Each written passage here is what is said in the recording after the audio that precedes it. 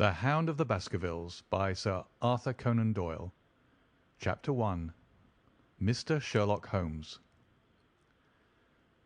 Mr. Sherlock Holmes, who was usually very late in the mornings, save upon those not infrequent occasions when he was up all night, was seated at the breakfast table. I stood upon the hearth-rug and picked up the stick which our visitor had left behind him the night before. It was a fine, thick piece of wood, bulbous-headed, of the sort which is known as a Penang lawyer. Just under the head was a broad silver band nearly an inch across. To James Mortimer, M.R.C.S., from his friends of the C.C.H., was engraved upon it, with the date 1884. It was just such a stick as the old-fashioned family practitioner used to carry, dignified, solid, and reassuring. "Well, Watson, what do you make of it?" Holmes was sitting with his back to me, and I had given him no sign of my occupation. "How did you know what I was doing? I believe you have eyes in the back of your head." "I have at least a well-polished, silver-plated coffee-pot in front of me," said he. "But tell me, Watson, what do you make of our visitor's stick, since we have been so unfortunate as to miss him, and have no notion of his errand? This accidental souvenir becomes of importance. Let me hear you reconstruct the man by an examination of it." "I think," said I, following as far as I could the methods of my companion, "Dr. Mortimer is a successful elderly medical man, well esteemed, since those who know him give him his mark of their appreciation." "Good," said Holmes. "Excellent. I think also that the probability is in favour of his being a country practitioner who does a great deal of his visiting on foot." "Why so?"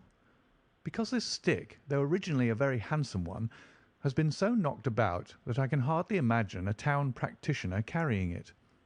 The thick iron ferrule is worn down, so it is evident that he has done a great amount of walking with it." "Perfectly sound," said Holmes. "And then again, there is the Friends of the C.C.H.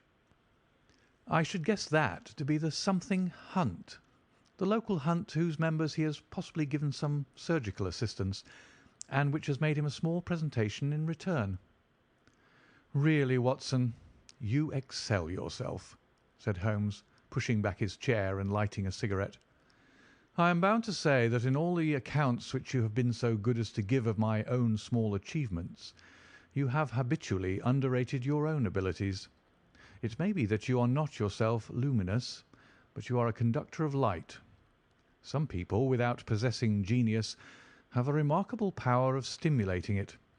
I confess, my dear fellow, that I am very much in your debt." He had never said as much before, and I must admit that his words gave me keen pleasure, for I had often been piqued by his indifference to my admiration and to the attempts which I had made to give publicity to his methods. I was proud, too, to think that I had so far mastered his system as to apply it in a way which earned his approval. He now took the stick from my hands and examined it for a few minutes with his naked eyes.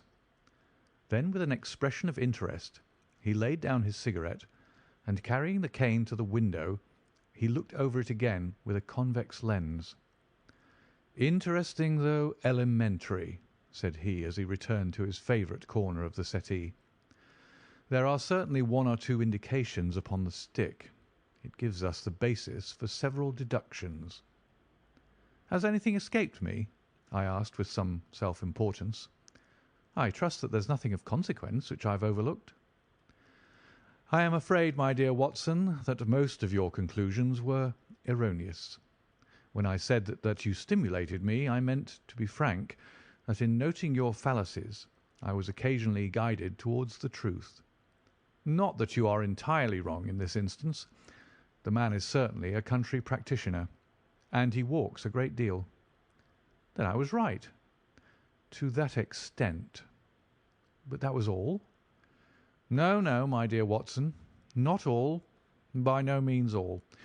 I would suggest, for example, that a presentation to a doctor is more likely to come from a hospital than from a hunt, and that when initials C.C. are placed before that hospital, the words Charing Cross very naturally suggest themselves. You may be right. The probability lies in that direction, and if we take this as a working hypothesis, we have a fresh basis from which to start our construction of this unknown visitor. Well, then, supposing that CCH does stand for Charing Cross Hospital, what further inferences may we draw? Do none suggest themselves? You know my methods. Apply them. I can only think of the obvious conclusion that the man has practised in town before going to the country. I think that we might venture a little farther than this. Look at it in this light. On what occasion would it be most probable that such a presentation would be made? When would his friends unite to give him a pledge of their goodwill? Obviously at the moment when Dr. Mortimer withdrew from the service of the hospital in order to start a practice for himself. We know there has been a presentation. We believe there has been a change from a town hospital to a country practice. Is it, then, stretching our inference too far, to say that the presentation was on the occasion of the change? It certainly seems probable. Now, you will observe that he could not have been on the staff of the hospital, since only a man well established in a London practice could hold such a position. And such a one would not drift into the country. What was he then? If he was in the hospital, and yet not on the staff, he could only have been a house surgeon or a house physician, little more than a senior student. And he left 5 years ago. The date is on the stick. So your grave, middle-aged family practitioner vanishes into thin air, my dear Watson, and there emerges a young fellow, under 30, amiable, unambitious, absent-minded, and the possessor of a favourite dog, which I should describe roughly as being larger than a terrier and smaller than a mastiff. I laughed incredulously as Sherlock Holmes leaned back in his settee and blew little wavering rings of smoke up to the ceiling. "As to the latter part, I have no means of checking you," said I, "but at least it is not difficult to find out a few particulars about the man's age and professional career." From my small medical shelf I took down the medical directory and turned up the name. There were several Mortimers, but only one could be our visitor. I read his record aloud. Mortimer James, M.R.C.S., 1882, Grimpen, Dartmoor, Devon. House surgeon from 1882 to 1884 at Charing Cross Hospital. Winner of the Jackson Prize for Comparative Pathology, with essay entitled "Is Disease a Reversion?" Corresponding member of the Swedish Pathological Society, author of Some Freaks of Atavism, Lancet, 1882. Do We Progress? Journal of Psychology, March 1883. Medical officer for the parishes of Grimpen, Thorsley, and High Barrow. No mention of that local hunt, Watson, said Holmes with a mischievous smile, but a country doctor, as you very astutely observed. I think that I am fairly justified in my inferences.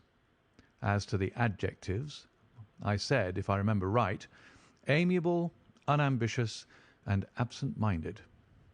It is my experience that it is only an amiable man in this world who receives testimonials, only an unambitious one who abandons a London career for the country, and only an absent-minded one who leaves his stick and not his visiting card after waiting an hour in your room. And the dog? Has been in the habit of carrying this stick behind his master. Being a heavy stick, the dog has held it tightly by the middle, and the marks of his teeth are very plainly visible. The dog's jaw, as shown in the space between these marks, is too broad, in my opinion, for a terrier, and not broad enough for a mastiff. It may have been, yes, by Jove, it is a curly-haired spaniel. He had risen and paced the room as he spoke. Now he halted in the recess of the window. There was such a ring of conviction in his voice that I glanced up in surprise. "My dear fellow, how can you possibly be so sure of that?" "For the very simple reason that I see the dog himself on our very doorstep, and there is the ring of its owner. Don't move, I beg you, Watson. He is a professional brother of yours, and your presence may be of assistance to me.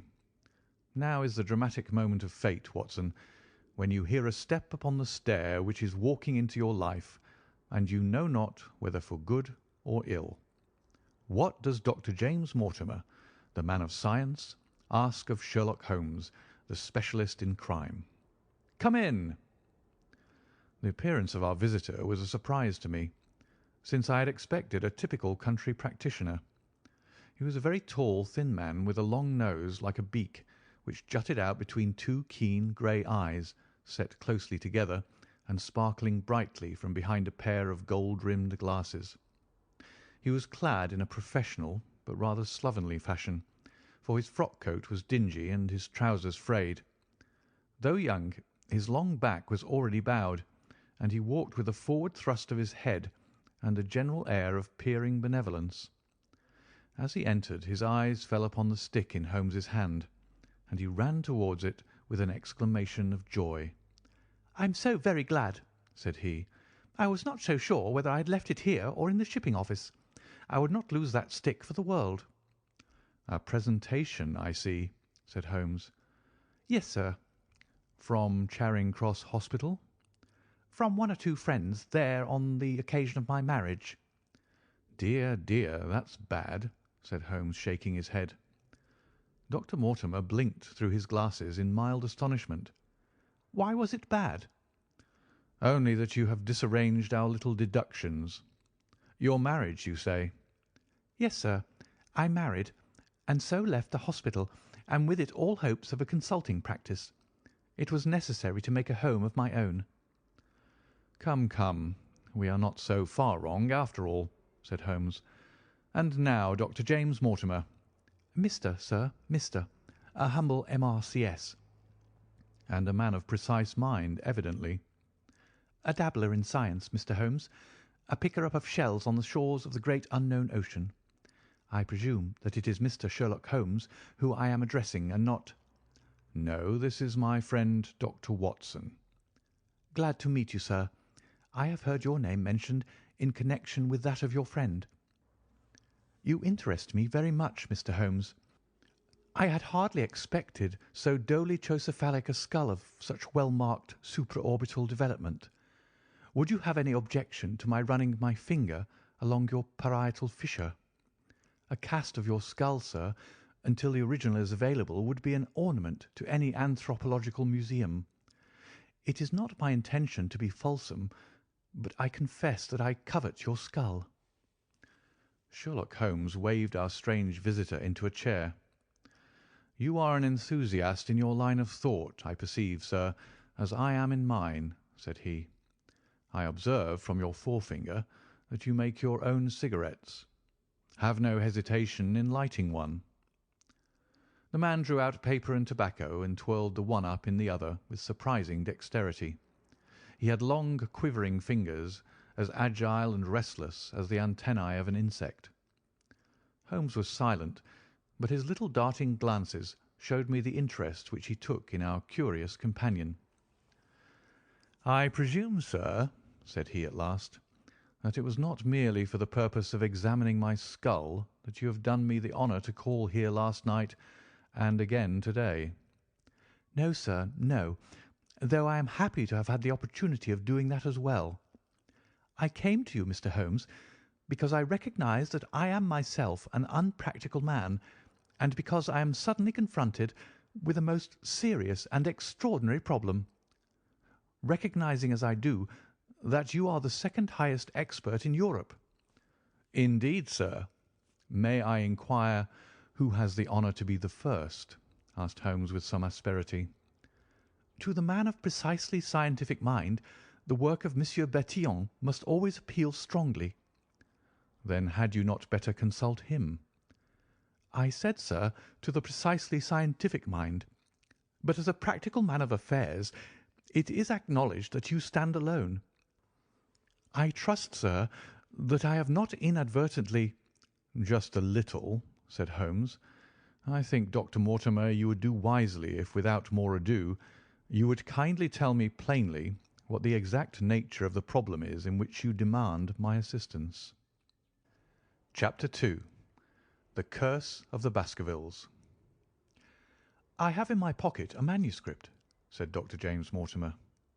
"I observed it as you entered the room," said Holmes. "It is an old manuscript?" "Early 18th century, unless it is a forgery." "How can you say that, sir?" "You have presented an inch or two of it to my examination all the time that you have been talking. It would be a poor expert who could not give the date of a document within a decade or so. You may possibly have read my little monograph upon the subject. I put that at 1730. "The exact date is 1742. Dr. Mortimer drew it from his breast pocket. "This family paper was committed to my care by Sir Charles Baskerville, whose sudden and tragic death, some 3 months ago, created so much excitement in Devonshire. I may say that I was his personal friend as well as his medical attendant. He was a strong-minded man, sir, shrewd, practical, and as unimaginative as I am myself. Yet he took this document very seriously, and his mind was prepared for just such an end as did eventually overtake him." Holmes stretched out his hand for the manuscript and flattened it upon his knee. "You will observe, Watson, the alternative use of the long S and the short. It is one of several indications which enabled me to fix the date." I looked over his shoulder at the yellow paper and the faded script. At the head was written Baskerville Hall, and below, in large scrawling figures, 1742. "It appears to be a statement of some sort." "Yes, it is a statement of a certain legend which runs in the Baskerville family." "But I understand that it is something more modern and practical upon which you wish to consult me." "Most modern, a most practical, pressing matter, which must be decided within 24 hours. But the manuscript is short and is intimately connected with the affair. With your permission, I will read it to you." Holmes leaned back in his chair, placed his fingertips together, and closed his eyes with an air of resignation.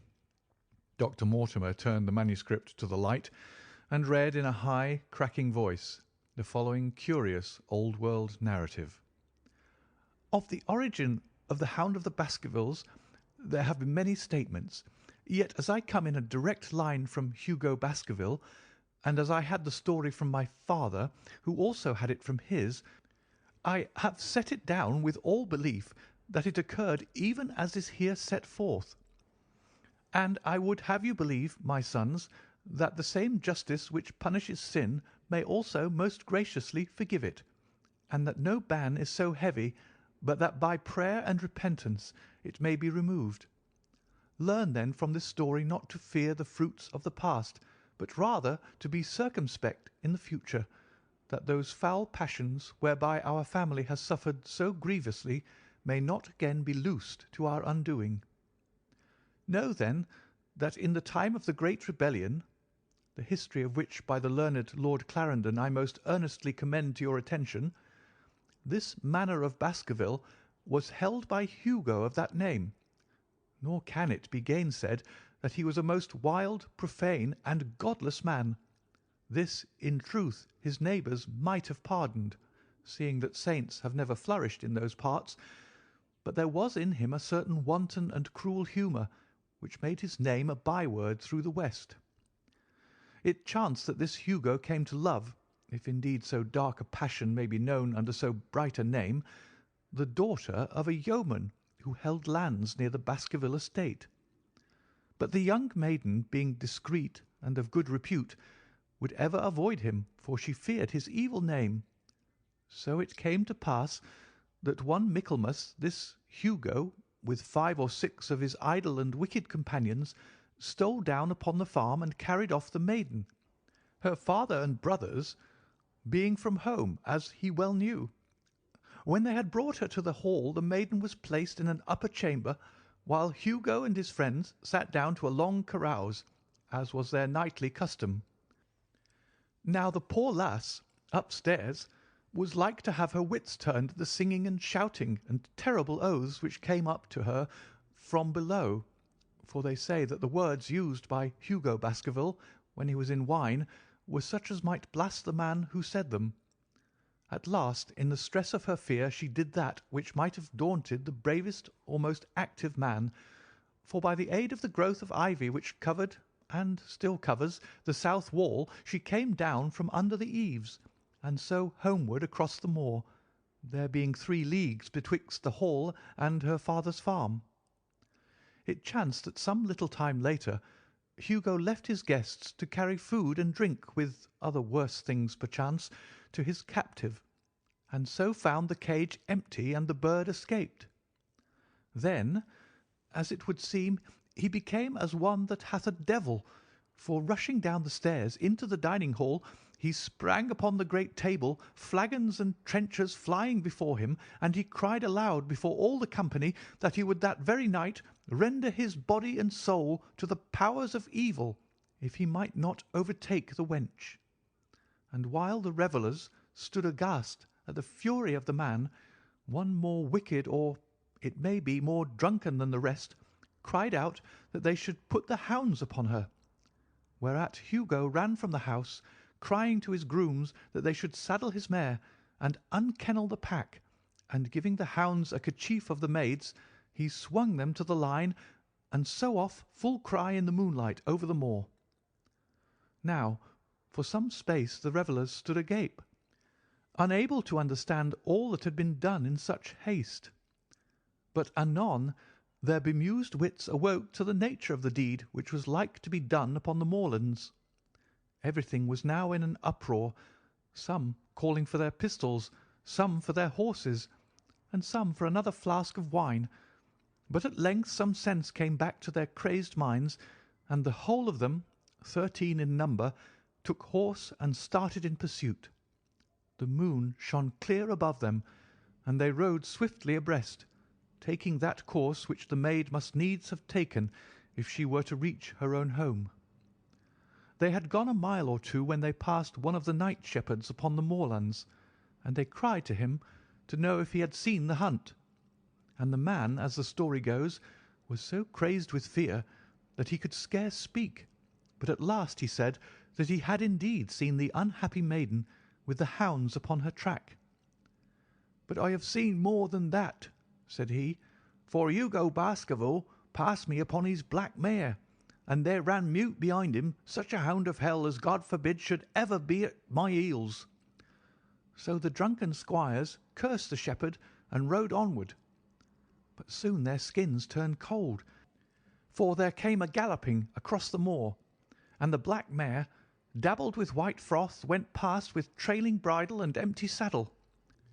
Then the revellers rode close together, for a great fear was on them, but they still followed over the moor, though each, had he been alone, would have been right glad to have turned his horse's head.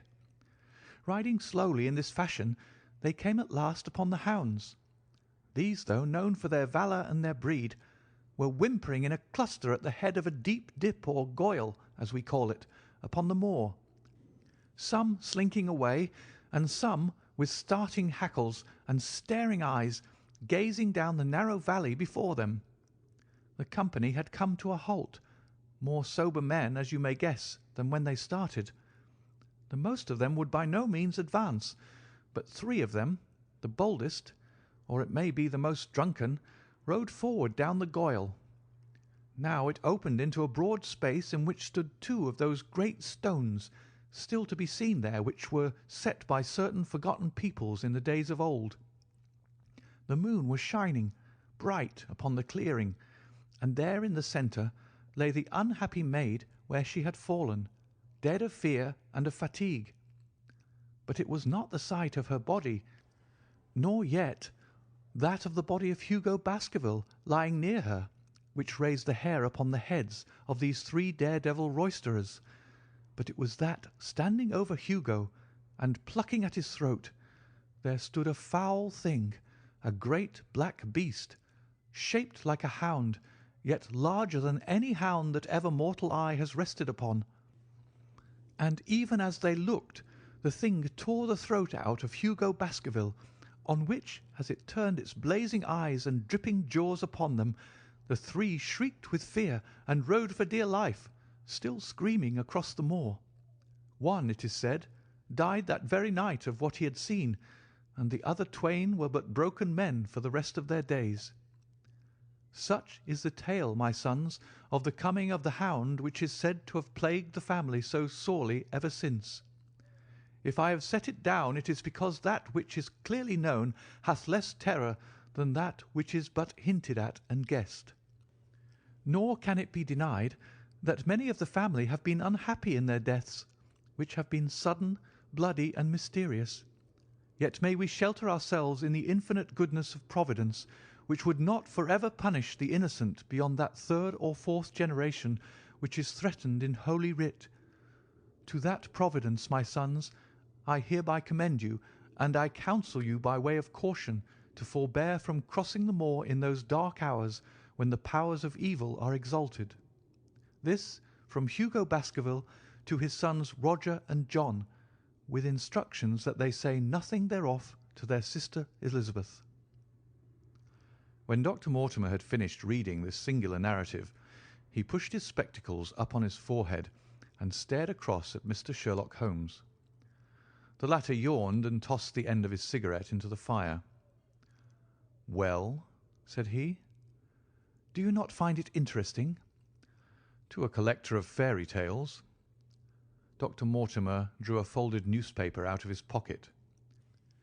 "Now, Mr. Holmes, we will give you something a little more recent. This is the Devon County Chronicle of May 14th of this year. It is a short account of the facts elicited at the death of Sir Charles Baskerville, which occurred a few days before that date." My friend leaned a little forward, and his expression became intent. Our visitor readjusted his glasses and began. "The recent sudden death of Sir Charles Baskerville, whose name has been mentioned as the probable Liberal candidate for Mid Devon at the next election, has cast a gloom over the county. Though Sir Charles had resided at Baskerville Hall for a comparatively short period, his amiability of character and extreme generosity had won the affection and respect of all who had been brought into contact with him. In these days of nouveau riche, it is refreshing to find a case where the scion of an old county family which had fallen upon evil days is able to make his own fortune and to bring it back with him to restore the fallen grandeur of his line. Sir Charles, as is well known, made large sums of money in South African speculation. More wise than those who go on until the wheel turns against them, he realized his gains and returned to England with them. It is only 2 years since he took up his residence at Baskerville Hall, and it is common talk how large were those schemes of reconstruction and improvement which have been interrupted by his death. Being himself childless, it was his openly expressed desire that the whole countryside should within his own lifetime profit by his good fortune, and many will have personal reasons for bewailing his untimely end. His generous donations to local and county charities have been frequently chronicled in these columns. The circumstances connected with the death of Sir Charles cannot be said to have been entirely cleared up by the inquest, but at least enough has been done to dispose of those rumours to which local superstition has given rise. There is no reason whatever to suspect foul play, or to imagine that death could be from any but natural causes. Sir Charles was a widower, and a man who may be said to have been in some ways of an eccentric habit of mind. In spite of his considerable wealth, he was simple in his personal tastes, and his indoor servants at Baskerville Hall consisted of a married couple named Barrymore, the husband acting as butler and the wife as housekeeper.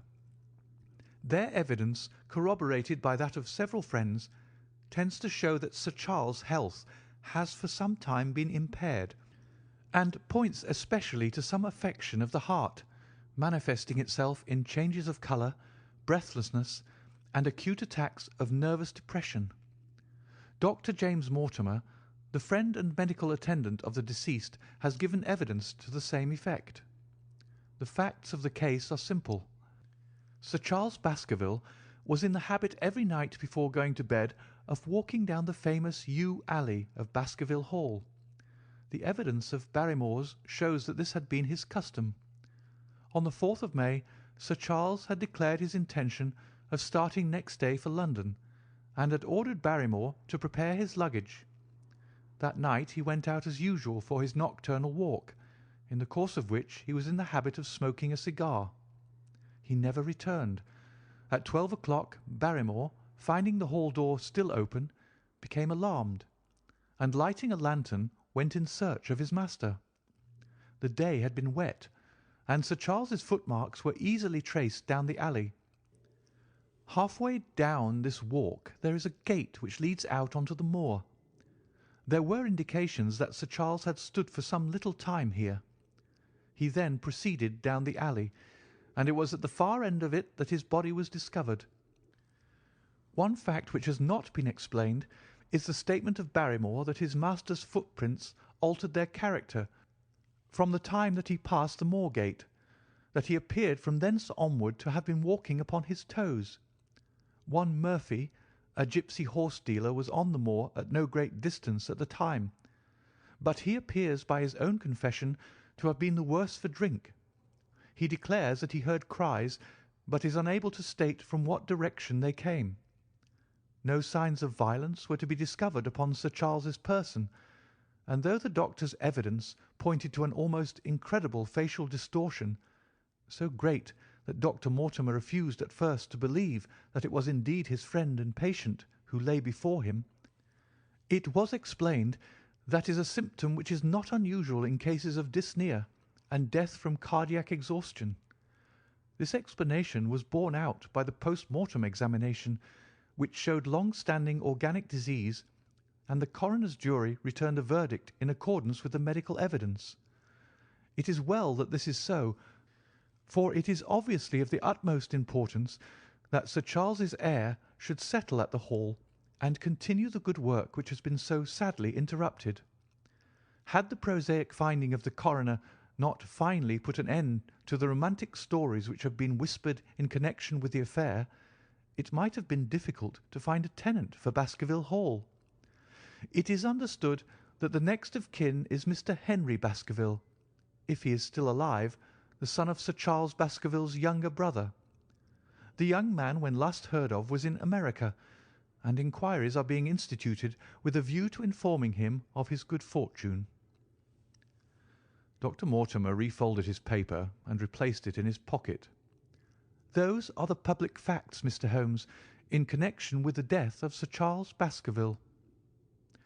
I must thank you, said Sherlock Holmes, for calling my attention to a case which certainly presents some features of interest. I had observed some newspaper comment at the time, but I was exceedingly preoccupied by that little affair of the Vatican cameos, and in my anxiety to oblige the Pope, I lost touch with several interesting English cases. This article, you say, contains all the public facts? It does. Then let me have the private ones. He leaned back, put his fingertips together, and assumed his most impassive and judicial expression. In doing so, said Dr. Mortimer, who had begun to show signs of some strong emotion, I am telling that which I have not confided to anyone.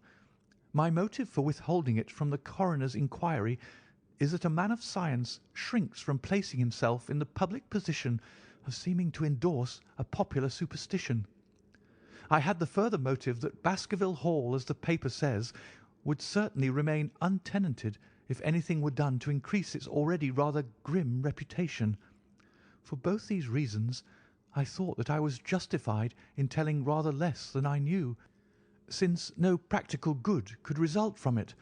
But with you there is no reason why I should not be perfectly frank. The moor is very sparsely inhabited, and those who live near each other are thrown very much together. For this reason I saw a good deal of Sir Charles Baskerville. With the exception of Mr. Frankland of Lafter Hall and Mr. Stapleton, the naturalist, there are no other men of education within many miles. Sir Charles was a retiring man, but the chance of his illness brought us together, and a community of interest in science kept us so.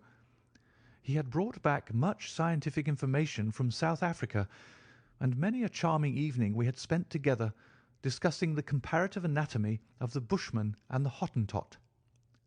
Within the last few months it became increasingly plain to me that Sir Charles's nervous system was strained to the breaking point. He had taken this legend which I have read you exceedingly to heart, so much so that although he would walk in his own grounds, nothing would induce him to go out upon the moor at night. Incredible as it may appear to you, Mr. Holmes, he was honestly convinced that a dreadful fate overhung his family, and certainly the records which he was able to give of his ancestors were not encouraging. The idea of some ghastly presence constantly haunted him, and on more than one occasion he has asked me whether I had on my medical journeys at night ever seen any strange creature or heard the baying of a hound.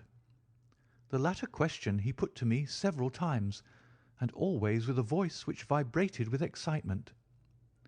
I can well remember driving up to his house in the evening some 3 weeks before the fatal event.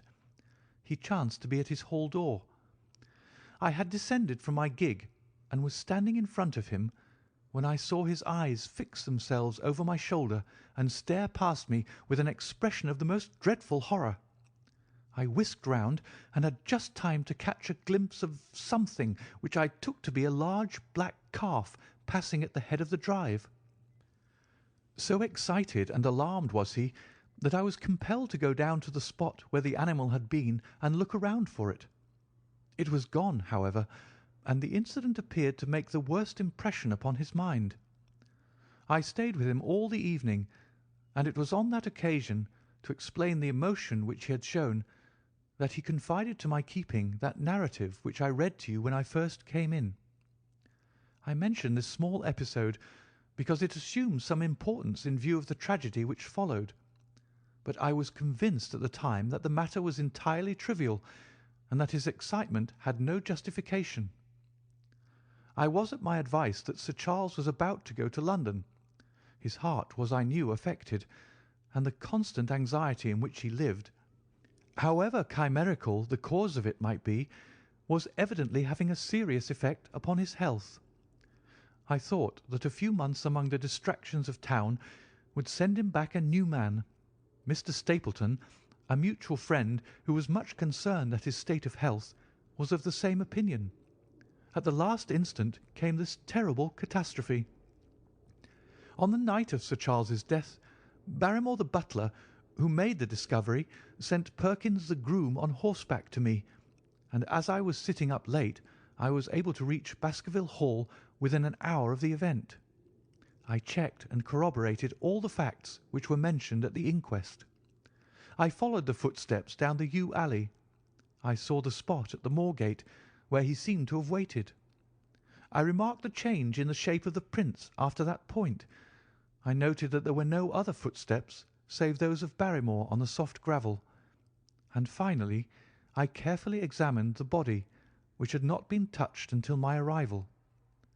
Sir Charles lay on his face, his arms out, his fingers dug into the ground, and his features convulsed with some strong emotion to such an extent that I could hardly have sworn to his identity.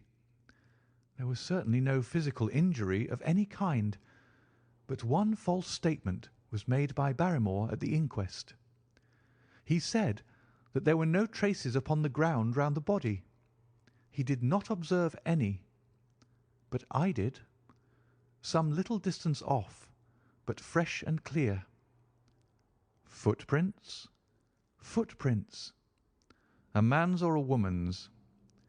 Dr. Mortimer looked strangely at us for an instant, and his voice sank almost to a whisper as he answered, "Mr. Holmes, they were the footprints of a gigantic hound." Chapter 3. The Problem. I confess at these words a shudder passed through me. There was a thrill in the doctor's voice which showed that he was himself deeply moved by that which he told us. Holmes leaned forward in his excitement, and his eyes had the hard, dry glitter which shot from them when he was keenly interested. "You saw this?" "As clearly as I see you." And you said nothing? What was the use? How was it that no one else saw it? The marks were some 20 yards from the body, and no one gave them a thought. I don't suppose I should have done so had I not known this legend. There are many sheep-dogs on the moor. No doubt, but this was no sheep-dog. You say it was large. Enormous. But it had not approached the body. No. What sort of night was it? Damp and raw. But not actually raining? No. What is the alley like? There are 2 lines of old yew hedge, 12 feet high and impenetrable. The walk in the centre is about 8 feet across. Is there anything between the hedges and the walk? Yes, there is a strip of grass about 6 feet broad on either side. I understand that the yew hedge is penetrated at one point by a gate. Yes, the wicket gate which leads on to the moor. Is there any other opening? None. So that to reach the yew alley, one either has to come down it from the house, or else to enter it by the moor gate. There is an exit through a summer house at the far end. Had Sir Charles reached this? No, he lay about 50 yards from it. Now tell me, Dr. Mortimer, and this is important, the marks which you saw were on the path and not on the grass. No marks could show on the grass. Were they on the same side of the path as the moor gate? Yes, they were on the edge of the path on the same side as the moor gate. You interest me exceedingly. Another point. Was the wicket gate closed? Closed and padlocked. How high was it? About 4 feet high. Then anyone could have got over it? Yes. And what marks did you see by the wicket gate? None in particular. Good heaven! Did no one examine? Yes, I examined myself. And found nothing? It was all very confused. Sir Charles had evidently stood there for 5 or 10 minutes. How do you know that? Because the ash had twice dropped from his cigar. Excellent. This is a colleague, Watson, after our own heart. But the marks? He had left his own marks all over that small patch of gravel. I could discern no others. Sherlock Holmes struck his hand against his knee with an impatient gesture. "If I had only been there!" he cried. "It is evidently a case of extraordinary interest, and one which presented immense opportunities to the scientific expert. That gravel page upon which I might have read so much has been long ere this smudged by the rain and defaced by the clogs of curious peasants. Oh, Dr. Mortimer, Dr. Mortimer, to think that you should not have called me in! You have indeed much to answer for." "I could not call you in, Mr. Holmes, without disclosing these facts to the world, and I have already given my reasons for not wishing to do so. Besides—"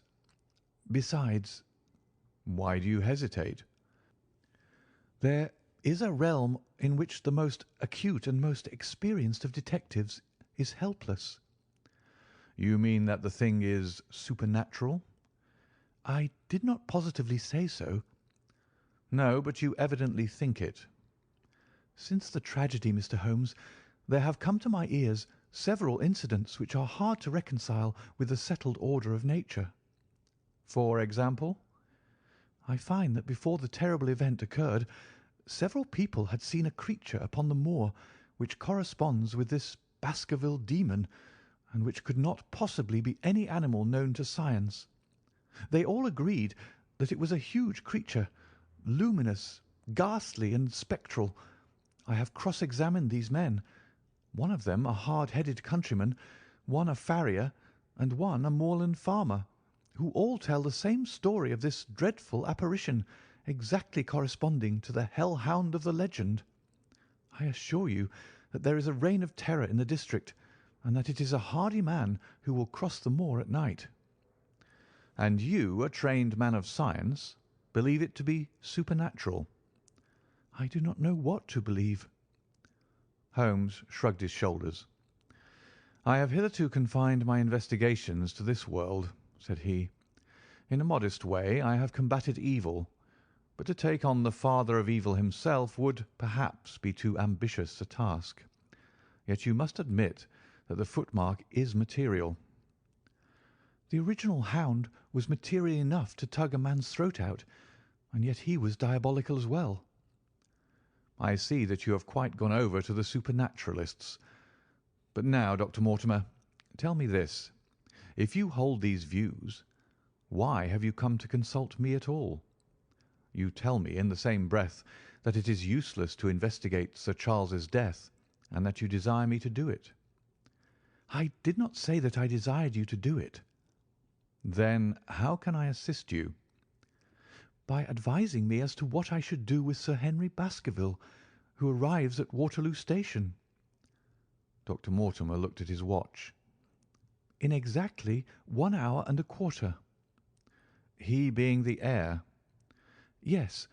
On the death of Sir Charles, we inquired for this young gentleman, and found that he had been farming in Canada.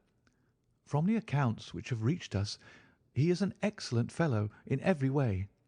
I speak now not as a medical man, but as a trustee and executor of Sir Charles's will." "There is no other claimant, I presume?" "None. The only other kinsman whom we have been able to trace was Roger Baskerville, the youngest of 3 brothers, of whom poor Sir Charles was the elder. The second brother, who died young, is the father of this lad Henry. The third, Roger, was the black sheep of the family. He came of the old masterful Baskerville strain, and was the very image, they tell me, of the family picture of old Hugo. He made England too hot to hold him, fled to Central America, and died there in 1876 of yellow fever. Henry is the last of the Baskervilles. In 1 hour and 5 minutes I meet him at Waterloo Station. I have had a wire that he arrived at Southampton this morning. Now, Mr. Holmes, what would you advise me to do with him?" "Why should he not go to the home of his fathers?" "It seems natural, does it not? And yet consider that every Baskerville who goes there meets with an evil fate. I feel sure that if Sir Charles could have spoken with me before his death, he would have warned me against bringing this, the last of the old race, and the heir to great wealth, to that deadly place. And yet it cannot be denied that the prosperity of the whole poor, bleak countryside depends upon his presence. All the good work which has been done by Sir Charles will crash to the ground if there is no tenant of the hall. I fear lest I should be swayed too much by my own obvious interest in the matter, and that is why I bring the case before you, and ask for your advice." Holmes considered for a little time. "Put into plain words, the matter is this," said he. "In your opinion, there is a diabolical agency which makes Dartmoor an unsafe abode for a Baskerville. That is your opinion?" "At least I might go the length of saying that there is some evidence that this may be so." "Exactly. But surely, if your supernatural theory be correct, it could work the young man evil in London as easily as in Devonshire. A devil with merely local powers, like a parish vestry, would be too inconceivable a thing." "You put the matter more flippantly, Mr. Holmes, than you would probably do if you were brought into personal contact with these things. Your advice, then, as I understand it, is that the young man will be as safe in Devonshire as in London. He comes in 50 minutes. What would you recommend?" "I recommend, sir, that you take a cab, call off your spaniel who is scratching at my front door, and proceed to Waterloo to meet Sir Henry Baskerville." "And then?" "And then you will say nothing to him at all until I have made up my mind about the matter." "How long will it take you to make up your mind?" 24 hours. At 10 o'clock tomorrow, Dr. Mortimer, I will be much obliged to you if you will call upon me here, and it will be of help to me in my plans for the future if you will bring Sir Henry Baskerville with you." "I will do so, Mr. Holmes." He scribbled the appointment on his shirt cuff and hurried off in his strange, peering, absent-minded fashion. Holmes stopped him at the head of the stair. "Only one more question, Dr. Mortimer. You say that before Sir Charles Baskerville's death several people saw this apparition upon the moor." "3 people did." "Did any see it after?" "I have not heard of any." "Thank you. Good morning." Holmes returned to his seat with that quiet look of inward satisfaction which meant that he had a congenial task before him. "Going out, Watson?" "Unless I can help you." "No, my dear fellow. It is at the hour of action that I turn to you for aid. But this is splendid, really unique from some points of view.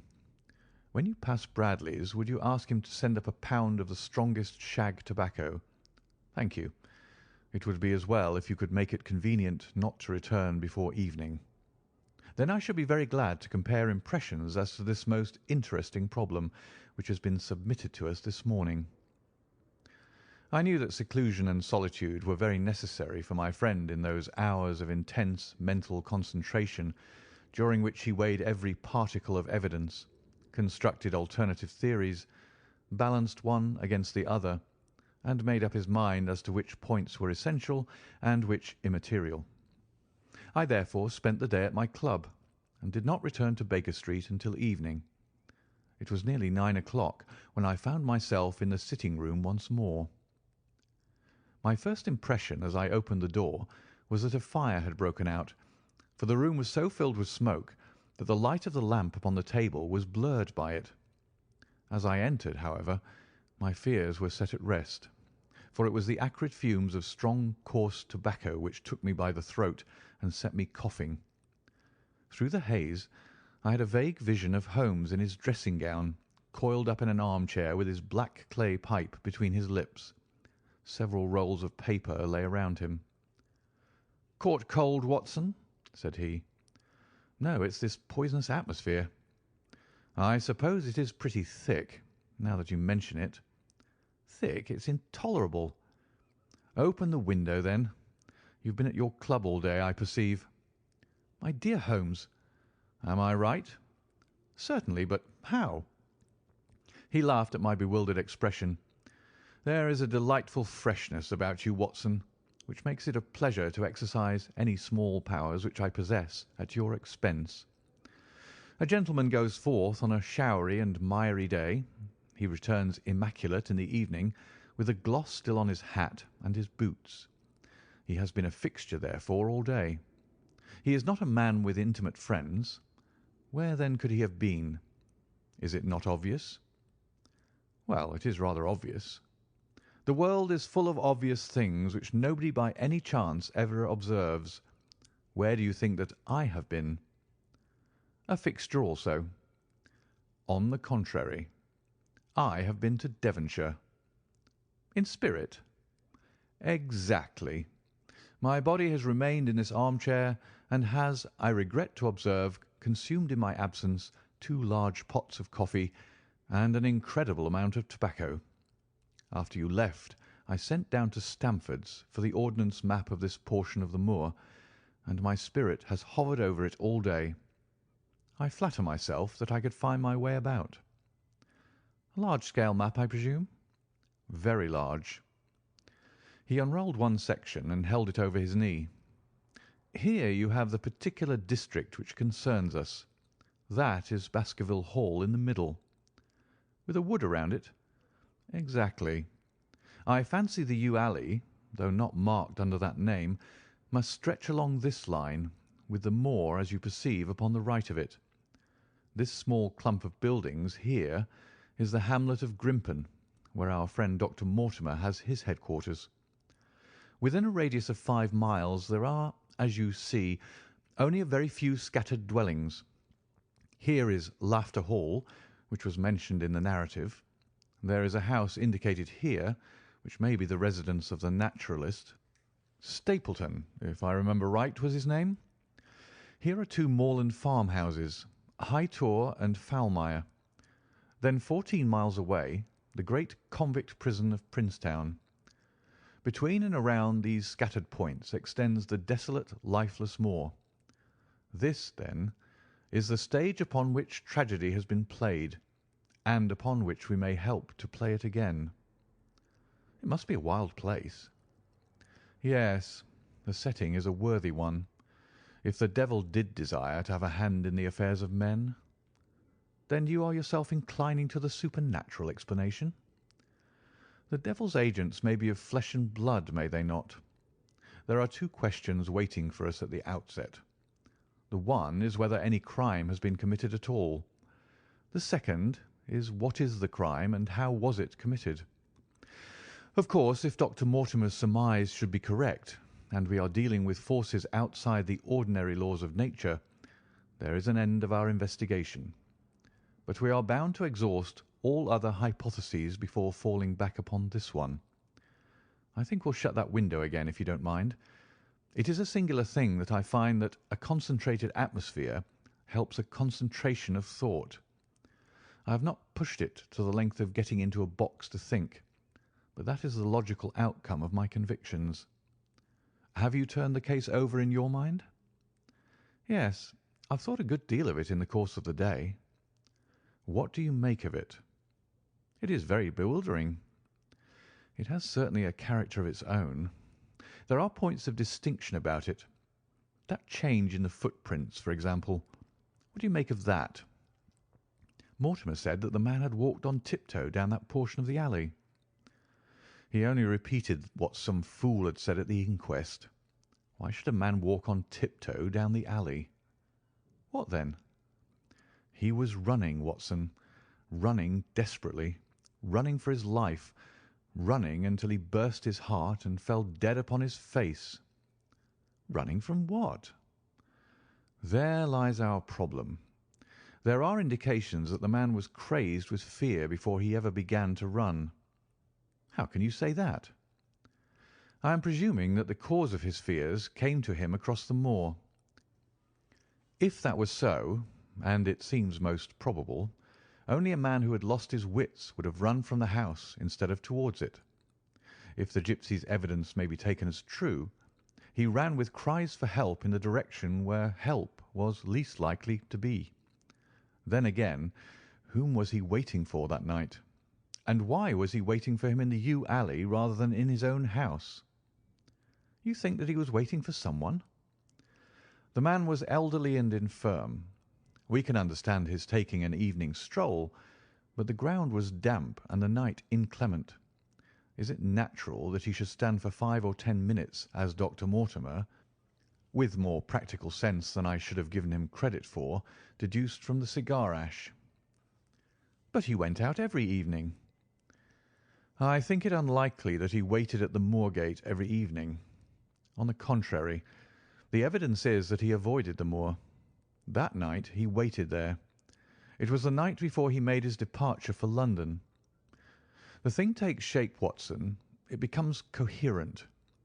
Might I ask you to hand me my violin, and we will postpone all further thought upon this business until we have had the advantage of meeting Dr. Mortimer and Sir Henry Baskerville in the morning. Chapter 4.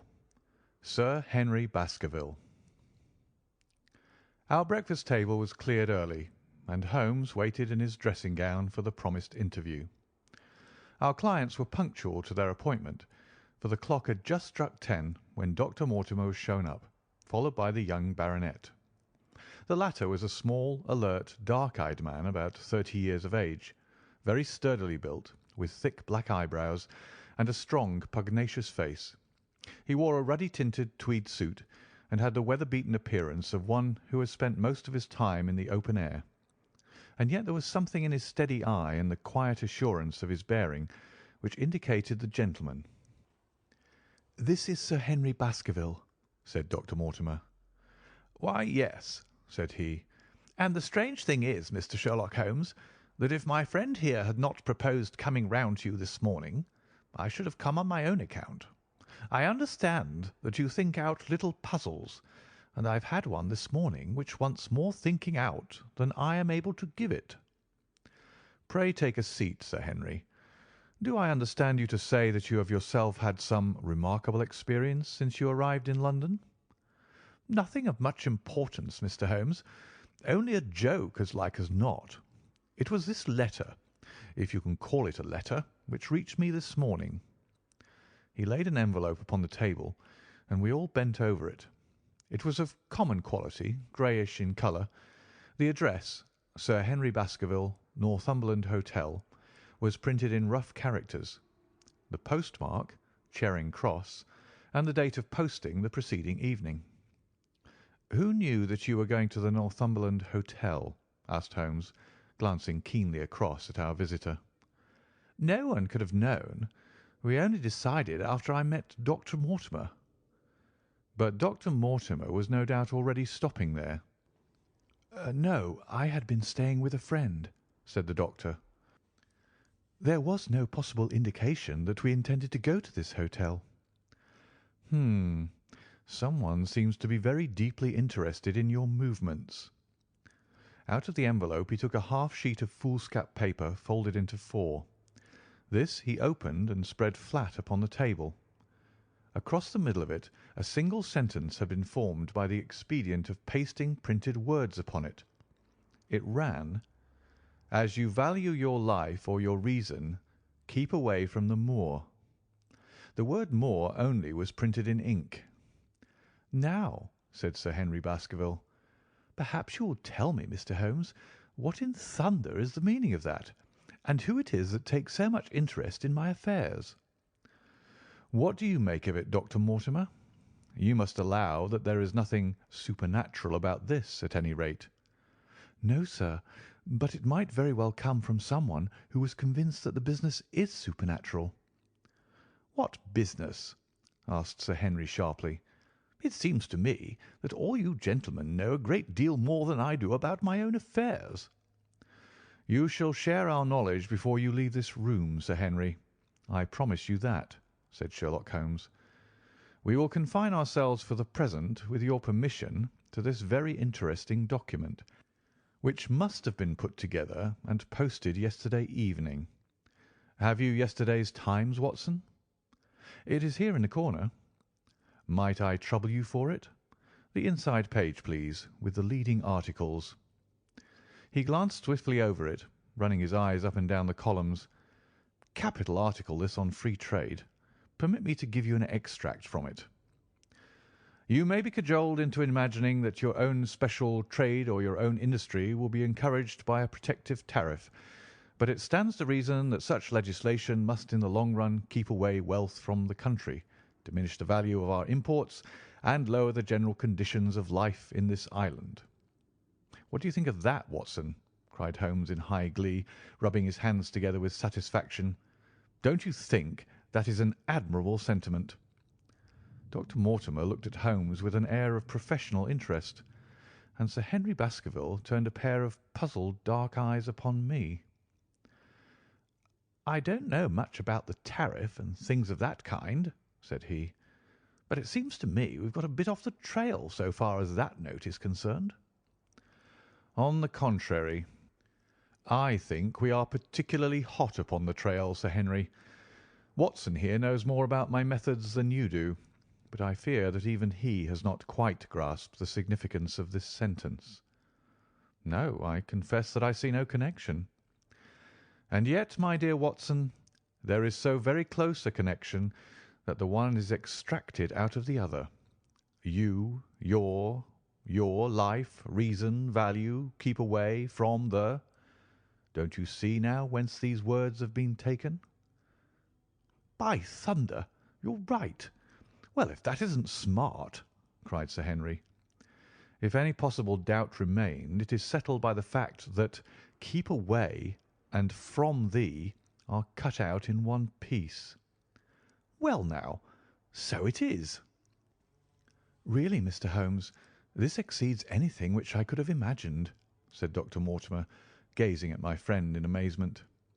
"I could understand anyone saying that the words were from a newspaper, but that you should name which and add that it came from the leading article is really one of the most remarkable things which I have ever known. How did you do it?" "I presume, Doctor, that you could tell the skull of a negro from that of an Eskimo?" "Most certainly." "But how?" "Because that is my special hobby. The differences are obvious. The supraorbital crest, the facial angle, the maxillary curve, the—" "But this is my special hobby, and the differences are equally obvious. There is as much difference to my eyes between the leaded bourgeois type of a Times article and the slovenly print of an evening halfpenny paper as there could be between your Negro and your Eskimo. The detection of types is one of the most elementary branches of knowledge to the special expert in crime, though I confess that once, when I was very young, I confused the Leeds Mercury with the Western Morning News. But a Times leader is entirely distinctive, and these words could have been taken from nothing else. As it was done yesterday, the strong probability was that we should find the words in yesterday's issue." "So far as I can follow you, then, Mr. Holmes," said Sir Henry Baskerville, "someone cut out this message with a scissors." "Nail scissors," said Holmes. "You can see that it was a very short-bladed scissors, since the cutter had to take 2 snips over 'keep away.'" "That is so.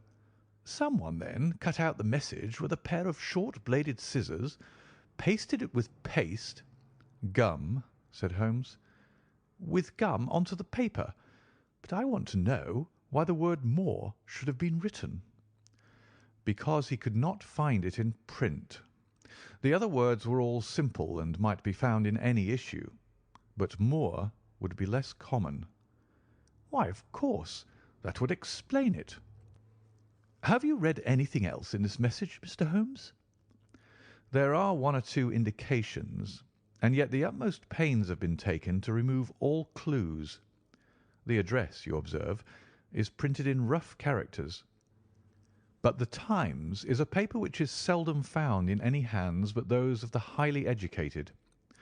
We may take it, therefore, that the letter was composed by an educated man who wished to pose as an uneducated one, and his effort to conceal his own writing suggests that the writing might be known, or come to be known, by you.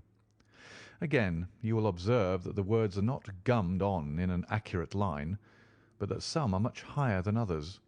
Life, for example, is quite out of its proper place. That may point to carelessness, or it may point to agitation and hurry upon the part of the cutter. On the whole, I incline to the latter view, since the matter was evidently important, and it is unlikely that the composer of such a letter would be careless. If he were in a hurry, it opens up the interesting question why he should be in a hurry, since any letter posted up to early morning would reach Sir Henry before he would leave his hotel. Did the composer fear an interruption? And from whom? "We are coming now rather into the region of guesswork," said Dr. Mortimer.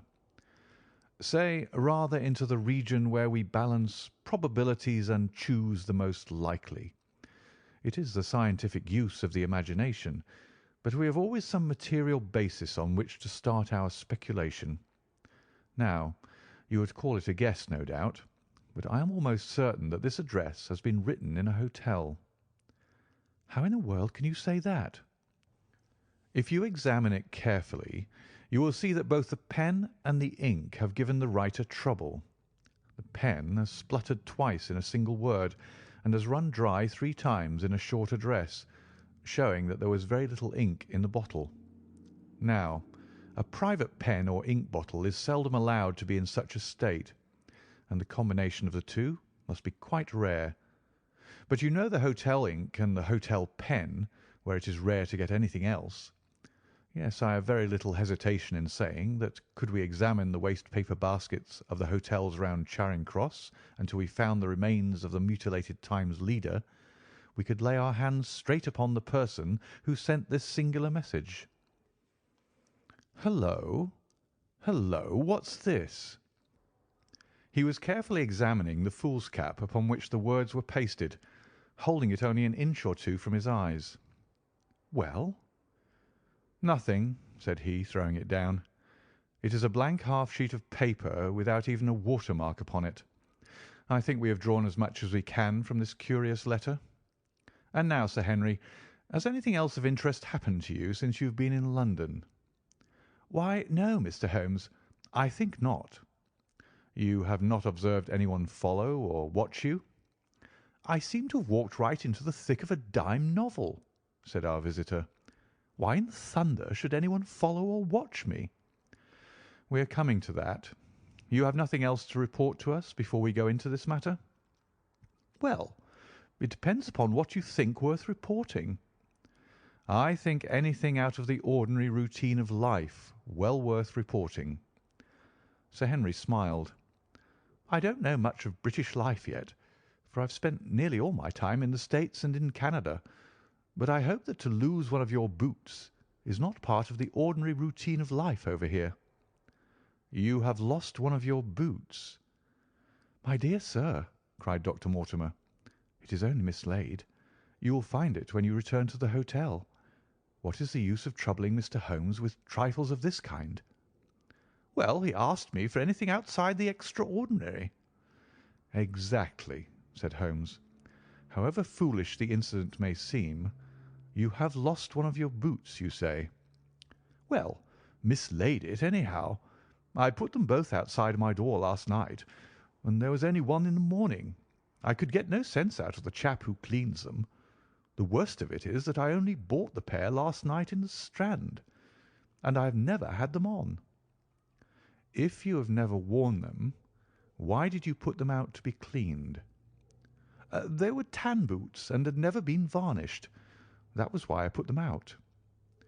Then I understand that on your arrival in London yesterday, you went out at once and bought a pair of boots. I did a great deal of shopping. Dr. Mortimer here went round with me. You see, if I am to be squire down there, I must dress the part, and it may be that I have got a little careless in my ways out west. Among other things, I bought these brown boots, gave $6 for them, and had one stolen before ever I had them on my feet. It seems a singularly useless thing to steal, said Sherlock Holmes. I confess that I share Dr. Mortimer's belief that it will not be long before the missing boot is found. And now, gentlemen, said the baronet with decision, it seems to me that I have spoken quite enough about the little that I know. It is time that you kept your promise and gave me a full account of what we are all driving at. Your request is a very reasonable one, Holmes answered. Dr. Mortimer, I think you could not do better than to tell your story as you told it to us. Thus encouraged, our scientific friend drew his papers from his pocket and presented the whole case as he had done upon the morning before. Sir Henry Baskerville listened with the deepest attention and with an occasional exclamation of surprise. "Well, I seem to have come into an inheritance with a vengeance," said he, when the long narrative was finished. "Of course, I've heard of the Hound ever since I was in the nursery. It's the pet story of the family, though I never thought of taking it seriously before. But as to my uncle's death, well, it all seems boiling up in my head, and I can't get it clear yet. You don't seem quite to have made up your mind whether it's a case for a policeman or a clergyman." "Precisely." "And now there's this affair of the letter to me at the hotel. I suppose that fits into its place. It seems to show that someone knows more than we do about what goes on upon the moor," said Dr. Mortimer. "And also," said Holmes, "that someone is not ill-disposed towards you, since they warn you of danger." "Or it may be that they wish, for their own purposes, to scare me away." "Well, of course, that is possible also. I am very much indebted to you, Dr. Mortimer, for introducing me to a problem which presents several interesting alternatives. But the practical point which we now have to decide, Sir Henry, is whether it is or is not advisable for you to go to Baskerville Hall." "Why should I not go?" "There seems to be danger." "Do you mean danger from this family fiend, or do you mean danger from human beings?" "Well, that is what we have to find out." "Whichever it is, my answer is fixed.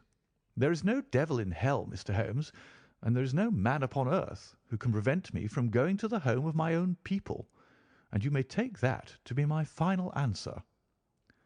His dark brows knitted and his face flushed to a dusky red as he spoke. It was evident that the fiery temper of the Baskervilles was not extinct in this their last representative. "Meanwhile," said he, "I have hardly had time to think over all that you've told me. It's a big thing for a man to have to understand and to decide at one sitting. I should like to have a quiet hour by myself to make up my mind. Now, look here, Mr. Holmes, it's 11:30 now, and I'm going back right away to my hotel. Suppose you and your friend Dr. Watson come round and lunch with us at 2. I'll be able to tell you more clearly then how this thing strikes me." "Is that convenient to you, Watson?" "Perfectly." "Then you may expect us. Shall I have a cab called?" "I'd prefer to walk, for this affair has flurried me rather." "I'll join you in walk with pleasure," said his companion. "Then we meet again at 2 o'clock. Au revoir and good morning." We heard the steps of our visitors descend the stair and the bang of the front door. In an instant Holmes had changed from the languid dreamer to the man of action. "Your hat and boots, Watson. Quick! Not a moment to lose." He rushed into his room in his dressing gown and was back again in a few seconds in a frock coat. We hurried together down the stairs and into the street.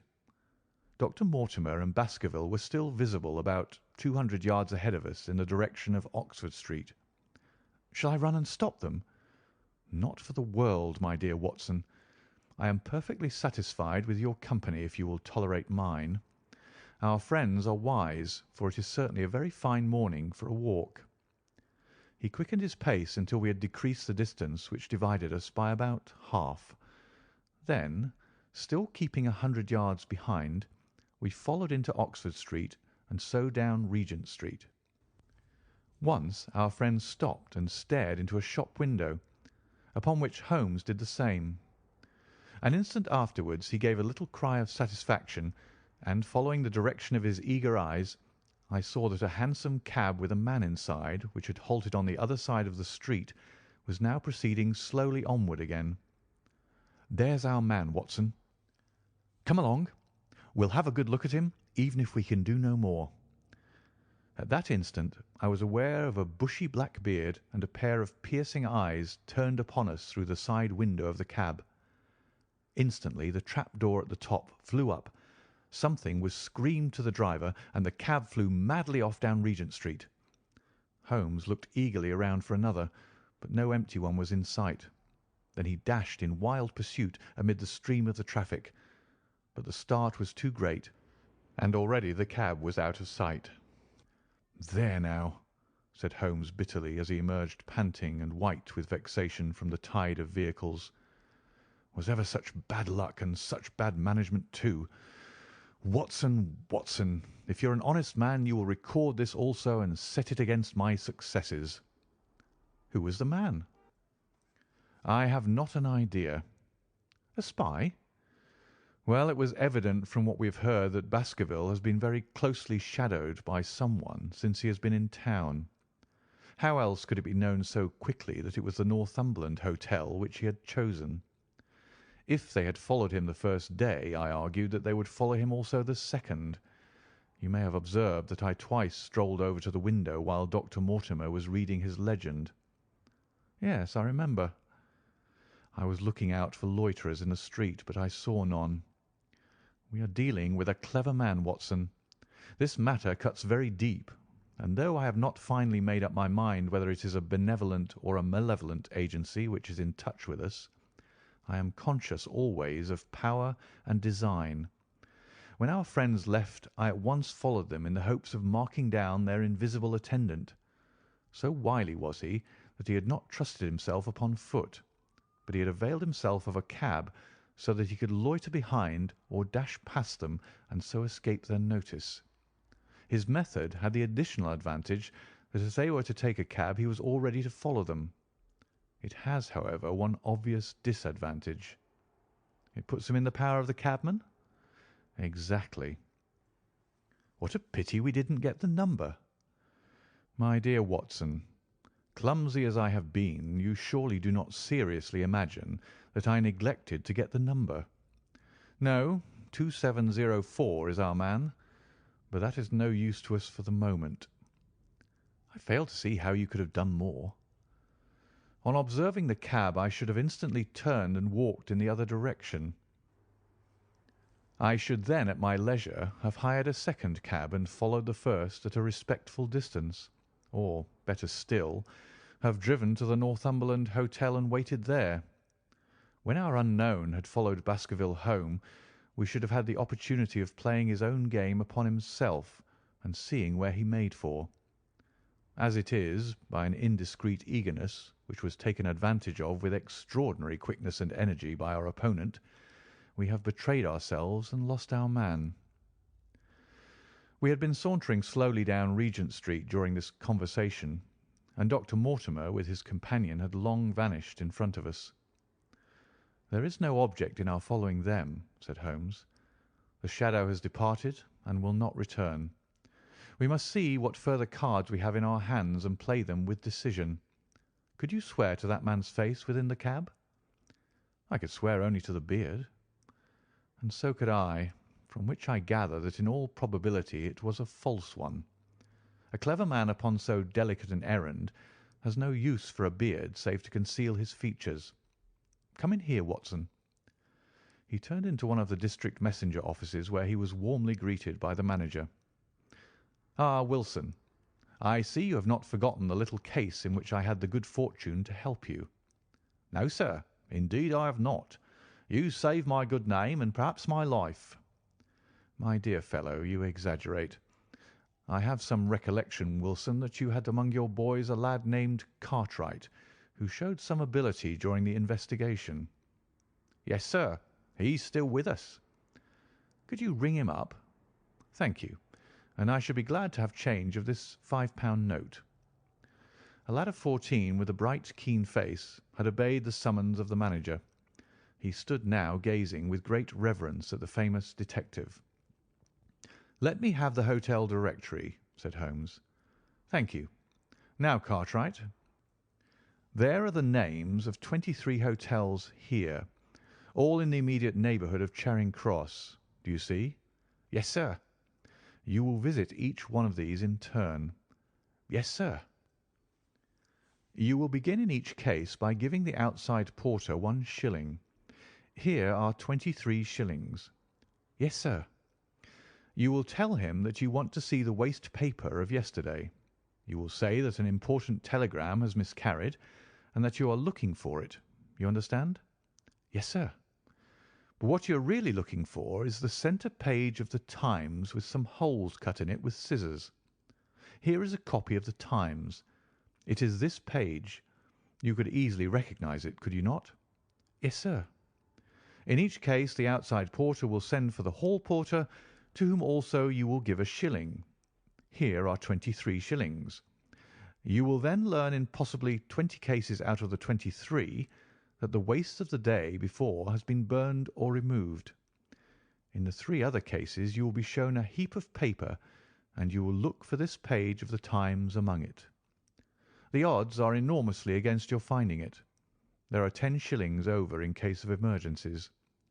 Let me have a report by wire at Baker Street before evening. And now, Watson, it only remains for us to find out by wire the identity of the cabman, number 2704, and then we will drop into one of the Bond Street picture galleries and fill in the time until we are due at the hotel." Chapter 5. 3 Broken Threads. Sherlock Holmes had, in a very remarkable degree, the power of detaching his mind at will. For 2 hours the strange business in which we had been involved appeared to be forgotten, and he was entirely absorbed in the pictures of the modern Belgian masters. He would talk of nothing but art, of which he had the crudest ideas, from our leaving the gallery until we found ourselves at the Northumberland Hotel. "Sir Henry Baskerville is upstairs expecting you," said the clerk. "He asked me to show you up at once when you came." "Have you any objection to my looking at your register?" said Holmes. "Not in the least." The book showed that 2 names had been added after that of Baskerville. One was Theophilus Johnson and family, of Newcastle, the other Mrs. Oldmore and maid, of High Lodge, Alton. "Surely that must be the same Johnson whom I used to know," said Holmes to the porter. "A lawyer, is he not? Grey-haired, and walks with a limp." "No, sir. This is Mr. Johnson, the coal owner, a very active gentleman, not older than yourself." "Surely you're mistaken about his trade?" "No, sir. He has used this hotel for many years, and he's very well known to us." "Ah, that settles it. Mrs. Oldmore, too. I seem to remember the name. Excuse my curiosity, but often in calling upon one friend one finds another." "She's an invalid lady, sir. Her husband was once Mayor of Gloucester. She always comes to us when she's in town." "Thank you. I'm afraid I cannot claim her acquaintance." "We have established a most important fact by these questions, Watson," he continued in a low voice as we went upstairs together. "We know now that the people who are so interested in our friend have not settled down in his own hotel. That means that while they are, as we have seen, very anxious to watch him, they are equally anxious that he should not see them. Now, this is a most suggestive fact." "What does it suggest?" "It suggests— Hello, my dear fellow, what on earth is the matter?" As we came round the top of the stairs, we had run up against Sir Henry Baskerville himself. His face was flushed with anger, and he held an old and dusty boot in one of his hands. So furious was he that he was hardly articulate, and when he did speak it was in a much broader and more Western dialect than any which we had heard from him in the morning. "Seems to me they are playing me for a sucker in this hotel," he cried. "They'll find they've started into monkey with the wrong man unless they are careful. By thunder, if that chap can't find my missing boot, there'll be trouble. I can take a joke with the best, Mr. Holmes, but they've got a bit over the mark this time." "Still looking for your boot?" "Yes, sir, and mean to find it." "But surely you said that it was a new brown boot?" "So it was, sir, and now it's an old black one." "What? You don't mean to say—" "That's just what I do mean to say. I only had 3 pairs in the world, the new brown, the old black, and the patent leathers, which I'm wearing. Last night they took one of my brown ones, and to-day they have sneaked one of the black. Well, have you got it? Speak out, man, and don't stand staring." An agitated German waiter had appeared upon the scene. "No, sir. I have made inquiry all over the hotel, but I can hear no word of it." "Well, either that boot comes back before sundown, or I'll see the manager and tell him that I go right straight out of this hotel."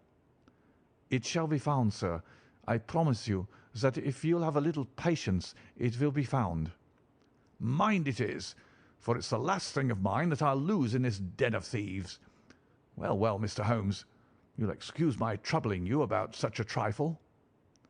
"I think it's well worth troubling about." "Why, you look very serious over it." "How do you explain it?" "I just don't attempt to explain it. It seems the very maddest, queerest thing that ever happened to me." "The queerest, perhaps," said Holmes thoughtfully. "What do you make of it yourself?" "Well, I don't profess to understand it yet. This case of yours is very complex, Sir Henry. When taken in conjunction with your uncle's death, I am not sure that of all the 500 cases of capital importance which I have handled, there is one which cuts so deep. But we hold several threads in our hands, and the odds are that one or other of them guides us to the truth. We may waste time in following the wrong one, but sooner or later we must come upon the right." We had a pleasant luncheon in which little was said of the business which had brought us together. It was in the private sitting-room, to which we afterwards repaired, that Holmes asked Baskerville what were his intentions. "To go to Baskerville Hall." "And when?" "At the end of the week." "On the whole," said Holmes, "I think that your decision is a wise one. I have ample evidence that you are being dogged in London, and amid the millions of this great city it is difficult to discover who these people are or what their object can be. If their intentions are evil, they might do you mischief, and we should be powerless to prevent it. You did not know, Dr. Mortimer, that you were followed this morning from my house." Dr. Mortimer started violently. Followed? By whom? That, unfortunately, is what I cannot tell you. Have you among your neighbours or acquaintances on Dartmoor any man with a black, full beard? No, or let me see. Why, yes, Barrymore, Sir Charles's butler, is a man with a full black beard. Ha! Where is Barrymore? He is in charge of the hall. We had best ascertain if he is really there, or if by any possibility he might be in London. How can you do that? Give me a telegraph form. Is all ready for Sir Henry? That will do. Addressed to Mr. Barrymore, Baskerville Hall. What is the nearest telegraph office? Grimpen? Very good. We will send a second wire to the postmaster, Grimpen. Telegram to Mr. Barrymore to be delivered into his own hand. If absent, please return wire to Sir Henry Baskerville, Northumberland Hotel. That should let us know before evening whether Barrymore is at his post in Devonshire or not. That's so, said Baskerville. By the way, Dr. Mortimer, who is this Barrymore, anyhow? He is the son of the old caretaker, who is dead. They have looked after the hall for 4 generations now. So far as I know, he and his wife are as respectable a couple as any in the county. At the same time, said Baskerville, it's clear enough that so long as there are none of the family at the hall, these people have a mighty fine home and nothing to do. That is true. Did Barrymore profit at all by Sir Charles's will? Asked Holmes. He and his wife had £500 each. Ha! Did they know that they would receive this? Yes. Sir Charles was very fond of talking about the provisions of his will. That is very interesting. I hope, said Dr. Mortimer, that you do not look with suspicious eyes upon everyone who received a legacy from Sir Charles, for I also had £1,000 left to me. Indeed. And anyone else? There were many insignificant sums to individuals, and a large number of public charities. The residue all went to Sir Henry. And how much was the residue? £740,000. Holmes raised his eyebrows in surprise. I had no idea that so gigantic a sum was involved, said he. Sir Charles had the reputation of being rich, but we did not know how very rich he was until we came to examine his securities. The total value of the estate was close on to £1 million. Dear me, it is a stake for which a man might well play a desperate game. And one more question, Dr. Mortimer. Supposing that anything happened to our young friend here, you will forgive the unpleasant hypothesis, who would inherit the estate? Since Roger Baskerville, Sir Charles's youngest brother, died unmarried, the estate would descend to the Desmonds, who are distant cousins. James Desmond is an elderly clergyman in Westmoreland. Thank you. These details are all of great interest. Have you met Mr. James Desmond? Yes. He once came down to visit Sir Charles. He is a man of venerable appearance and of saintly life. I remember that he refused to accept any settlement from Sir Charles, though he pressed it upon him. And this man of simple tastes would be the heir to Sir Charles's thousands? He would be the heir to the estate, because that is entailed. He would also be the heir to the money unless it were willed otherwise by the present owner, who can, of course, do what he likes with it. And have you made your will, Sir Henry? No, Mr. Holmes, I have not. I've had no time, for it was only yesterday that I learned how matters stood. But in any case, I feel that the money should go with the title and estate. That was my poor uncle's idea. How is the owner going to restore the glories of the Baskervilles if he has not money enough to keep up the property? House, land, and dollars must go together. Quite so. Well, Sir Henry, I am of one mind with you as to the advisability of you going down to Devonshire without delay. There is only one provision which I must make. You certainly must not go alone. Dr. Mortimer returns with me. But Dr. Mortimer has his practice to attend to, and his house is miles away from yours. With all the good will in the world, he may be unable to help you. No, Sir Henry, you must take with you someone, a trusty man, who will be always by your side." "Is it possible that you could come yourself, Mr. Holmes?" "If matters came to a crisis, I should endeavour to be present in person, but you can understand that with my extensive consulting practice, and with the constant appeals which reach me from many quarters, it is impossible for me to be absent from London for an indefinite time. At the present instant, one of the most revered names in England is being besmirched by a blackmailer, and only I can stop a disastrous scandal. You will see how impossible it is for me to go to Dartmoor." "Whom would you recommend, then?" Holmes laid his hand upon my arm. "If my friend would undertake it, there is no man who is better worth having at your side when you are in a tight place. No one can say more confidently than I."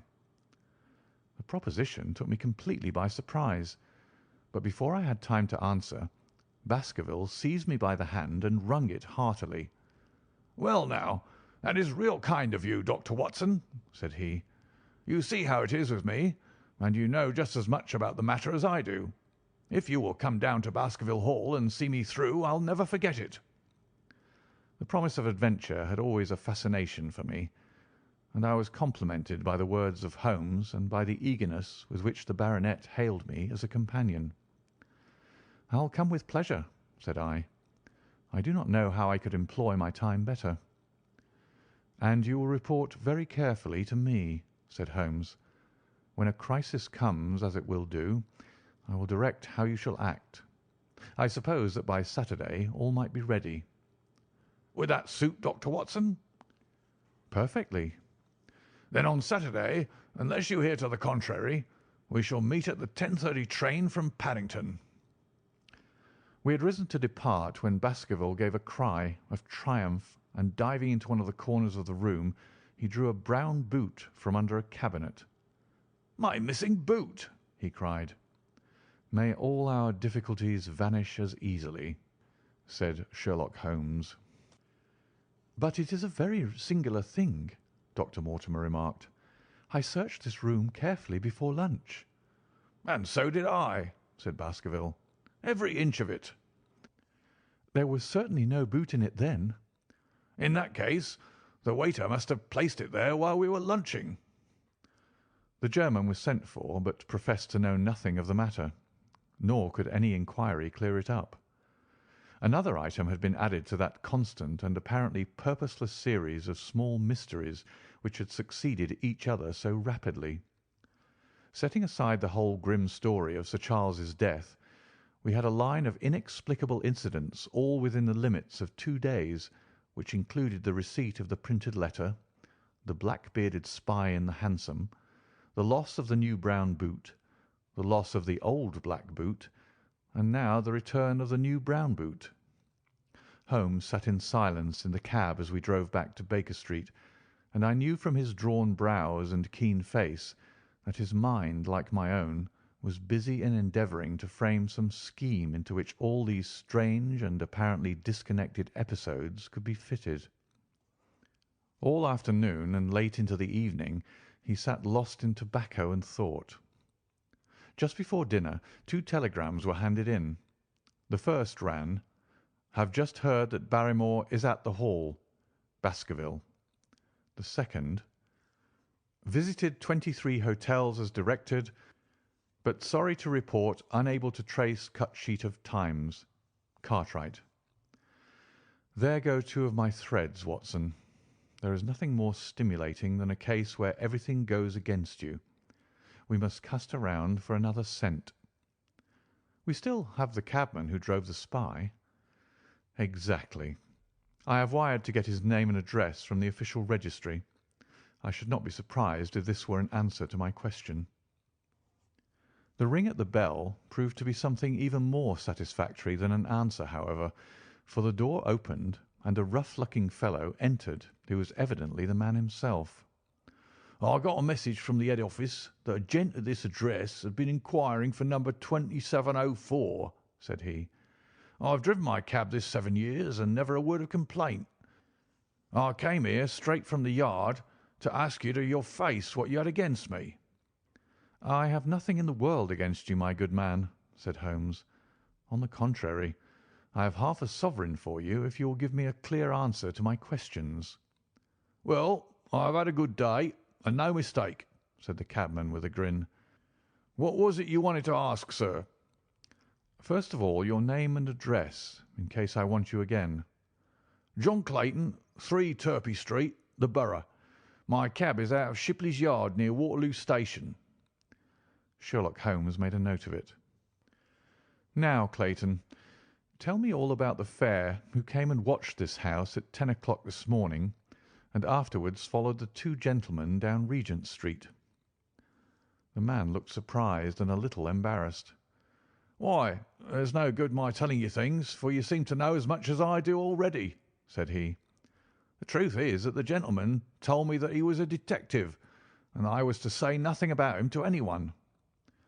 "My good fellow, this is a very serious business, and you may find yourself in a pretty bad position if you try to hide anything from me. You say that your fare told you that he was a detective." "Yes, he did." "When did he say this?" "When he left me." "Did he say anything more?" "He mentioned his name." Holmes cast a swift glance of triumph at me. "Oh, he mentioned his name, did he? That was imprudent. What was the name that he mentioned?" "His name," said the cabman, "was Mr. Sherlock Holmes." Never have I seen my friend more completely taken aback than by the cabman's reply. For an instant he sat in silent amazement. Then he burst into a hearty laugh. "A touch, Watson, an undeniable touch," said he. "I feel a foil as quick and supple as my own. He got home upon me very prettily that time." "So his name was Sherlock Holmes, was it?" "Yes, sir, that was the gentleman's name." "Excellent. Tell me where you picked him up and all that occurred." "He hailed me at 9:30 in Trafalgar Square. He said that he was a detective, and he offered me 2 guineas if I would do exactly what he wanted all day and ask no questions. I was glad enough to agree. First we drove down to the Northumberland Hotel and waited there until 2 gentlemen came out and took a cab from the rank. We followed their cab until it pulled up somewhere near here." "This very door?" said Holmes. "Well, I couldn't be sure of that, but I dare say my fare knew all about it. We pulled up halfway down the street and waited an hour and a half. Then the 2 gentlemen passed us walking, and we followed down Baker Street and along—" "I know," said Holmes. "Until we got 3/4 down Regent Street. Then my gentleman threw up the trap, and he cried that I should drive right away to Waterloo Station as hard as I could go. I whipped up the mare, and we were there under the 10 minutes. Then he paid up his 2 guineas, like a good one, and away he went into the station. Only just as he was leaving, he turned round and he said, 'It might interest you to know that you've been driving Mr. Sherlock Holmes.' That's how I came to know the name." "I see. And you saw no more of him?" "Not after he went into the station." "And how would you describe Mr. Sherlock Holmes?" The cabman scratched his head. "Well, he wasn't altogether such an easy gentleman to describe. I put him at 40 years of age, and he was of a middle height, 2 or 3 inches shorter than you, sir. He was dressed like a toff, and he had a black beard cut square at the end and a pale face. I don't know as I could say any more than that." "Colour of his eyes?" "No, I can't say that." "Nothing more that you can remember?" "No, sir, nothing." "Well, then, here is your half sovereign. There's another one waiting for you if you can bring any more information. Good night." "Good night, sir, and thank you."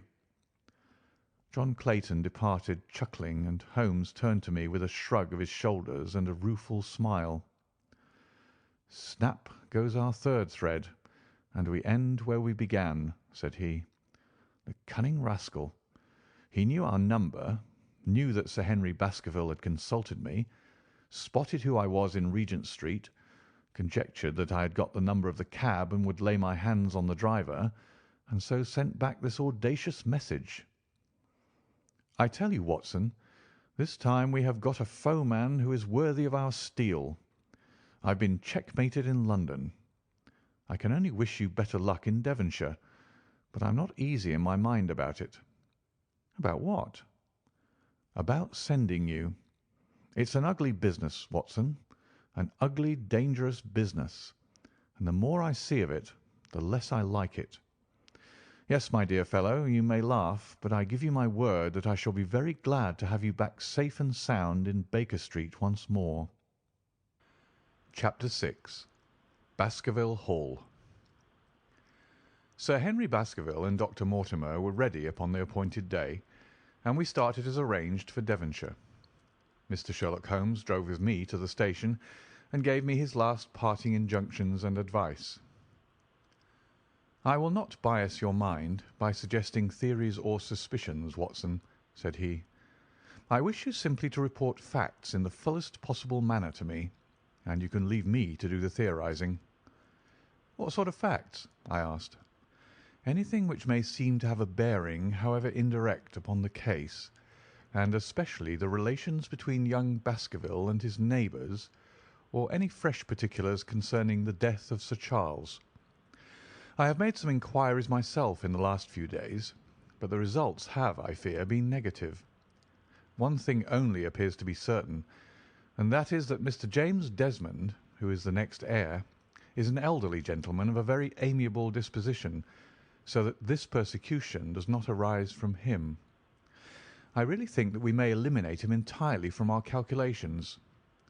There remain the people who will actually surround Sir Henry Baskerville upon the moor. Would it not be well in the first place to get rid of this Barrymore couple?" "By no means. You could not make a greater mistake. If they are innocent, it would be a cruel injustice, and if they are guilty, we should be giving up all chance of bringing it home to them. No, no, we will preserve them upon our list of suspects. Then there is a groom at the Hall, if I remember right. There are 2 moorland farmers. There is our friend Dr. Mortimer, whom I believe to be entirely honest, and there is his wife, of whom we know nothing. There is this naturalist, Stapleton, and there is his sister, who is said to be a young lady of attractions. There is Mr. Frankland of Lafter Hall, who is also an unknown factor, and there are 1 or 2 other neighbours. These are the folk who must be your very special study." "I'll do my best." "You have arms, I suppose?" "Yes, I thought it as well to take them." "Most certainly. Keep your revolver near you night and day, and never relax your precautions." Our friends had already secured a first-class carriage, and were waiting for us upon the platform. "No, we have no news of any kind," said Dr. Mortimer in answer to my friend's questions. "I can swear to one thing, and that is that we have not been shadowed during the last 2 days. We have never gone out without keeping a sharp watch, and no one could have escaped our notice." "You have always kept together, I presume?" "Except yesterday afternoon. I usually give up one day to pure amusement when I come to town, so I spent it at the Museum of the College of Surgeons." "And I went to look at the folk in the park," said Baskerville. "But we had no trouble of any kind." "It was imprudent all the same," said Holmes, shaking his head and looking very grave. "I beg, Sir Henry, that you will not go about alone. Some great misfortune will befall you if you do. Did you get your other boot?" "No, sir. It is gone forever." "Indeed. That is very interesting. Well, good-bye," he added as the train began to glide down the platform. "Bear in mind, Sir Henry, one of the phrases in that queer old legend which Dr. Mortimer has read to us, and avoid the moor in those hours of darkness when the powers of evil are exalted." I looked back at the platform when we had left it far behind, and saw the tall, austere figure of Holmes standing motionless and gazing after us. The journey was a swift and pleasant one, and I spent it in making the more intimate acquaintance of my 2 companions, and in playing with Dr. Mortimer's spaniel.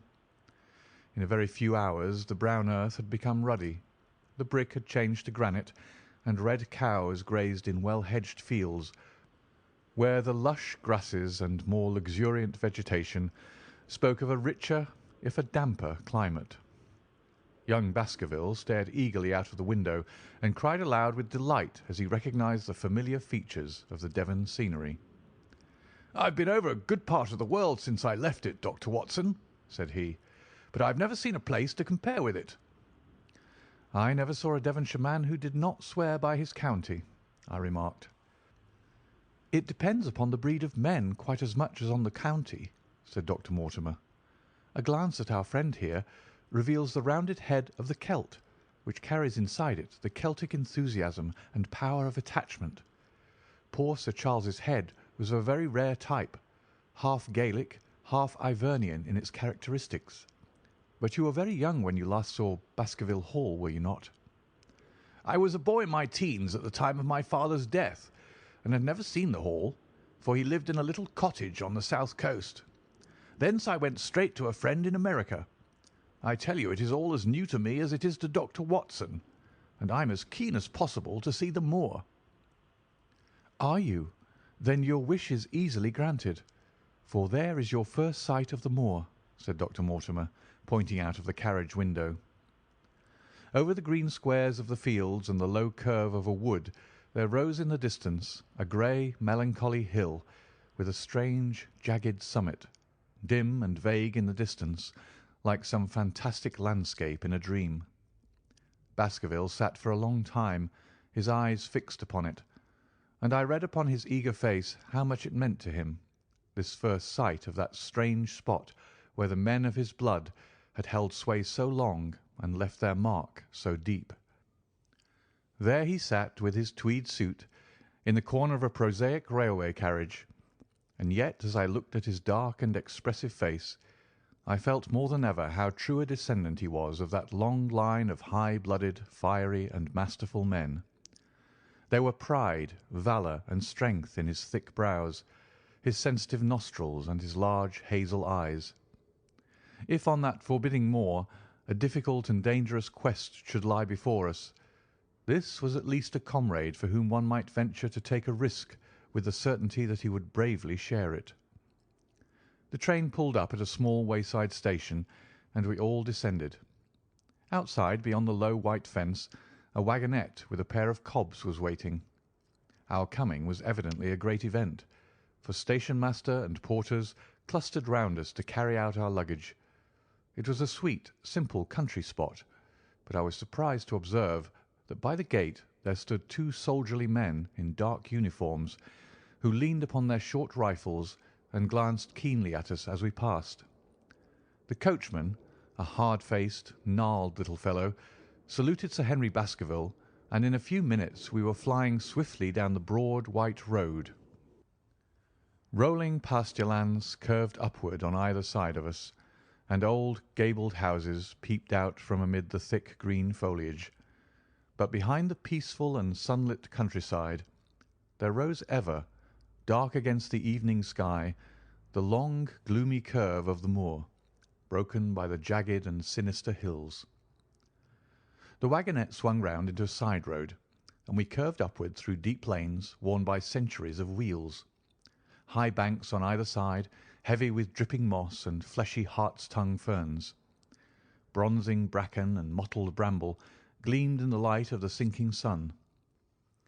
Still steadily rising, we passed over a narrow granite bridge and skirted a noisy stream which gushed swiftly down, foaming and roaring amid the grey boulders. Both road and stream wound up through a valley dense with scrub oak and fir. At every turn Baskerville gave an exclamation of delight, looking eagerly about him and asking countless questions. To his eyes all seemed beautiful, but to me a tinge of melancholy lay upon the countryside, which bore so clearly the mark of the waning year.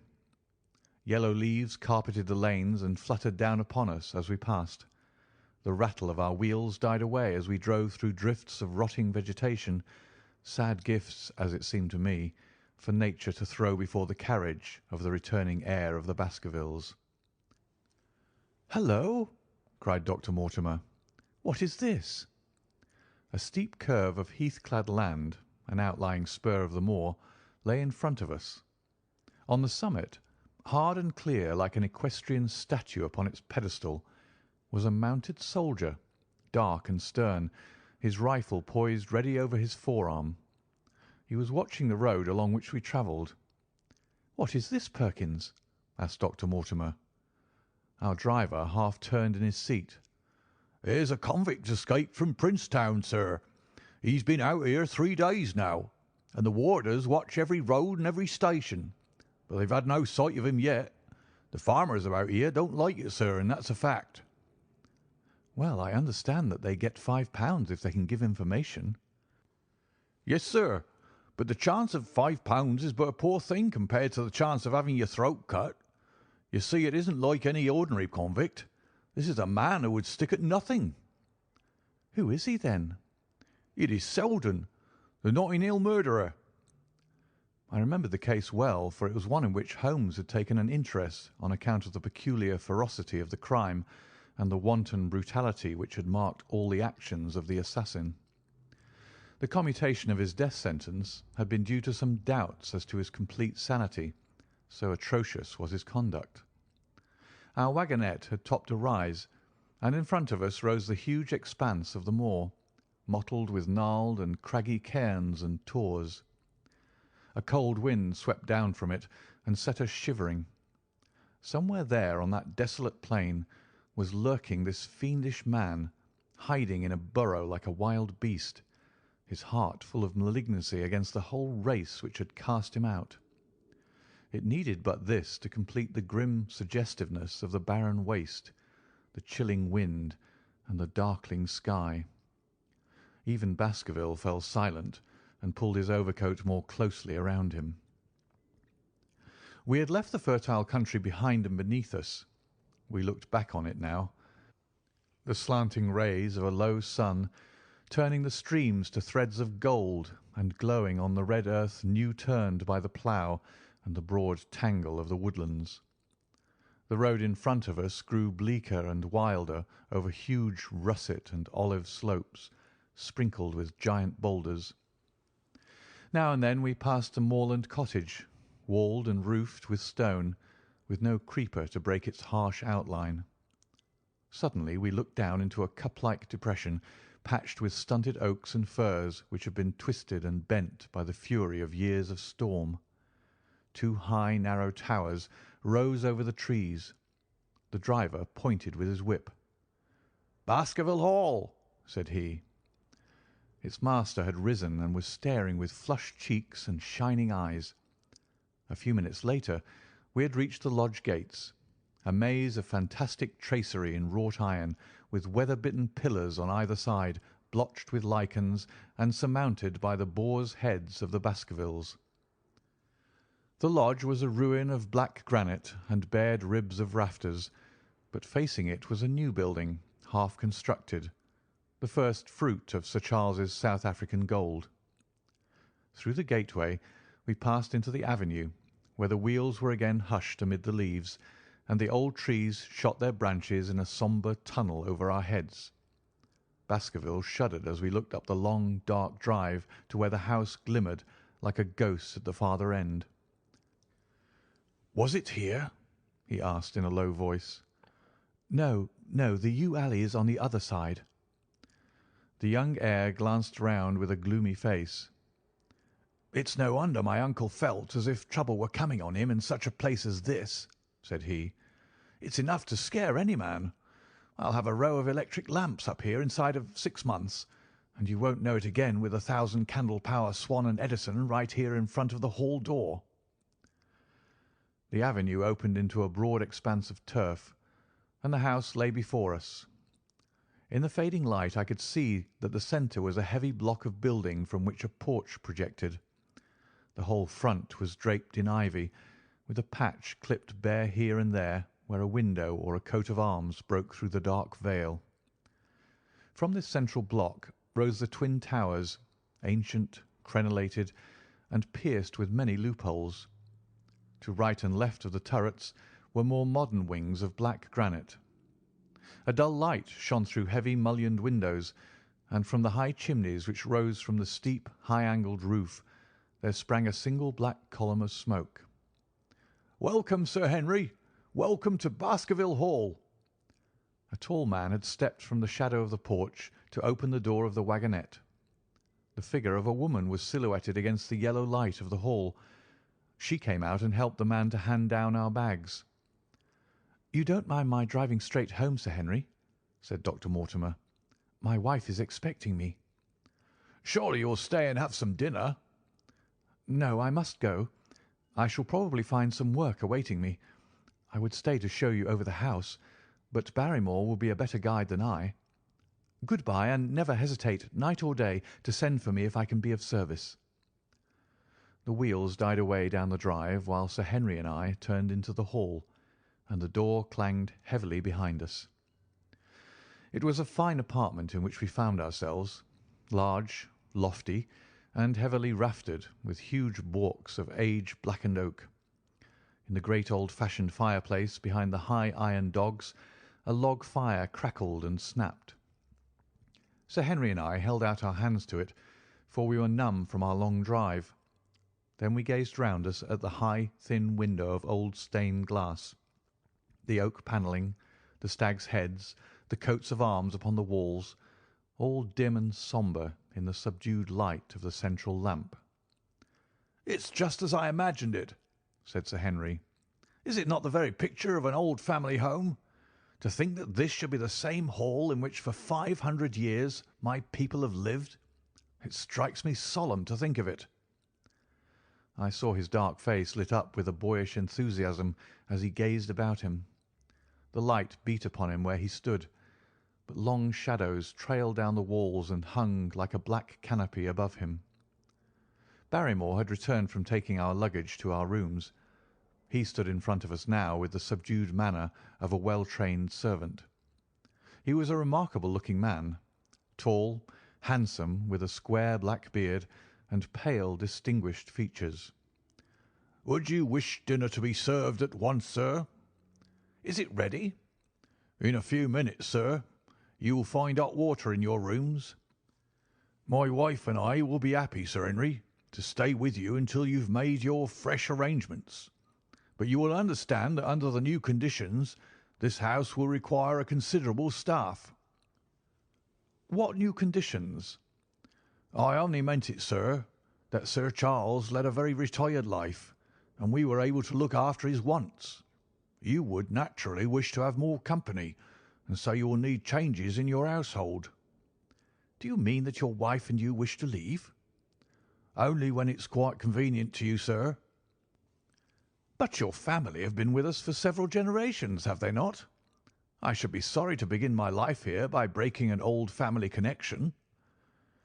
I seemed to discern some signs of emotion upon the butler's white face. "I feel that also, sir, and so does my wife. But to tell the truth, sir, we were both very much attached to Sir Charles, and his death gave us a shock and made these surroundings very painful to us. I fear that we shall never again be easy in our minds at Baskerville Hall." "But what do you intend to do?" "I have no doubt, sir, that we shall succeed in establishing ourselves in some business. Sir Charles's generosity has given us the means to do so. And now, sir, perhaps I'd best show you to your rooms." A square balustraded gallery ran round the top of the old hall, approached by a double stair. From this central point, two long corridors extended the whole length of the building, from which all the bedrooms opened. My own was in the same wing as Baskerville's, and almost next door to it. These rooms appeared to be much more modern than the central part of the house, and the bright paper and numerous candles did something to remove the sombre impression which our arrival had left upon my mind. But the dining room, which opened out of the hall, was a place of shadow and gloom. It was a long chamber with a step separating the dais where the family sat from the lower portion reserved for their dependents. At one end a minstrel's gallery overlooked it. Black beams shot across above our heads, with a smoke-darkened ceiling beyond them. With rows of flaring torches to light it up, and the colour and rude hilarity of an old-time banquet, it might have softened. But now, when two black-clothed gentlemen sat in the little circle of light thrown by a shaded lamp, one's voice became hushed and one's spirit subdued. A dim line of ancestors in every variety of dress, from the Elizabethan knight to the buck of the Regency, stared down upon us and daunted us by their silent company. We talked little, and I for one was glad when the meal was over and we were able to retire into the modern billiard room and smoke a cigarette. "My word, it isn't a very cheerful place," said Sir Henry. "I suppose one can tone down to it, but I feel a bit out of the picture at present. I don't mind that my uncle got a little jumpy if he lived all alone in such a house as this. However, if it suits you, we will retire early tonight, and perhaps things may seem more cheerful in the morning." I drew aside my curtains before I went to bed and looked out from my window. It opened up upon the grassy space which lay in front of the hall door. Beyond, two copses of trees moaned and swung in a rising wind. A half-moon broke through the rifts of racing clouds. In its cold light I saw beyond the trees a broken fringe of rocks and the long, low curve of the melancholy moor. I closed the curtain, feeling that my last impression was in keeping with the rest. And yet it was not quite the last. I found myself weary and yet wakeful, tossing restlessly from side to side, seeking for the sleep which would not come. Far away a chiming clock struck out the quarters of the hours, but otherwise a deathly silence lay upon the old house. And then, suddenly, in the very dead of night, there came a sound to my ears, clear, resonant, and unmistakable. It was the sob of a woman, the muffled, strangling gasp of one who is torn by an uncontrollable sorrow. I sat up in bed and listened intently. The noise could not have been far away, and was certainly in the house. For half an hour I waited with every nerve on the alert, but there came no other sound save the chiming clock and the rustle of the ivy on the wall. Chapter 7. The Stapletons of Merripit House. The fresh beauty of the following morning did something to efface from our minds the grim and grey impression which had been left upon both of us by our first experience of Baskerville Hall. As Sir Henry and I sat at breakfast, the sunlight flooded in through the high mullioned windows, throwing watery patches of colour from the coats of arms which covered them. The dark panelling glowed like bronze in the golden rays, and it was hard to realise that this was indeed the chamber which had struck such a gloom into our souls upon the evening before. "I guess it is ourselves and not the house that we have to blame," said the baronet. "We were tired with our journey and chilled by our drive, so we took a grey view of the place. Now we are fresh and well, so it is all cheerful once more." "And yet it was not entirely a question of imagination," I answered. "Did you, for example, happen to hear someone, a woman, I think, sobbing in the night?" "That is curious, for I did when I was half asleep fancy that I heard something of the sort. I waited quite a time, but there was no more of it, so I concluded that it was all a dream." "I heard it distinctly, and I am sure that it was really the sob of a woman." "We must ask about it right away." He rang the bell and asked Barrymore whether he could account for our experience. It seemed to me that the pallid features of the butler turned a shade paler still as he listened to his master's question. "There are only two women in the house, Sir Henry," he answered. "One is the scullery maid, who sleeps in the other wing. The other is my wife, and I can answer for it that the sound could not have come from her."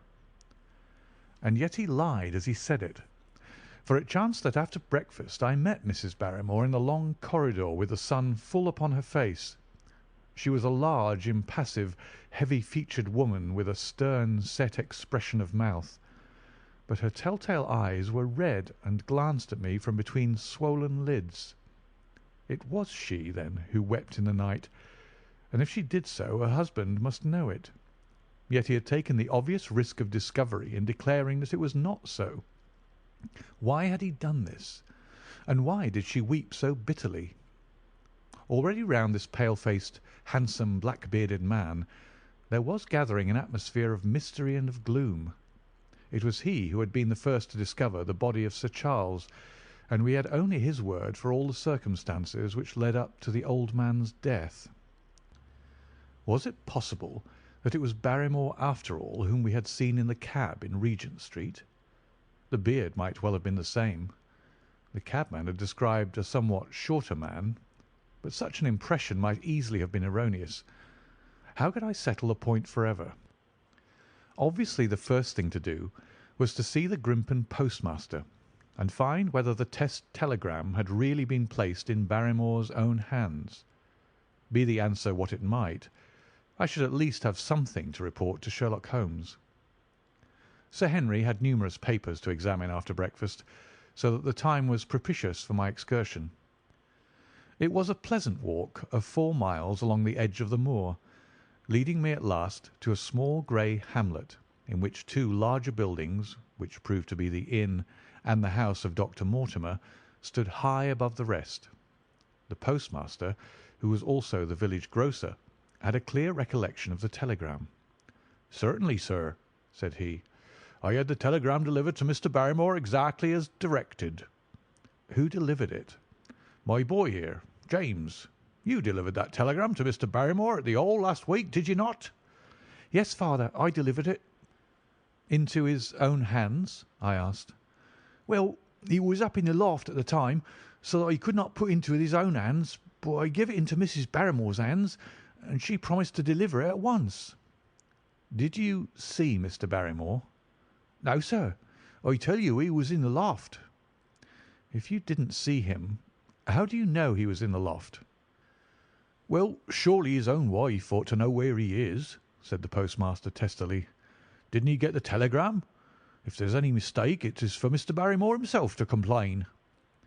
It seemed hopeless to pursue the inquiry any farther, but it was clear that in spite of Holmes's ruse we had no proof that Barrymore had not been in London all the time. Suppose that it were so. Suppose that the same man had been the last who had seen Sir Charles alive, and the first to dog the new heir when he returned to England. What then? Was he the agent of others, or had he some sinister design of his own? What interest could he have in persecuting the Baskerville family? I thought of the strange warning clipped out of the leading article of the Times. Was that his work, or was it possibly the doing of someone who was bent upon counteracting his schemes? The only conceivable motive was that which had been suggested by Sir Henry, that if the family could be scared away, a comfortable and permanent home would be secured for the Barrymores.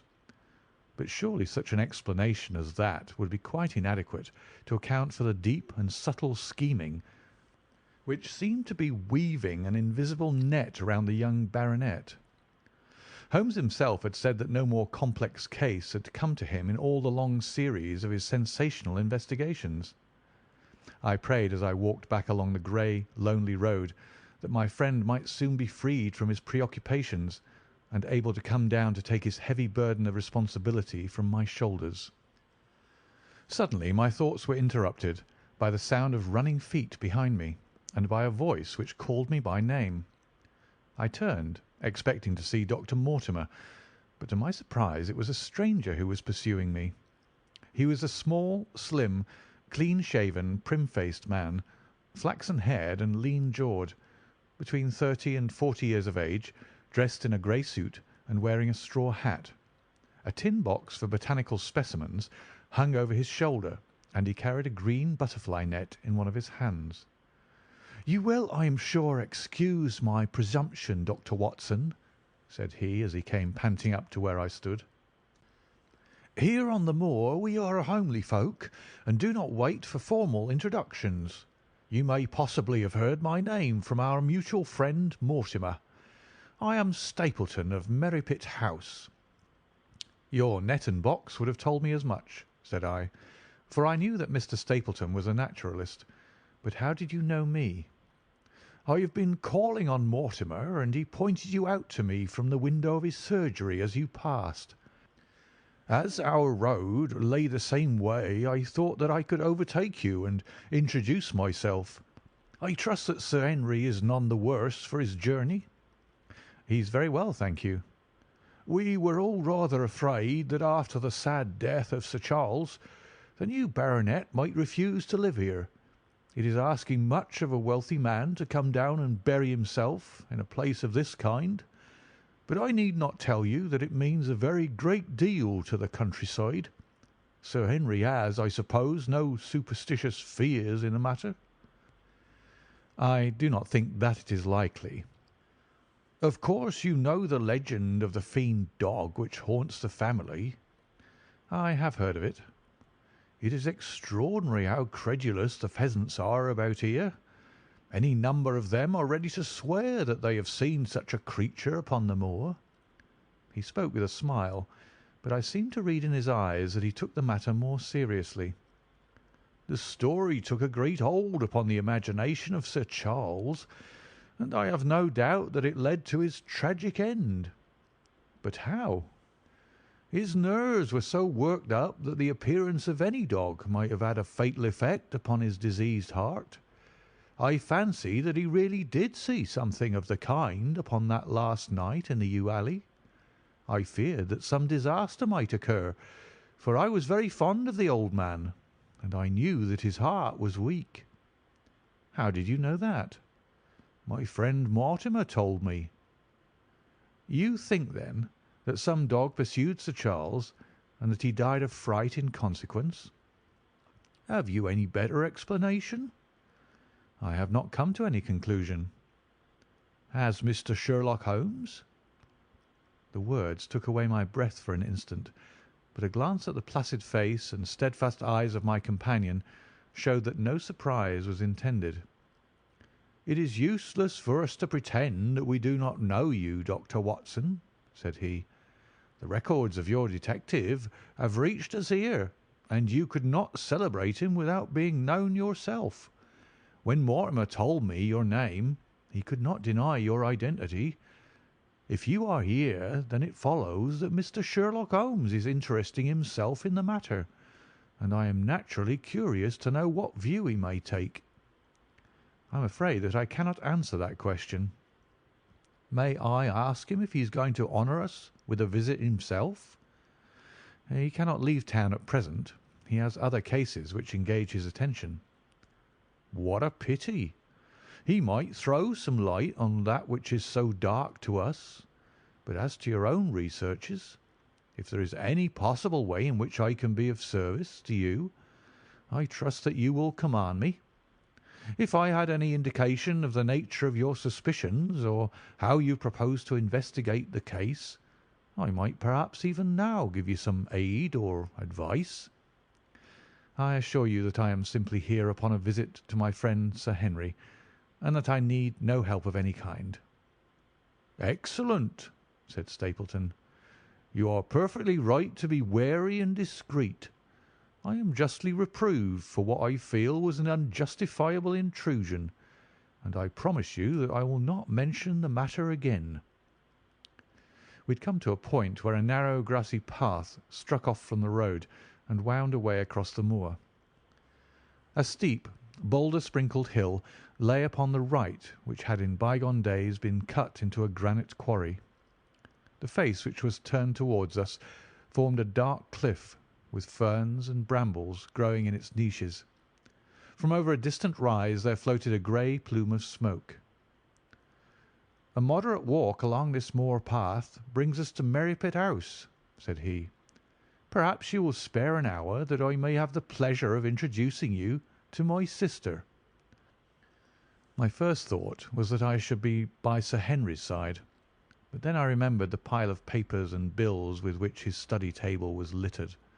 It was certain that I could not help with those, and Holmes had expressly said that I should study the neighbours upon the moor. I accepted Stapleton's invitation, and we turned together down the path. "It is a wonderful place, the moor," said he, looking round over the undulating downs, long green rollers with crests of jagged granite foaming up into fantastic surges. "You never tire of the moor. You cannot think the wonderful secrets which it contains. It is so vast and so barren, and so mysterious." "You know it well, then?" "I have only been here 2 years. The residents would call me a newcomer. We came shortly after Sir Charles settled, but my tastes led me to explore every part of the country round, and I should think that there are few men who know it better than I do. Is it hard to know? Very hard. You see, for example, this great plain to the north here, with the queer hills breaking out of it. Do you observe anything remarkable about that? It would be a rare place for a gallop. You would naturally think so, and the thought has cost several their lives before now. You notice those bright green spots scattered thickly over it? Yes, they seem more fertile than the rest. Stapleton laughed. That is the great Grimpen mire, said he. A false step yonder means death to man or beast. Only yesterday I saw one of the moor ponies wander into it. He never came out. I saw his head for quite a long time craning out of the bog hole, but it sucked him down at last. Even in dry seasons it is a danger to cross it, but after these autumn rains it is an awful place, and yet I can find my way to the very heart of it and return alive. By George, there's another of those miserable ponies. Something brown was rolling and tossing among the green sedges. Then a long, agonized, writhing neck shot upward, and a dreadful cry echoed over the moor. It turned me cold with horror, but my companion's nerves seemed to be stronger than mine.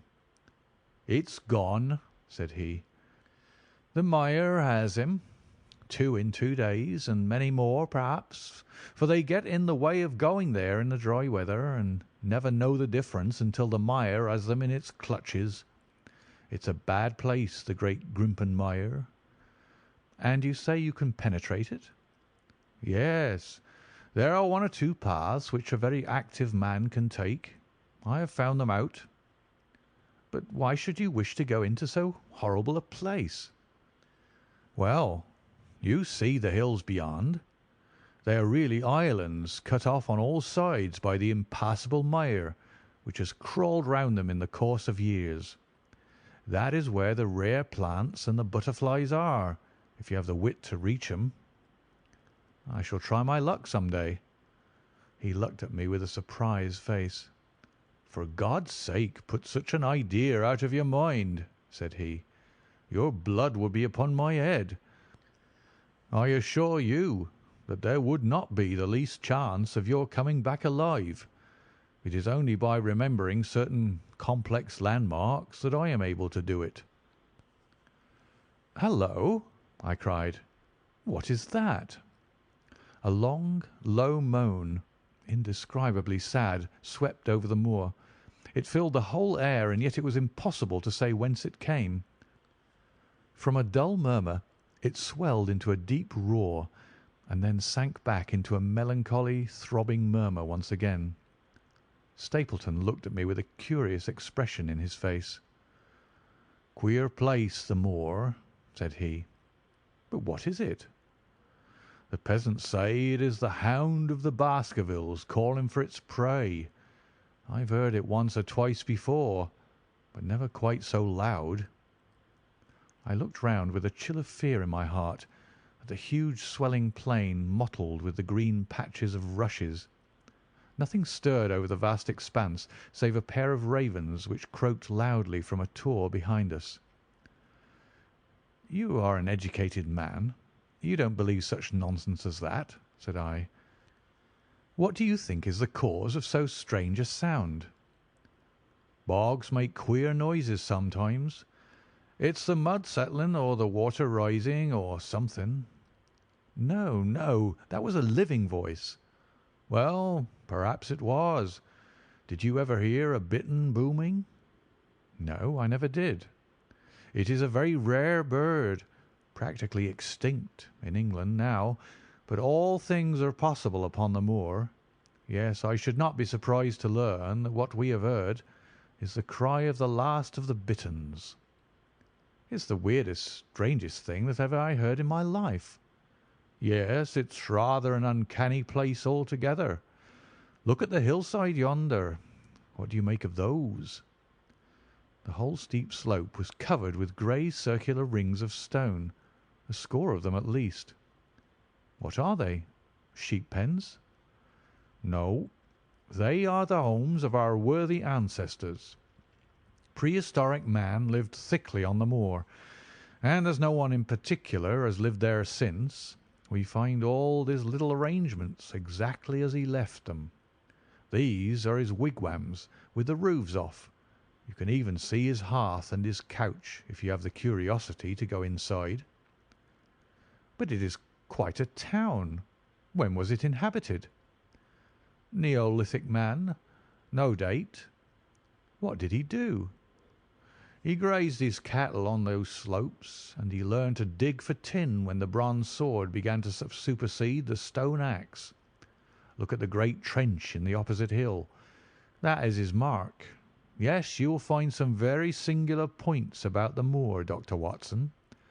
Oh, excuse me an instant. It is surely Cyclopides." A small fly or moth had fluttered across our path, and in an instant Stapleton was rushing with extraordinary energy and speed in pursuit of it. To my dismay, the creature flew straight for the great mire, and my acquaintance never paused for an instant, bounding from tuft to tuft behind it, his green net waving in the air. His grey clothes and jerky, zigzag, irregular progress made him not unlike some huge moth himself. I was standing watching his pursuit with a mixture of admiration for his extraordinary activity and fear lest he should lose his footing in the treacherous mire, when I heard the sound of steps, and turning round found a woman near me upon the path. She had come from the direction in which the plume of smoke indicated the position of Merripit House, but the dip of the moor had hid her until she was quite close. I could not doubt that this was the Miss Stapleton of whom I had been told, since ladies of any sort must be few upon the moor, and I remembered that I had heard someone describe her as being a beauty. The woman who approached me was certainly that, and of a most uncommon type. There could not have been a greater contrast between brother and sister, for Stapleton was neutral tinted with light hair and grey eyes, while she was darker than any brunette whom I had seen in England, slim, elegant, and tall. She had a proud, finely cut face, so regular that it might have seemed impassive were it not for the sensitive mouth and the beautiful, dark, eager eyes. With her perfect figure and elegant dress she was indeed a strange apparition upon a lonely moorland path. Her eyes were on her brother as I turned, and then she quickened her pace towards me. I had raised my hat, and was about to make some explanatory remark, when her own words turned all my thoughts into a new channel. "Go back," she said. "Go straight back to London instantly." I could only stare at her in stupid surprise. Her eyes blazed at me, and she tapped the ground impatiently with her foot. "Why should I go back?" I asked. "I cannot explain." She spoke in a low, eager voice, with a curious lisp in her utterance. "But for God's sake, do what I ask you. Go back and never set foot upon the moor again." "But I've only just come." Man," she cried, "can you not tell when a warning is for your own good? Go back to London. Start to-night. Get away from this place at all costs. Hush, my brother's coming. Not a word of what I've said. Would you mind getting that orchid for me among the mare's tails yonder? We're very rich in orchids on the moor, though of course you are rather late to see the beauties of the place."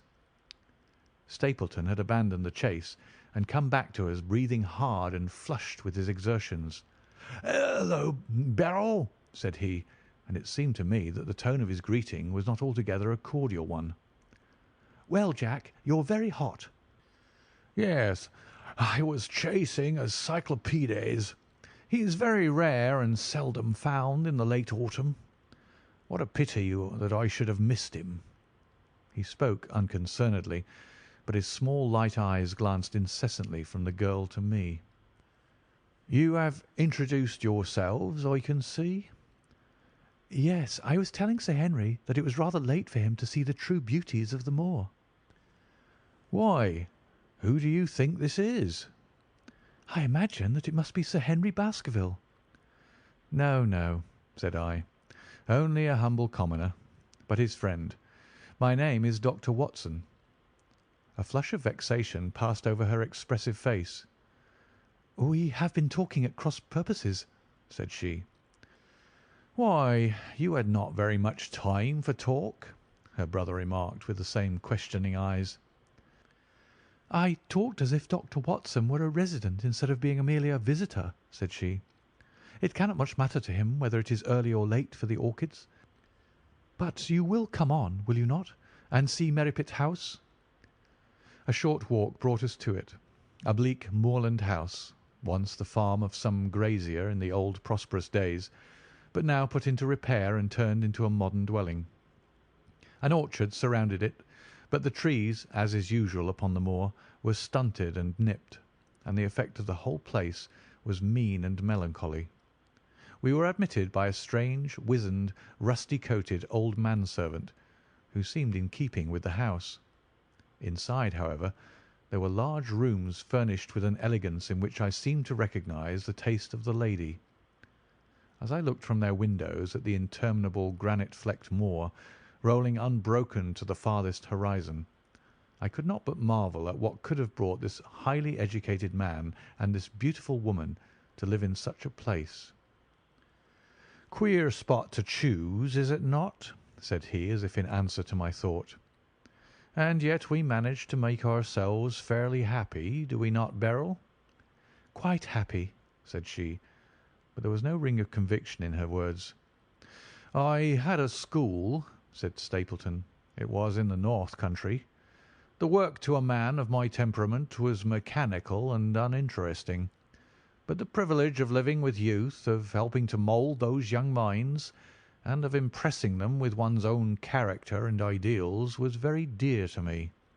However, the fates were against us.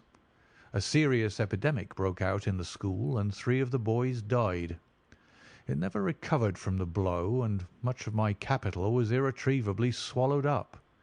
And yet, if it were not for the loss of the charming companionship of the boys, I could rejoice over my own misfortune, for with my strong taste for botany and zoology, I find an unlimited field of work here, and my sister is as devoted to nature as I am.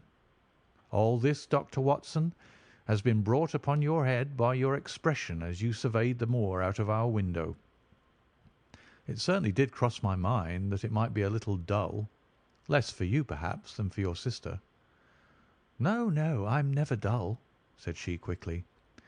"We have books, we have our studies, and we have interesting neighbours. Dr. Mortimer is a most learned man in his own line. Poor Sir Charles was also an admirable companion. We knew him well, and miss him more than I can tell. Do you think that I should intrude if I were to call this afternoon and make the acquaintance of Sir Henry?" "I am sure that he would be delighted." "Then perhaps you would mention that I propose to do so. We may, in our humble way, do something to make things more easy for him, until he becomes accustomed to his new surroundings. Will you come upstairs, Dr. Watson, and inspect my collection of Lepidoptera? I think it is the most complete one in the southwest of England. By the time that you have looked through them, lunch will be almost ready." But I was eager to get back to my charge. The melancholy of the moor, the death of the unfortunate pony, the weird sound which had been associated with the grim legend of the Baskervilles, all these things tinged my thoughts with sadness. Then, on top of these more or less vague impressions, there had come the definite and distinct warning of Miss Stapleton, delivered with such intense earnestness that I could not doubt that some grave and deep reason lay behind it. I resisted all pressure to stay for lunch, and I set off at once upon my return journey, taking the grass-grown path by which we had come. It seems, however, that there must have been some short-cut for those who knew it, for before I had reached the road I was astounded to see Miss Stapleton sitting upon a rock by the side of the track. Her face was beautifully flushed with her exertions, and she held her hand to her side. "I have run all the way in order to cut you off, Dr. Watson," said she. "I had not even time to put on my hat. I must not stop. or my brother may miss me. I wanted to say to you how sorry I am about the stupid mistake I made in thinking that you were Sir Henry. Please forget the words I said, which have no application whatever to you." "But I can't forget them, Miss Stapleton," said I. "I am Sir Henry's friend, and his welfare is a very close concern of mine. Tell me why it was that you were so eager that Sir Henry should return to London." "A woman's whim, Dr. Watson. When you know me better you will understand that I cannot always give reasons for what I say or do." "No, no, I remember the thrill in your voice. I remember the look in your eyes.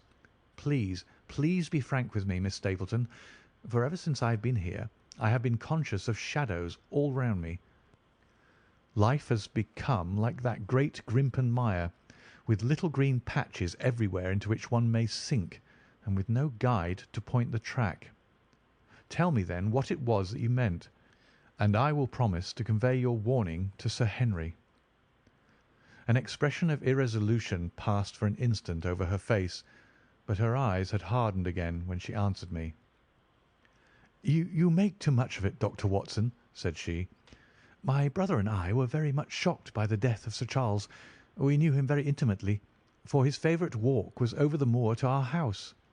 He was deeply impressed with the curse which hung over the family, and when this tragedy came I naturally felt that there must be some grounds for the fears which he had expressed. I was distressed, therefore, when another member of the family came down to live here, and I felt that he should be warned of the danger which he will run. That was all which I intended to convey." "But what is the danger?" "You know the story of the Hound?"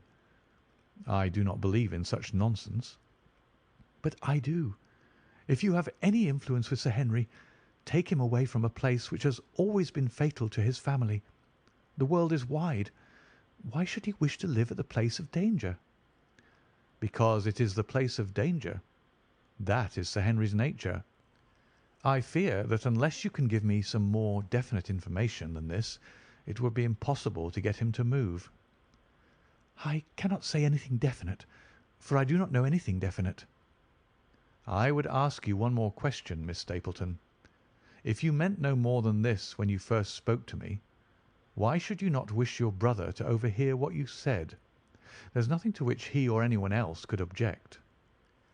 "My brother is very anxious to have the hall inhabited, for he thinks it is for the good of the poor folk upon the moor. He would be very angry if he knew that I have said anything which might induce Sir Henry to go away. But I have done my duty now, and I will say no more. I must go back, or he will miss me and suspect that I have seen you. Good-bye." She turned and had disappeared in a few minutes among the scattered boulders, while I, with my soul full of vague fears, pursued my way to Baskerville Hall. Chapter 8. First Report of Dr. Watson. From this point onward I will follow the course of events by transcribing my own letters to Mr. Sherlock Holmes, which lie before me on the table. One page is missing, but otherwise they are exactly as written, and show my feelings and suspicions of the moment more accurately than my memory, clear as it is upon these tragic events, can possibly do. Baskerville Hall, October 13th. My dear Holmes, my previous letters and telegrams have kept you pretty well up to date as to all that has occurred in this most God-forsaken corner of the world. The longer one stays here, the more does the spirit of the moor sink into one's soul, its vastness, and also its grim charm. When you are once out upon its bosom, you have left all traces of modern England behind you. But, on the other hand, you are conscious everywhere of the homes and the work of the prehistoric people. On all sides of you, as you walk, are the houses of these forgotten folk, with their graves and the huge monoliths which are supposed to have marked their temples. As you look at their grey stone huts against the scarred hillsides, you leave your own age behind you, and if you were to see a skin-clad, hairy man crawl out from the low door fitting a flint-tipped arrow onto the string of his bow, you would feel that his presence there was more natural than your own. The strange thing is that they should have lived so thickly on what must have always have been most unfruitful soil. I am no antiquarian, but I could imagine that they were some unwarlike and harried race who were forced to accept that which none other would occupy. All this, however, is foreign to the mission on which you sent me, and will probably be very uninteresting to your severely practical mind. I can still remember your complete indifference as to whether the sun moved round the earth, or the earth round the sun. Let me therefore return to the facts concerning Sir Henry Baskerville. If you have not had any report within the last few days, it is because up to today there was nothing of importance to relate. Then a very surprising circumstance occurred, which I shall tell you in due course. But first of all, I must keep you in touch with some of the other factors in the situation. One of these, concerning which I have said little, is the escaped convict upon the moor. There is strong reason now to believe that he has got right away, which is a considerable relief to the lonely householders of this district. A fortnight has passed since his flight, during which he has not been seen, and nothing has been heard of him. It is surely inconceivable that he could have held out upon the moor during all that time. Of course, so far as his concealment goes, there is no difficulty at all. Any one of these stone huts would give him a hiding place, but there's nothing to eat unless he were to catch and slaughter one of the moor sheep. We think, therefore, that he's gone, and the outlying farmers sleep the better in consequence. We are 4 able-bodied men in this household, so that we could take good care of ourselves, but I confess that I have had uneasy moments when I have thought of the Stapletons. They live miles from any help. There are one maid, an old manservant, the sister and the brother, the latter not a very strong man. They would be helpless in the hands of a desperate fellow like this Notting Hill criminal if he could once effect an entrance. Both Sir Henry and I were concerned at their situation, and it was suggested that Perkins, the groom, should go over to sleep there, but Stapleton would not hear of it. The fact is that our friend the baronet begins to display a considerable interest in our fair neighbour. It is not to be wondered at, for time hangs heavily in this lonely spot to an active man like him, and she is a very fascinating and beautiful woman.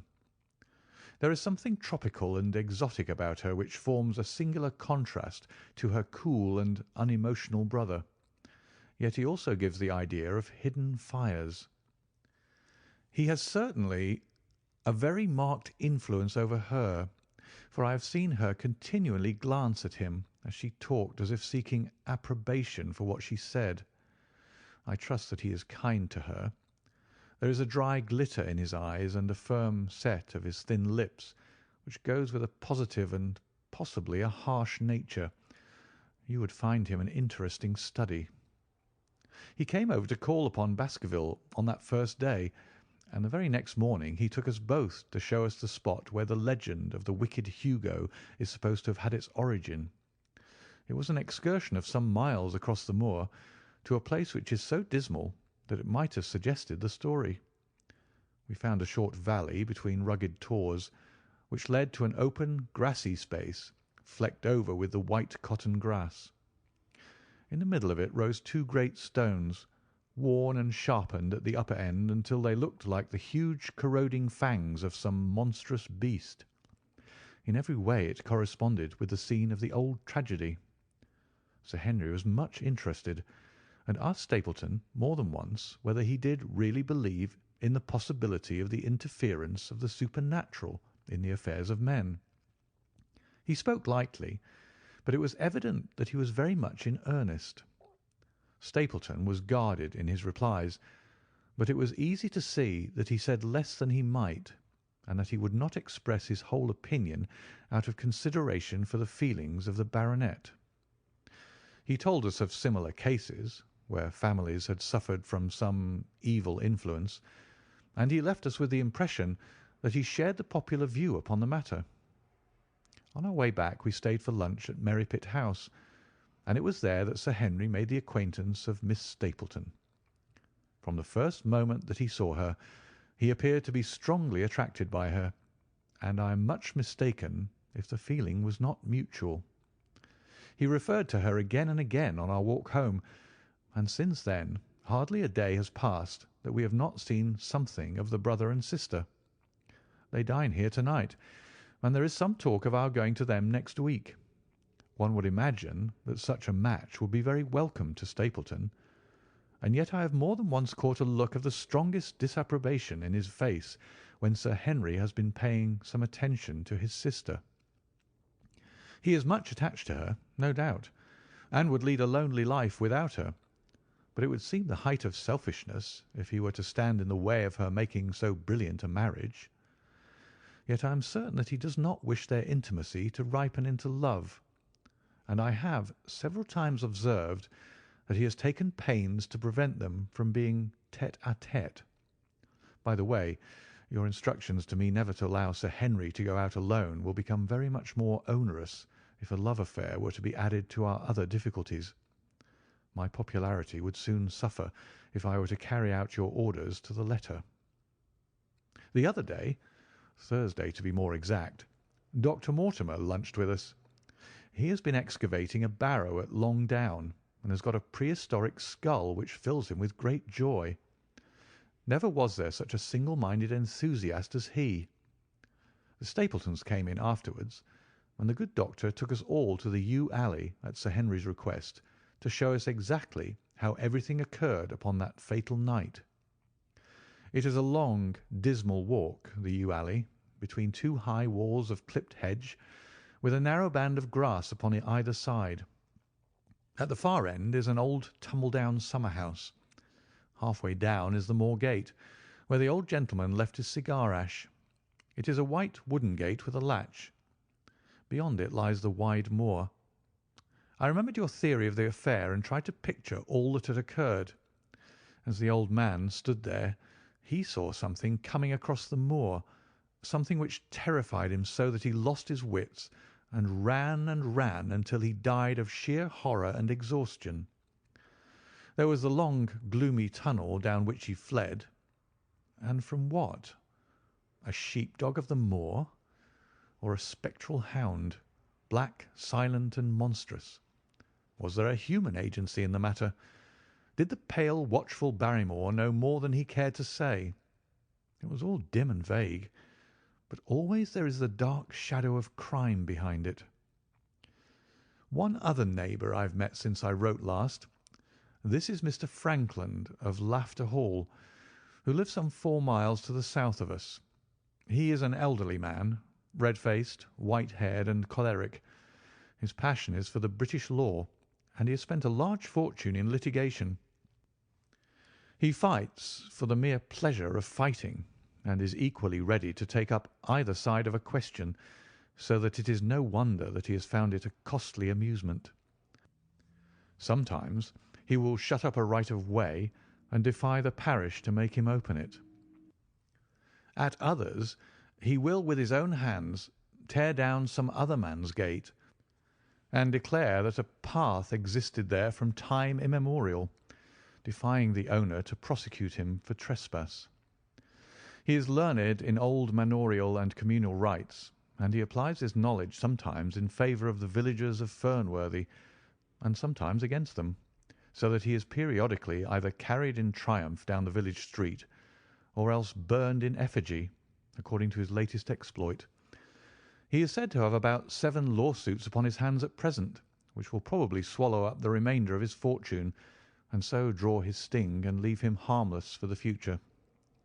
Apart from the law, he seems a kindly, good-natured person, and I only mention him because you were particular that I should send some description of the people who surround us. He is curiously employed at present, for, being an amateur astronomer, he has an excellent telescope, with which he lies upon the roof of his own house and sweeps the moor all day in the hope of catching a glimpse of the escaped convict. If he would confine his energies to this, all would be well, but there are rumours that he intends to prosecute Dr. Mortimer for opening a grave without the consent of the next of kin, because he dug up the Neolithic skull in the barrow on Longdown. He helps to keep our lives from being monotonous, and gives a little comic relief where it is badly needed. And now, having brought you up to date in the escaped convict, the Stapletons, Dr. Mortimer, and Frankland of Laughter Hall, let me end on that which is most important and tell you more about the Barrymores, and especially about the surprising development of last night. First of all, about the test telegram which you sent from London in order to make sure that Barrymore was really here. I have already explained that the testimony of the postmaster shows that the test was worthless, and that we have no proof one way or the other. I told Sir Henry how the matter stood, and he at once, in his downright fashion, had Barrymore up and asked him whether he had received the telegram himself. Barrymore said that he had. "Did the boy deliver it into your own hands?" asked Sir Henry. Barrymore looked surprised, and considered for a little time. "No," said he. "I was in the box-room at the time, and my wife brought it up to me." "Did you answer it yourself?" "No, I told my wife what to answer, and she went down to write it." In the evening he recurred to the subject of his own accord. "I could not quite understand the object of your questions this morning, Sir Henry," said he. "I trust that they do not mean that I have done anything to forfeit your confidence." Sir Henry had to assure him that it was not so, and pacify him by giving him a considerable part of his old wardrobe, the London outfit having now all arrived. Mrs. Barrymore is of interest to me. She is a heavy, solid person, very limited, intensely respectable, and inclined to be puritanical. You could hardly conceive a less emotional subject. Yet I have told you how, on the first night here, I heard her sobbing bitterly, and since then I have more than once observed traces of tears upon her face. Some deep sorrow gnaws ever at her heart. Sometimes I wonder if she has a guilty memory which haunts her, and sometimes I suspect Barrymore of being a domestic tyrant. I have always felt that there was something singular and questionable in this man's character, but the adventure of last night brings all my suspicions to a head. And yet it may seem a small matter in itself. You are aware that I am not a very sound sleeper, and since I have been on guard in this house, my slumbers have been lighter than ever. Last night, about 2 in the morning, I was aroused by a stealthy step passing my room. I rose, opened my door, and peeped out. A long black shadow was trailing down the corridor. It was thrown by a man who walked softly down the passage with a candle held in his hand. He was in shirt and trousers, with no covering to his feet. I could merely see the outline, but his height told me that it was Barrymore. He walked very slowly and circumspectly, and there was something indescribably guilty and furtive in his whole appearance. I have told you that the corridor is broken by the balcony which runs round the hall, but that it is resumed upon the farther side. I waited until he had passed out of sight, and then I followed him. When I came round the balcony, he had reached the end of the farther corridor, and I could see from the glimmer of light through an open door that he had entered one of the rooms. Now, all these rooms are unfurnished and unoccupied, so that his expedition became more mysterious than ever. The light shone steadily, as if he were standing motionless. I crept down the passage as noiselessly as I could, and peeped round the corner of the door. Barrymore was crouching at the window with the candle held against the glass. His profile was half turned towards me, and his face seemed to be rigid with expectation as he stared out into the blackness of the moor. For some minutes he stood watching intently. Then he gave a deep groan, and with an impatient gesture he put out the light. Instantly I made my way back to my room, and very shortly came the stealthy steps passing once more upon their return journey. Long afterwards, when I had fallen into a light sleep, I heard a key turn somewhere in a lock, but I could not tell whence the sound came. What it all means I cannot guess, but there is some secret business going on in this house of gloom, which sooner or later we shall get to the bottom of. I do not trouble you with my theories, for you asked me to furnish you only with facts. I have had a long talk with Sir Henry this morning, and we have made a plan of campaign founded upon my observations of last night. I will not speak about it just now, but it should make my next report interesting reading. Chapter 9. The Light upon the Moor. Second report of Dr. Watson. Baskerville Hall, October 15th.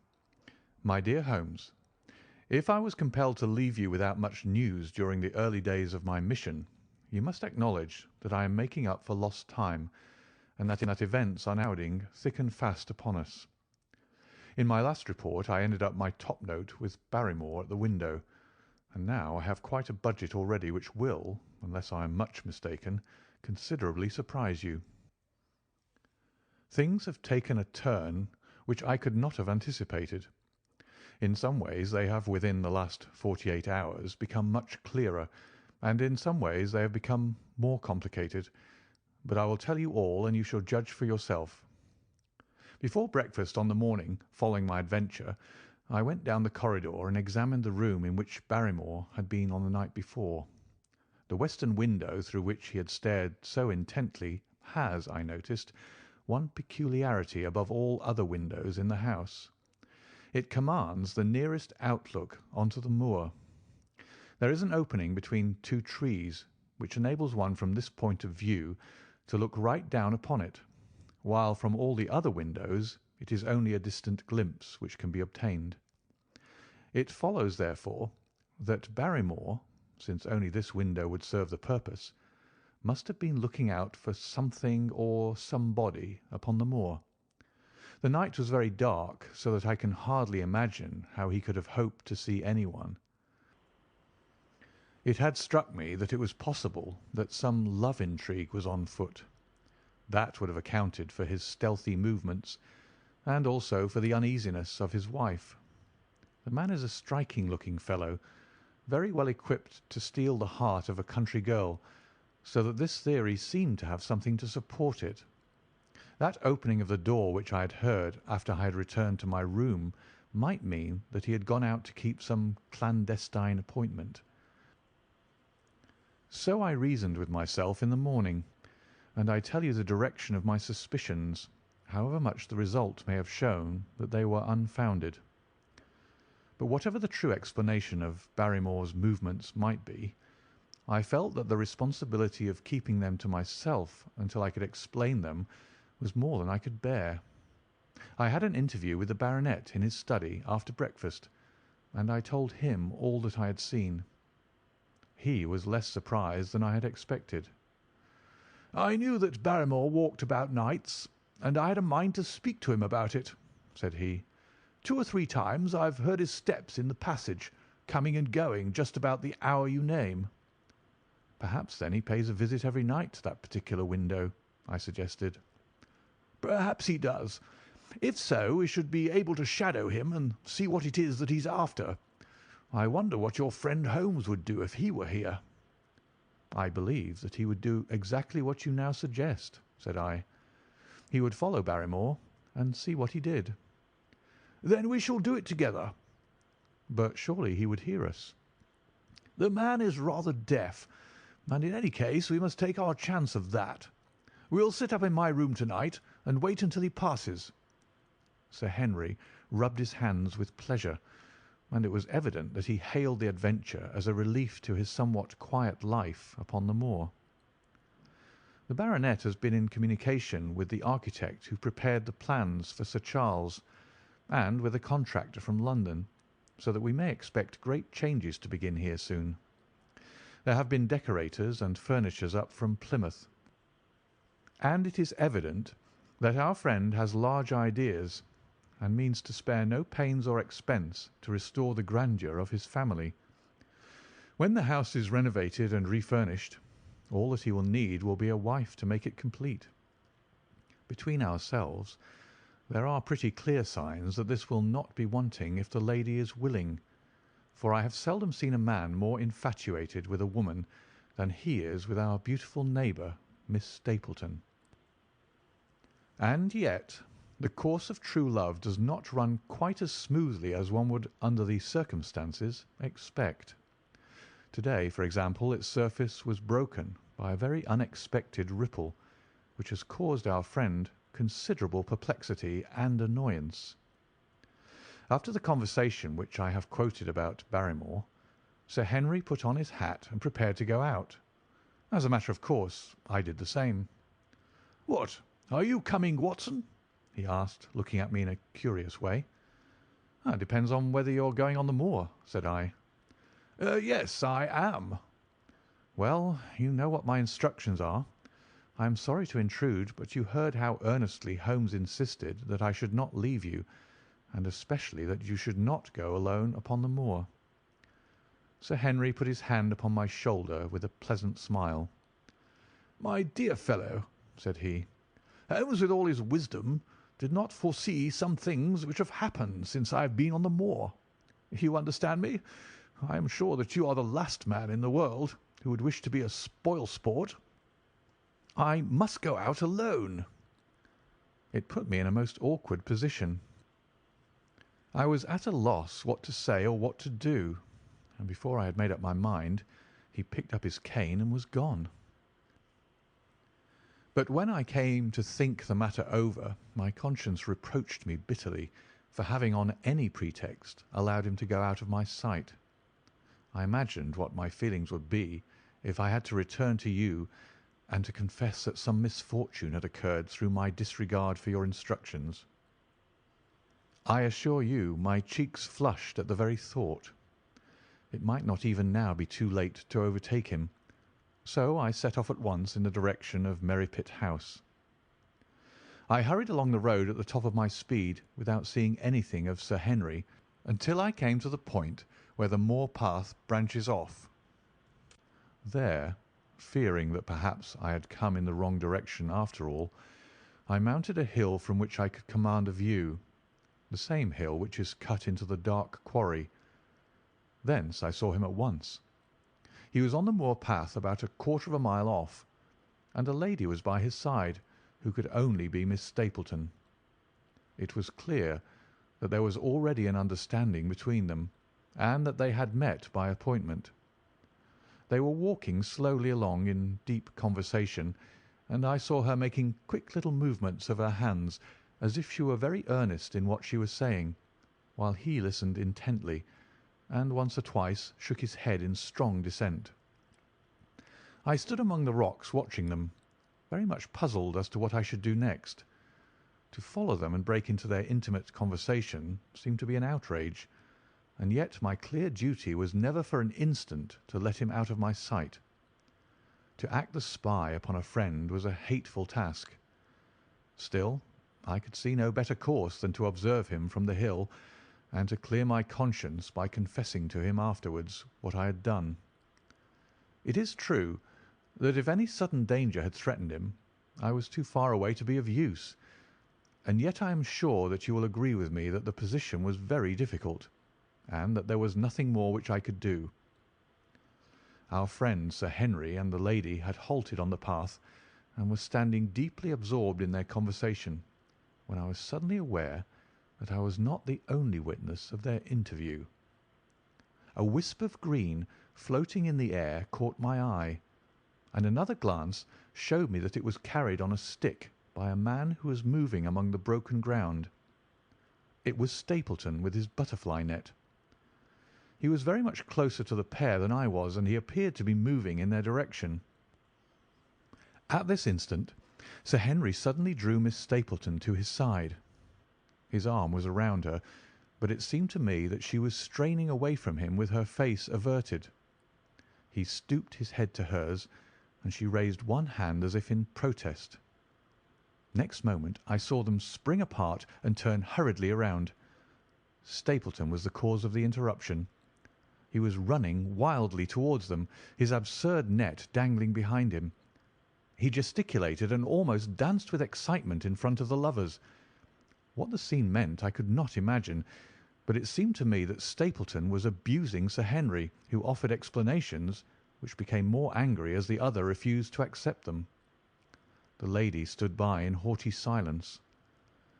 Finally, Stapleton turned upon his heel and beckoned in a peremptory way to his sister, who, after an irresolute glance at Sir Henry, walked off by the side of her brother.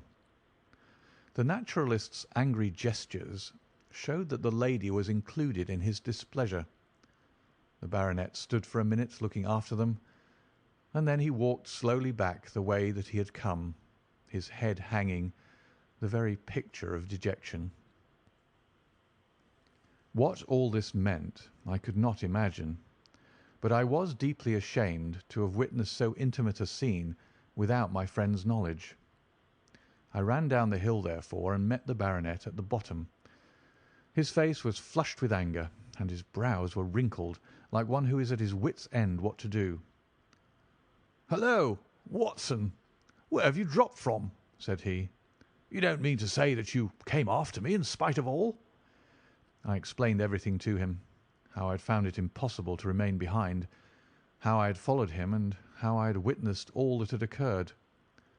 For an instant his eyes blazed at me, but my frankness disarmed his anger, and he broke at last into a rather rueful laugh. "You would have thought the middle of that prairie a fairly safe place for a man to be private," said he. "But by thunder, the whole countryside seems to have been out to see me do my wooing, and a mighty poor wooing at that. Where had you engaged a seat?" "I was on that hill." "Quite in the back row, eh? But her brother was well up to the front. Did you see him come out on us?" "Yes, I did." "Did he ever strike you as being crazy, this brother of hers?" "I can't say that he ever did." "I dare say not. I always thought of him sane enough until to-day, but you can take it from me that either he or I ought to be in a straitjacket. What's the matter with me, anyhow? You've lived near me for some weeks, Watson. Tell me straight, is there anything that would prevent me from making a good husband to a woman that I loved?" "I should say not." "He can't object to my worldly position, so it must be myself that he has this down on. What has he against me? I never hurt man or woman in my life, that I know of, and yet he would not so much as let me touch the tips of her fingers." "Did he say so?" "That and a deal more. I tell you, Watson, I've only known her these few weeks, but from the first I just felt that she was made for me, and she, too, she was happy when she was with me, and that I'll swear. There's a light in a woman's eyes that speaks louder than words. But he's never let us get together, and it was only to-day, for the first time, that I saw a chance of having a few words with her alone. She was glad to meet me, but when she did, it was not love that she would talk about, and she wouldn't have let me talk about it either if she could have stopped it. She kept coming back to it, that this was a place of danger, and that she would never be happy until I had left it.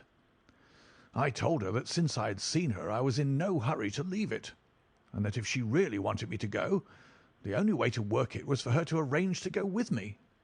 With that I offered in as many words to marry her, but before she could answer, down came this brother of hers, running at us with a face on him like a madman. He was just white with rage, and those light eyes of his were blazing with fury. What was I doing with the lady? How dared I offer her attentions which were distasteful to her? Did I think that because I was a baronet I could do what I liked? If he had not been her brother I should have known better how to answer him. As it was, I told him that my feelings towards his sister were such as I was not ashamed of, and that I hoped that she might honour me by becoming my wife. That seemed to make the matter no better. So then I lost my temper too, and I answered him rather more hotly than I should perhaps, considering that she was standing by. So it ended by his going off with her, as you saw, and here am I, as badly puzzled a man as any in this county. Just tell me what it all means, Watson, and I'll owe you more than ever I can hope to pay." I tried one or two explanations, but indeed I was completely puzzled myself.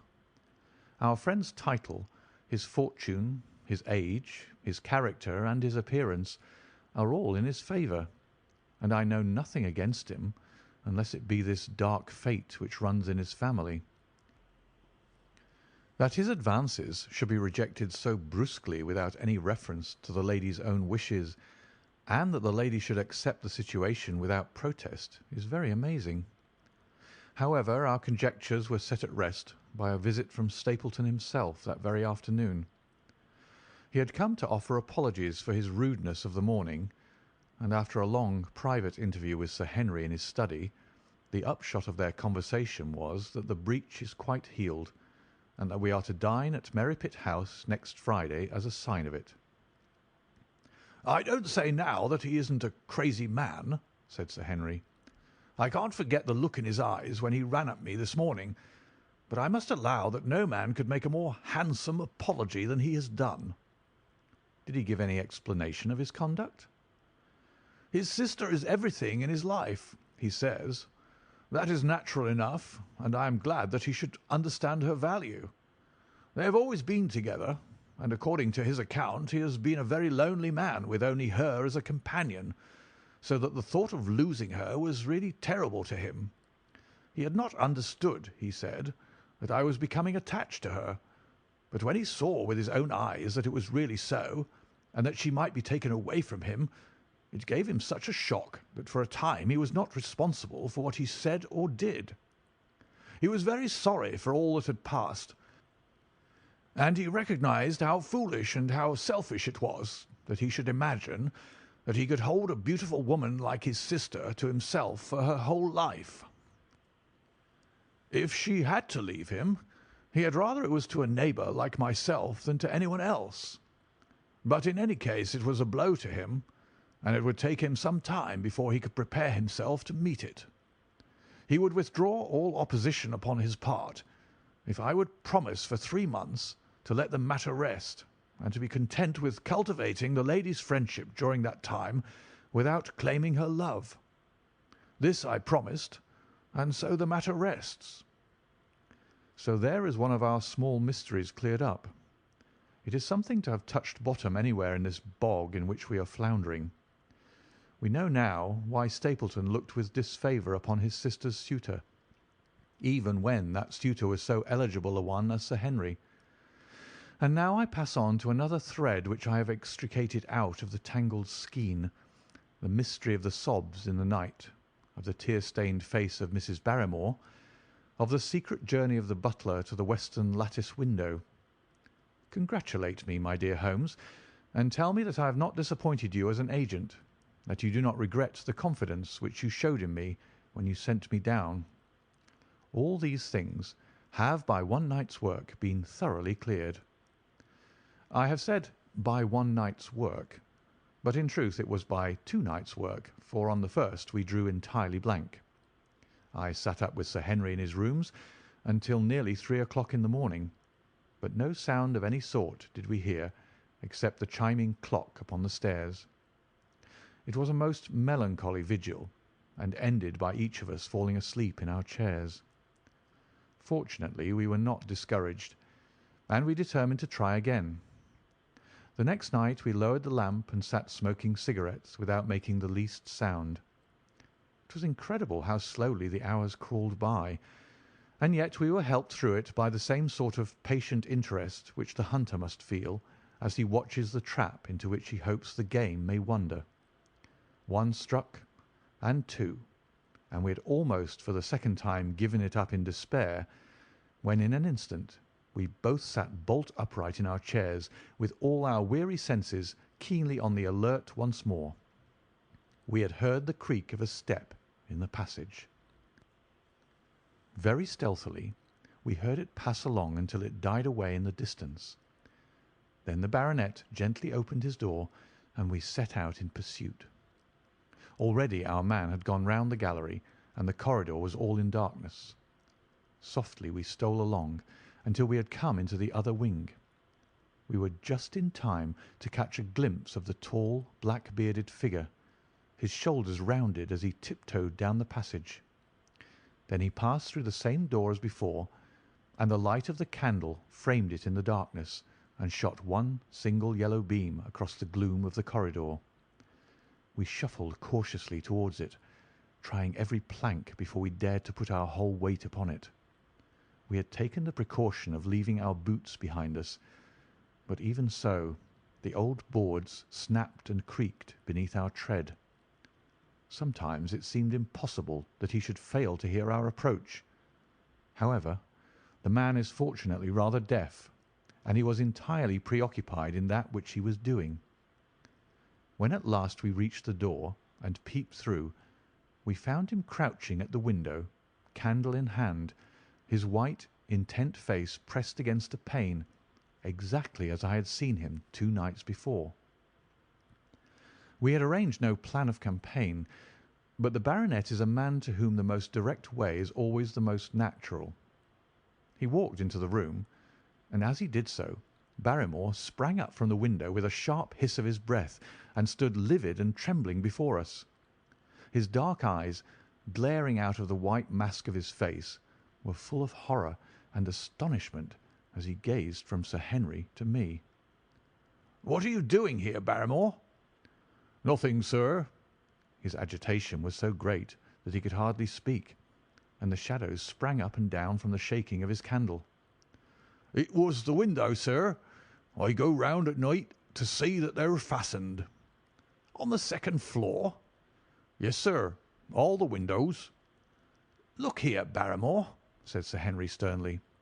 "We have made up our minds to have the truth out of you, so it will save you trouble to tell it sooner rather than later. Come now, no lies.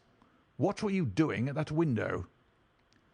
The fellow looked at us in a helpless way, and he wrung his hands together like one who is in the last extremity of doubt and misery. "I was doing no harm, sir. I was holding a candle to the window." "And why were you holding a candle to the window?" "Don't ask me, Sir Henry. Don't ask me. I give you my word, sir, that it is not my secret, and I cannot tell it. If it concerned no one but myself, I would not try to keep it from you." A sudden idea occurred to me, and I took the candle from the trembling hand of the butler. "He must have been holding it as a signal," said I. "Let us see if there is any answer." I held it as he had done, and stared out into the darkness of the night. Vaguely I could discern the black bank of the trees and the lighter expanse of the moor, for the moon was behind the clouds, and then I gave a cry of exultation, for a tiny pinpoint of yellow light had suddenly transfixed the dark veil and glowed steadily in the centre of the black square framed by the window. "There it is!" I cried. "No, no, sir, it is nothing. Nothing at all," the butler broke in. "I assure you, sir." "Move your light across the window, Watson," cried the baronet. "See the other moves also.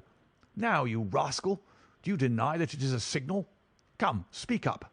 Who is your confederate out yonder, and what is this conspiracy that is going on?" The man's face became openly defiant. "It is my business, and not yours. I will not tell." "Then you leave my employment right away." "Very good, sir. If I must, I must." "And you go in disgrace. By thunder, you may well be ashamed of yourself. Your family has lived with mine for over 100 years under this roof, and here I find you deep in some dark plot against me." "No, no, sir, not against you."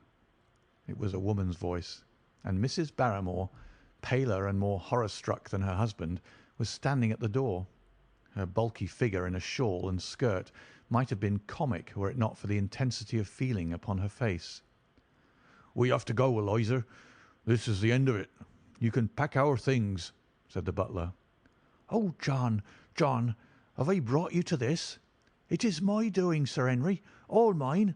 He has done nothing except for my sake, and because I asked him." "Speak out, then. What does it mean?" "My unhappy brother is starving on the moor. We cannot let him perish at our very gates. The light is a signal to him that food is ready for him, and his light out yonder is to show the spot to which to bring it." "Then your brother is—" "The escaped convict, sir. Selden, the criminal." "That's the truth, sir," said Barrymore. "I said that it was not my secret, and I could not tell it to you. But now you've heard it, and you'll see that if there was a plot, it was not against you." This, then, was the explanation of the stealthy expeditions at night, and the light at the window. Sir Henry and I both stared at the woman in amazement. Was it possible that this stolidly respectable person, was of the same blood as one of the most notorious criminals in the country? Yes, sir. My name is Selden, and he is my younger brother. We humoured him too much when he was a lad, and gave him his own way in everything, until he came to think that the world was made for his pleasure, and that he could do what he liked in it. Then, as he grew older, he met wicked companions, and the devil entered into him until he broke my mother's heart and dragged her name in the dirt. From crime to crime he sank lower and lower, until it is only the mercy of God which has snatched him from the scaffold. But to me, sir, he was always a little curly-headed boy that I had nursed and played with as an elder sister would. That was why he broke prison, sir. He knew that I was here, and that we could not refuse to help him. When he dragged himself here one night, weary and starving, with the warders hard at his heels, what could we do? We took him in and fed him and cared for him. Then you returned, sir, and my brother thought he would be safer on the moor than anywhere else until the hue and cry was over, so he lay in hiding there. But every second night we made sure if he was still there by putting a light in the window, and if there was an answer, my husband took out some bread and meat to him. Every day we hoped that he was gone, but as long as he was there, we couldn't desert him. That is the old truth, as I am an honest Christian woman, and you'll see that if there is a blame in the matter, it doesn't lie with my husband, but with me, for whose sake he's done all that he has." The woman's words came with an intense earnestness, which carried conviction with them. "Is this true, Barrymore?" "Yes, Sir Henry, every word of it." "Well, I cannot blame you for standing by your own wife. Forget what I've said. Go to your room, you two, and we shall talk further about this matter in the morning." When they were gone, we looked out of the window again. Sir Henry had flung it open, and the cold night wind beat in upon our faces. Far away in the black distance there still glowed that one tiny point of yellow light. "I wonder he dares," said Sir Henry. "It may be so placed as to be only visible from here." "Very likely. How far do you think it is?" "Out by the cleft tor, I think." "Not more than a mile or two off." "Hardly that." "Well, it cannot be far if Barrymore had to carry out the food to it, and he's waiting, this villain, beside that candle. By thunder, Watson, I'm going out to take that man." The same thought had crossed my own mind. It was not as if the Barrymores had taken us into their confidence. Their secret had been forced from them. The man was a danger to the community, an unmitigated scoundrel for whom there was neither pity nor excuse. We were only doing our duty in taking this chance of putting him back where he could do no harm. With this brutal and violent nature, others would have to pay the price if we held our hands. Any night, for example, our neighbours the Stapletons might be attacked by him, and it may have been the thought of this which made Sir Henry so keen upon the adventure. "I'll come," said I. "Then get your revolver and put on your boots. The sooner we start the better, as the fellow may put out this light and be off." In 5 minutes we were outside the door, starting upon our expedition. We hurried through the dark shrubbery, amid the dull moaning of the autumn wind and the rustle of the falling leaves. The night air was heavy with the smell of damp and decay. Now and again the moon peeped out for an instant, but clouds were driving over the face of the sky, and just as we came out on the moor, a thin rain began to fall. The light still burned steadily in front. "Are you armed?" I asked. "I have a hunting crop." "We must close in on him rapidly, for he is said to be a desperate fellow. We shall take him by surprise and have him at our mercy before he can resist." "I say, Watson," said the baronet, "what would Holmes say to this? How about that hour of darkness in which the power of evil is exalted?" As if in answer to his words, there rose suddenly out of the vast gloom of the moor that strange cry which I had already heard upon the borders of the great Grimpen mire. It came with the wind through the silence of the night, a long, deep mutter, then a rising howl, and then the sad moan in which it died away. Again and again it sounded, the whole air throbbing with it, strident, wild, and menacing. The baronet caught my sleeve, and his face glimmered white through the darkness. "My God, what's that, Watson?" "I don't know. It's a sound they have on the moor. I heard it once before." It died away, and an absolute silence closed in upon us. We stood straining our ears, but nothing came. "Watson," said the baronet, "it was the cry of a hound." My blood ran cold in my veins, for there was a break in his voice which told of the sudden horror which had seized him. "What do they call this sound?" he asked. "Who?" "The folk on the countryside." "Oh, they are ignorant people. Why should you mind what they call it?" "Tell me, Watson, what do they say of it?" I hesitated, but could not escape the question. "They say it is the cry of the Hound of the Baskervilles." He groaned and was silent for a few moments. "A hound it was," he said at last, "but it seemed to come from miles away, over yonder, I think." It was hard to say whence it came. "It rose and fell with the wind. Isn't that the direction of the great Grimpen mire?" "Yes, it is." "Well, it was up there. Come now, Watson, didn't you think yourself that it was the cry of a hound? I am not a child. You need not fear to speak the truth." "Stapleton was with me when I heard it last. He said that it might be the calling of a strange bird." "No, no, it was a hound. My God! Can there be some truth in all these stories? Is it possible that I am really in danger from so dark a cause?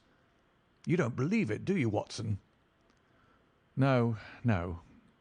"And yet it was one thing to laugh about it in London, and it is another to stand out here in the darkness of the moor and to hear such a cry as that.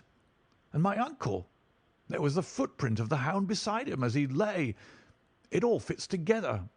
I don't think that I'm a coward, Watson, but that sound seemed to freeze my very blood. Feel my hand." It was as cold as a block of marble. "You'll be all right tomorrow." "I don't think I'll get that cry out of my head. What do you advise that we do now?" "Shall we turn back?" "No, by thunder! We've come out to get our man, and we will do it. We after the convict, and a hell-hound as likely as not after us. Come on, we'll see it through if all the fiends of the pit were loose upon the moor." We stumbled slowly along in the darkness, with the black loom of the craggy hills around us and the yellow speck of light burning steadily in front. There is nothing so deceptive as the distance of a light upon a pitch-dark night, and sometimes the glimmer seemed to be far away upon the horizon, and sometimes it might have been within a few yards of us. But at last we could see whence it came, and then we knew that we were indeed very close. A guttering candle was stuck in a crevice of the rocks which flanked it on each side, so as to keep the wind from it, and also to prevent it from being visible, save in the direction of Baskerville Hall. A boulder of granite concealed our approach, and crouching behind it, we gazed over it at the signal light. It was strange to see this single candle burning there in the middle of the moor, with no sign of life near it, just the one straight yellow flame and the gleam of the rock on each side of it. "What shall we do now?" whispered Sir Henry. "Wait here. He must be near his light. Let us see if we can get a glimpse of him." The words were hardly out of my mouth when we both saw him.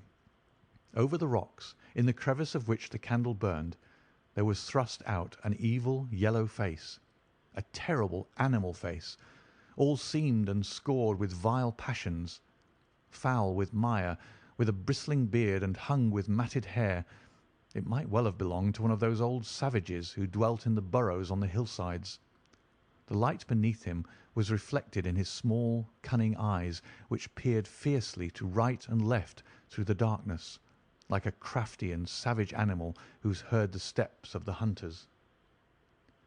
Something had evidently aroused his suspicions. It may have been that Barrymore had some private signal which we had neglected to give, or the fellow may have had some other reason for thinking that all was not well, but I could read his fears upon his wicked face. Any instant he might dash out the light and vanish in the darkness. I sprang forward, therefore, and Sir Henry did the same. At the same moment the convict screamed out a curse at us and hurled a rock which splintered up against the boulder which had sheltered us. I caught one glimpse of his short, squat, strongly built figure as he sprang to his feet and turned to run. At the same moment, by a lucky chance, the moon broke through the clouds. We rushed over the brow of the hill, and there was our man running with great speed down the other side, springing over the stones in his way with the activity of a mountain goat. A lucky long shot of my revolver might have crippled him, but I brought it only to defend myself if attacked, and not to shoot an unarmed man who was running away. We were both swift runners, and in fairly good training, but we soon found that we had no chance of overtaking him. We saw him for a long time in the moonlight, until he was only a small speck moving swiftly among the boulders upon the side of a distant hill. We ran and ran until we were completely blown, but the space between us grew ever wider. Finally we stopped and sat panting on two rocks while we watched him disappearing in the distance. And it was at this moment that there occurred a most strange and unexpected thing. We had risen from our rocks and were turning to go home, having abandoned the hopeless chase. The moon was low upon the right, and the jagged pinnacle of a granite tor stood up against the lower curve of its silver disc. There, outlined as black as any ebony statue on that shining background, I saw the figure of a man upon the tor. Do you think that it was a delusion, Holmes? I assure you that I have never in my life seen anything more clearly. As far as I could judge, the figure was that of a tall, thin man. He stood with his legs a little separated, his arms folded, his head bowed, as if he were brooding over that enormous wilderness of peat and granite which lay before him. He might have been the very spirit of that terrible place. It was not the convict. This man was far from the place where the latter had disappeared. Besides, he was a much taller man. With a cry of surprise I pointed him out to the baronet, but in the instant during which I had turned to grasp his arm, the man was gone. There was the sharp pinnacle of granite still cutting the lower edge of the moon, but its peak bore no trace of that silent and motionless figure. I wished to go in that direction and to search the tor, but it was some distance away. The baronet's nerves were still quivering from that cry, which recalled the dark story of his family, and he was not in the mood for fresh adventures. He had not seen this lonely man upon the tor, and could not feel the thrill which his strange presence and his commanding attitude had given to me. "A warder, no doubt," said he. "The moor has been thick with them since this fellow escaped." Well, perhaps his explanation may be the right one, but I should like to have some further proof of it. To-day we mean to communicate to the Princetown people where they should look for their missing man, but it is hard lines that we have not actually had the triumph of bringing him back as our own prisoner. Such are the adventures of last night, and you must acknowledge, my dear Holmes, that I have done you very well in the matter of a report. Much of what I tell you is no doubt quite irrelevant, but still I feel that it is best that I should let you have all the facts, and leave you to select for yourself those which will be of most service to you in helping you to your conclusions. We are certainly making some progress. So far as the Barrymores go, we have found the motive of their actions, and that has cleared up the situation very much. But the moor, with its mysteries and its strange inhabitants, remains as inscrutable as ever. Perhaps in my next I may be able to throw some light upon this also. Best of all would it be if you could come down to us. In any case, you will hear from me again in the course of the next few days. Chapter 10. Extract from the Diary of Dr. Watson. So far I have been able to quote from the reports which I have forwarded during those early days to Sherlock Holmes. Now, however, I have arrived at a point in my narrative where I am compelled to abandon this method, and to trust once more to my recollections, aided by the diary which I kept at the time. A few extracts from the latter will carry me on to those scenes which are indelibly fixed in every detail upon my memory. I proceed, then, from the morning which followed our abortive chase of the convict and our other strange experiences upon the moor. October 16th. A dull and foggy day with a drizzle of rain. The house is banked in with rolling clouds, which rise now and then to show the dreary curves of the moor, with thin silver veins upon the sides of the hills, and the distant boulders gleaming where the light strikes upon their wet faces. It is melancholy outside and in. The baronet is in a black reaction after the excitements of the night. I am conscious myself of a weight at my heart, and a feeling of impending danger, ever-present danger, which is the more terrible because I am unable to define it.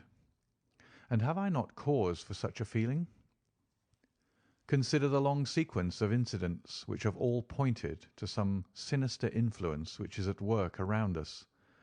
There is the death of the last occupant of the hall, fulfilling so exactly the conditions of the family legend, and there are the repeated reports from peasants of the appearance of a strange creature upon the moor. Twice I have with my own ears heard the sound which resembled the distant baying of a hound. It is incredible, impossible, that it should really be outside the ordinary laws of nature. A spectral hound, which leaves material footmarks and fills the air with its howling, is surely not to be thought of. Stapleton may fall in with such a superstition, and Mortimer also. But if I have one quality upon earth, it is common sense, and nothing will persuade me to believe in such a thing. To do so would be to descend to the level of these poor peasants, who are not content with a mere fiend dog, but must needs describe him with hell-fire shooting from his mouth and eyes. Holmes would not listen to such fancies, and I am his agent. But facts are facts, and I have twice heard this crying upon the moor. Suppose that there were really some huge hound loose upon it. That would go far to explain everything. But where could such a hound lie concealed? Where did it get its food? Where did it come from? How was it that no one saw it by day? It must be confessed that the natural explanation offers almost as many difficulties as the other. And always, apart from the hound, there is the fact of the human agency in London, the man in the cab, and the letter which warned Sir Henry against the moor. This at least was real. But it might have been the work of a protecting friend as easily as of an enemy. Where is that friend or enemy now? Has he remained in London? Or has he followed us down here? Could he be the stranger whom I saw upon the tor? It is true that I have had only the one glance at him, and yet there are some things to which I am ready to swear. He is no one whom I have seen down here, and I have now met all the neighbours. The figure was far taller than that of Stapleton, far thinner than that of Frankland.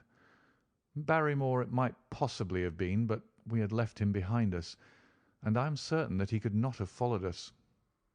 A stranger, then, is still dogging us, just as a stranger dogged us in London. We've never shaken him off. If I could lay my hands upon that man, then at last we might find ourselves at the end of all our difficulties. To this one purpose I must now devote all my energies. My first impulse was to tell Sir Henry all my plans. My second and wisest one is to play my own game and speak as little as possible to anyone. He is silent and distrait. His nerves have been strangely shaken by that sound upon the moor. I will say nothing to add to his anxieties, but I will take my own steps to attain my own end. We had a small scene this morning after breakfast. Barrymore asked leave to speak with Sir Henry, and they were closeted in his study some little time. Sitting in the billiard-room, I more than once heard the sound of voices raised, and I had a pretty good idea what the point was which was under discussion. After a time, the baronet opened his door and called for me. "Barrymore considers that he has a grievance," he said. "He thinks that it was unfair on our part to hunt his brother-in-law down when he, of his own free will, had told us the secret." The butler was standing very pale, but very collected before us. "I may have spoken too warmly, sir," said he, "and if I have, I am sure that I beg your pardon. At the same time, I was very much surprised when I heard you two gentlemen come back this morning and learned that you had been chasing Selden. The poor fellow has enough to fight against without my putting more upon his track." "If you told us of your own free will, it would have been a different thing," said the baronet. "You only told us, or rather your wife only told us, when it was forced from you, and you could not help yourself." "I didn't think you would have taken advantage of it, Sir Henry. Indeed, I didn't." "The man is a public danger. There are lonely houses scattered over the moor, and he is a fellow who would stick at nothing. You would only want to get a glimpse of his face to see that. Look at Mr. Stapleton's house, for example, with no one but himself to defend it. There's no safety for anyone until he's under lock and key." "He'll break into no house, sir. I give you my solemn word upon it. But he will never trouble anyone in this country again. I assure you, Sir Henry, that in a very few days the necessary arrangements will have been made, and he will be on his way to South America. For God's sake, sir, I beg of you not to let the police know that he's still on the moor. They've given up the chase there, and he can lie quiet until the ship is ready for him. You can't tell on him without getting my wife and me into trouble. I beg you, sir, to say nothing to the police." "What do you say, Watson?" I shrugged my shoulders. If he was safely out of the country, it would relieve the taxpayer of a burden. "But how about the chance of his holding someone up before he goes?" "He would not do anything so mad, sir. We have provided him with all that he can want. To commit a crime would be to show where he was hiding." "That is true," said Sir Henry. "Well, Barrymore?" "God bless you, sir, and thank you for my heart. It would have killed my poor wife had he been taken again." "I guess we are aiding and abetting a felony, Watson. But after what we've heard, I don't feel as if I could give the man up. So there's an end to it. All right, Barrymore, you can go." With a few broken words of gratitude, the man turned, but he hesitated and then came back. "You've been so kind to us, sir, that I should like to do the best I can for you in return. I know something, Sir Henry, and perhaps I should have said it before, but it was long after the inquest that I found it out. I've never breathed a word about it yet to mortal man. It's about poor Sir Charles's death." The baronet and I were both upon our feet. "Do you know how he died?" "No, sir, I don't know that." "What then?" "I know why he was at the gate at the hour. It was to meet a woman." "To meet a woman? He?" "Yes, sir." "And the woman's name?" "I can't give you the name, sir, but I can give you the initials. Her initials were L.L." "How do you know this, Barrymore?" "Well, Sir Henry, your uncle had a letter that morning. He had usually a great many letters, but he was a public man and well known for his kind heart, so that everyone who was in trouble was glad to turn to him. But that morning, as it chanced, there was only this one letter, so I took the more notice of it. It was from Coombe Tracy, and it was addressed in a woman's hand." "Well?" "Well, sir, I thought no more of the matter, and never would have done that had it not been for my wife. Only a few weeks ago she was cleaning out Sir Charles's study. It had never been touched since his death, and she found the ashes of a burned letter in the back of the grate. The greater part of it was charred to pieces, but one little slip, the end of a page, hung together, and the writing could still be read, though it was grey on a black background. It seemed to us to be a postscript at the end of the letter, and it said, 'Please, please, as you are a gentleman, burn this letter and be at the gate by 10 o'clock.' Beneath it were signed the initials L.L." "Have you got that slip?" "No, sir. It crumbled all to bits after we moved it." "Had Sir Charles received any other letters in the same writing?" "Well, sir, I took no particular notice of his letters. I should not have noticed this one, only it happened to come alone." "And you have no idea who L.L. is?" "No, sir, no more than you have. But I expect if we could lay our hands upon that lady, we should know more about Sir Charles's death." "I cannot understand, Barrymore, how you came to conceal this important information." "Well, sir, it was immediately after that our own trouble came to us. And then again, sir, we were both of us very fond of Sir Charles, as we well might be considering all he has done for us.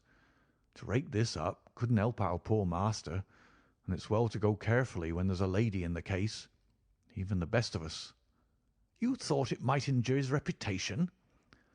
"Well, sir, I thought no good could come of it.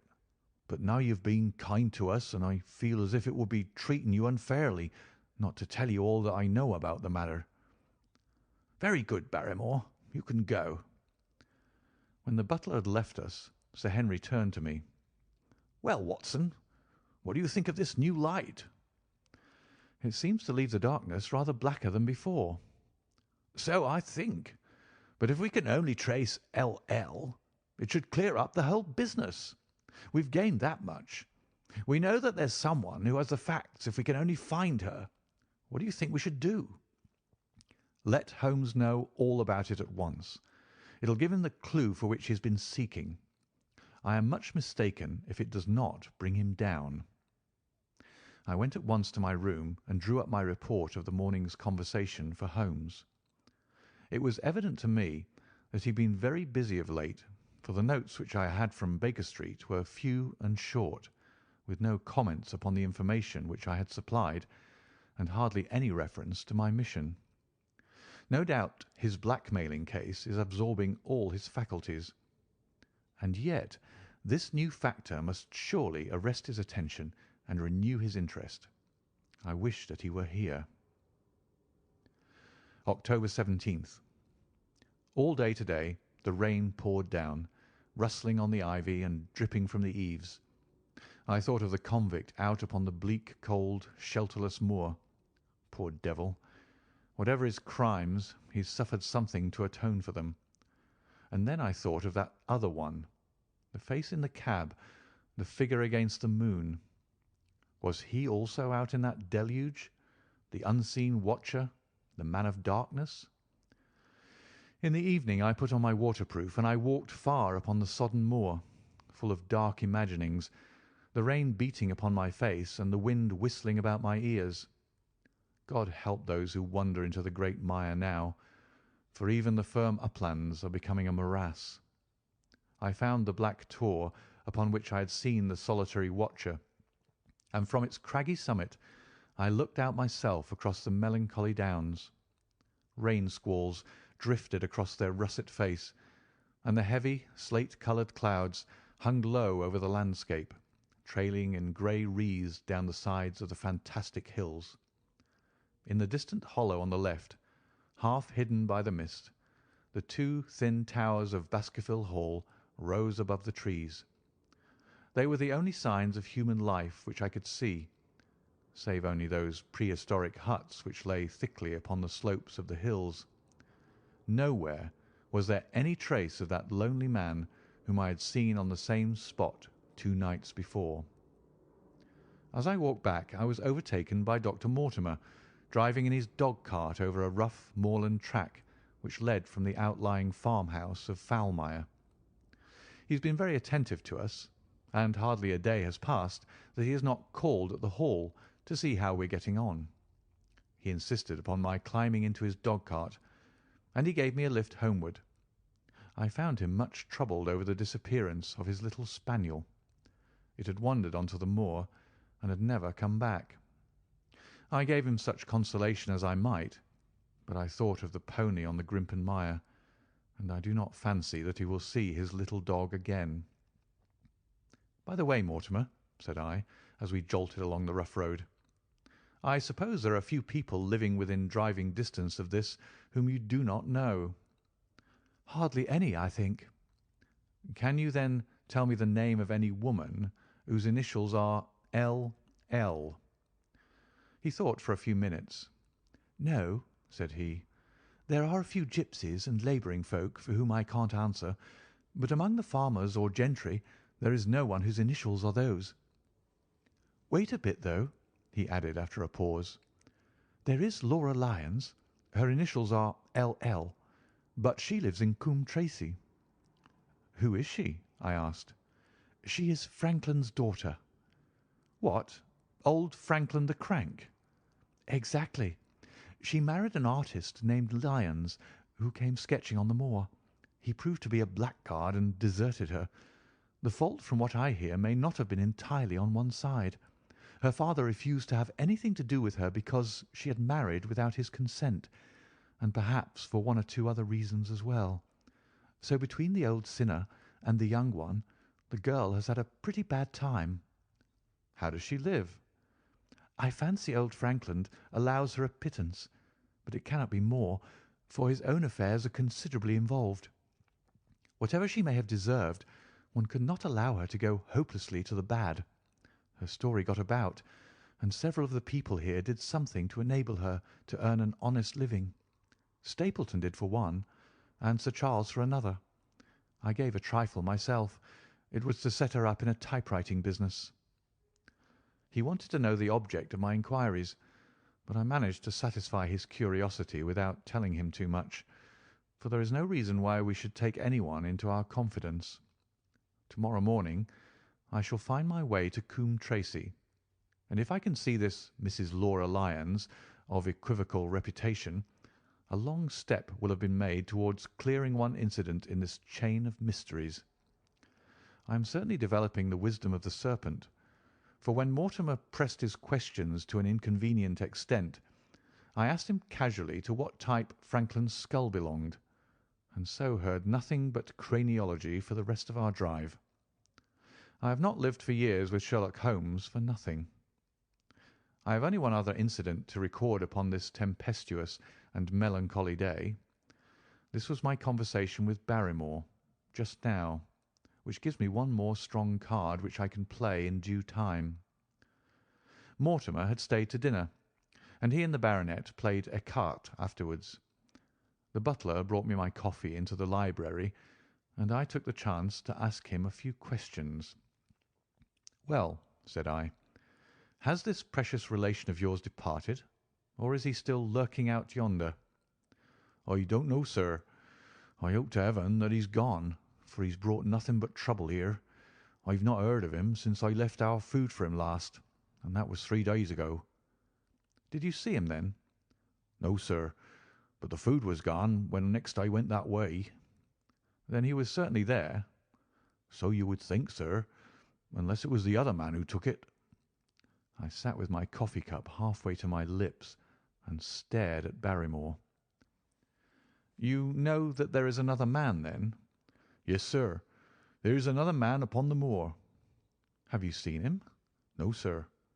"How do you know of him, then?" "Selden told me of him, sir, a week ago or more. He's in hiding too, but he's not a convict as far as I can make out. I don't like it, Dr. Watson. I tell you straight, sir, that I don't like it." He spoke with a sudden passion of earnestness. "Now listen to me, Barrymore. I have no interest in this matter but that of your master. I have come here with no object except to help him. Tell me frankly, what is it that you don't like?" Barrymore hesitated for a moment, as if he regretted his outburst, or found it difficult to express his own feelings in words. "It's all these goings-on, sir," he cried at last, waving his hand towards the rain-lashed window which faced the moor. "There's foul play somewhere, and there's black villainy brewing. To that I'll swear. Very glad I should be, sir, to see Sir Henry on his way back to London again." "But what is it that alarms you?" "Look at Sir Charles's death. That was bad enough. For all that the coroner said, look at the noises on the moor at night. There's not a man who would cross it after sundown if he was paid for it. Look at this stranger hiding out yonder and watching and waiting. What's he waiting for? What does it mean? It means no good to anyone of the name of Baskerville, and very glad I shall be to quit of it all in the day that Sir Henry's new servants are ready to take over the hall." "But about this stranger?" said I. Can you tell me anything about him? What did Selden say?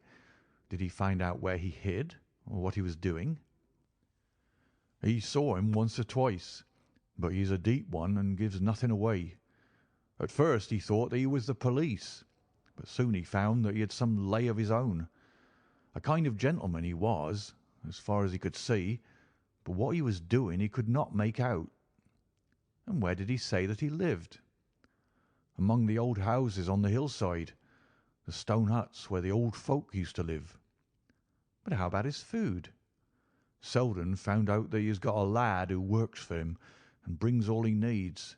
I dare say he goes to Coombe Tracey for what he wants." "Very good, Barrymore. We may talk further of this some other time." When the butler had gone, I walked over to the black window, and I looked through a blurred pane at the driving clouds and at the tossing outline of the wind-swept trees. It is a wild night indoors, and what must it be in Stone Hut upon the moor? What passion of hatred can it be which leads a man to lurk in such a place at such a time? And what deep and earnest purpose can he have which calls for such a trial? There in that hut upon the moor seems to lie the very centre of that problem which has vexed me so sorely. I swear that another day shall not have passed before I have done all that man can do to reach the heart of the mystery. Chapter 11. The Man on the Tour. The extract from my private diary which forms the last chapter has brought my narrative up to the 18th of October, a time when these strange events began to move swiftly towards their terrible conclusion. The incidents of the next few days are indelibly graven upon my recollection, and I can tell them without reference to the notes made at the time. I start them from the day which succeeded that upon which I had established two facts of great importance. The one, that Mrs. Laura Lyons of Coombe Tracey had written to Sir Charles Baskerville and made an appointment with him at the very place and hour that he met his death. The other, that the lurking man upon the moor was to be found among the stone huts upon the hillside.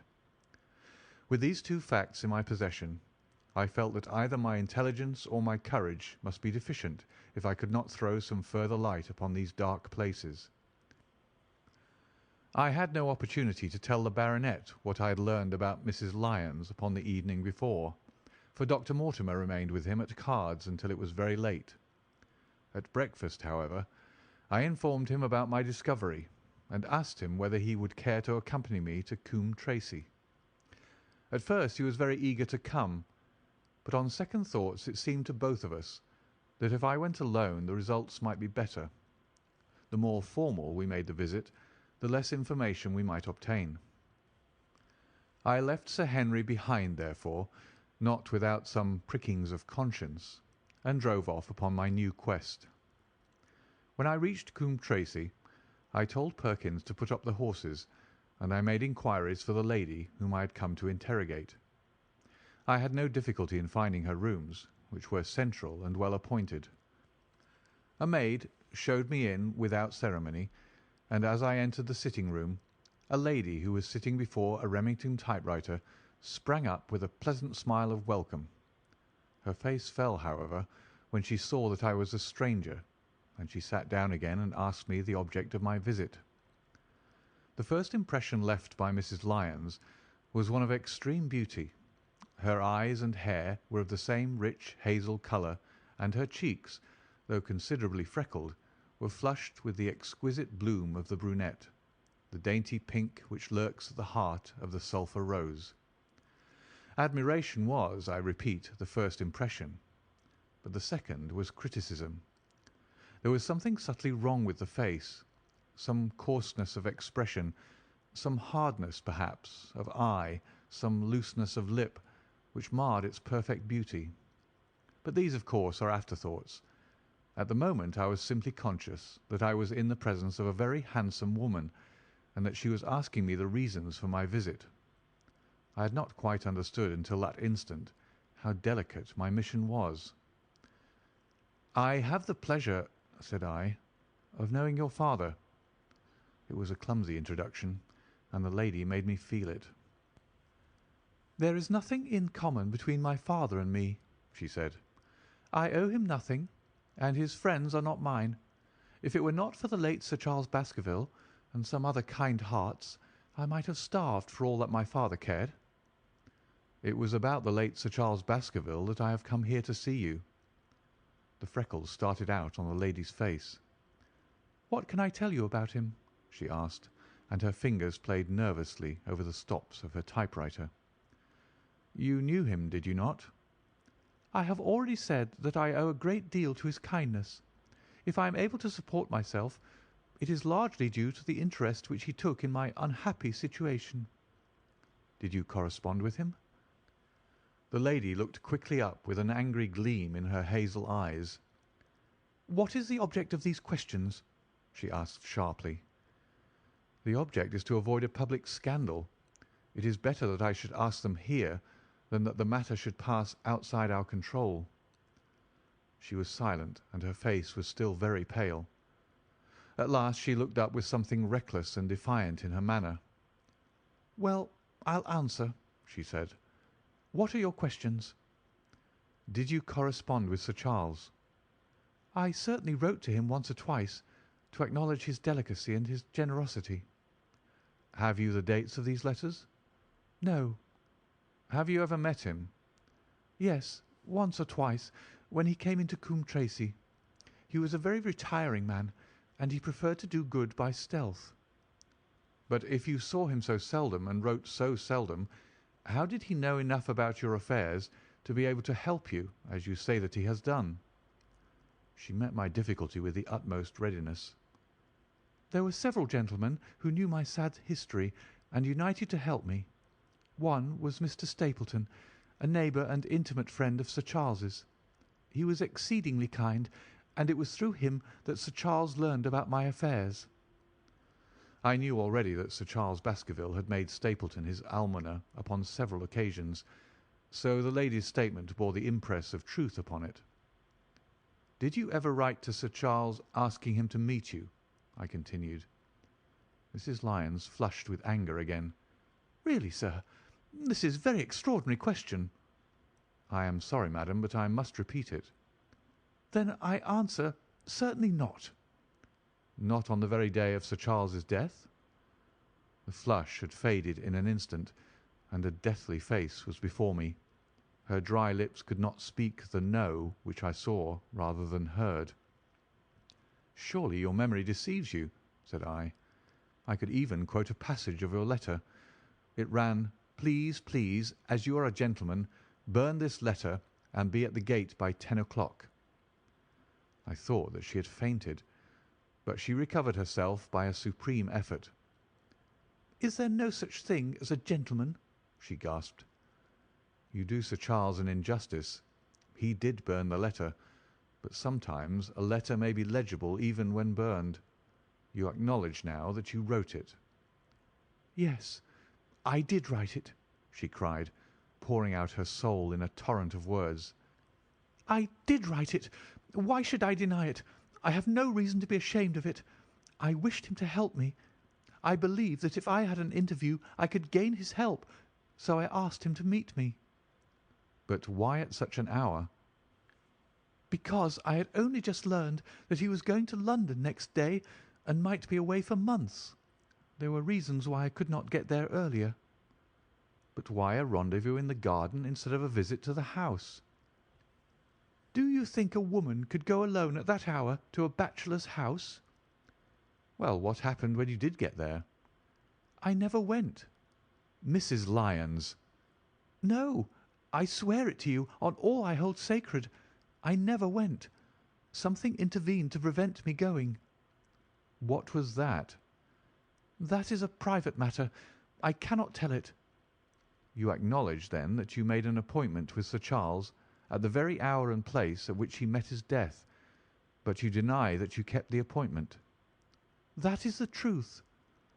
Again and again I cross-questioned her, but I could never get past that point.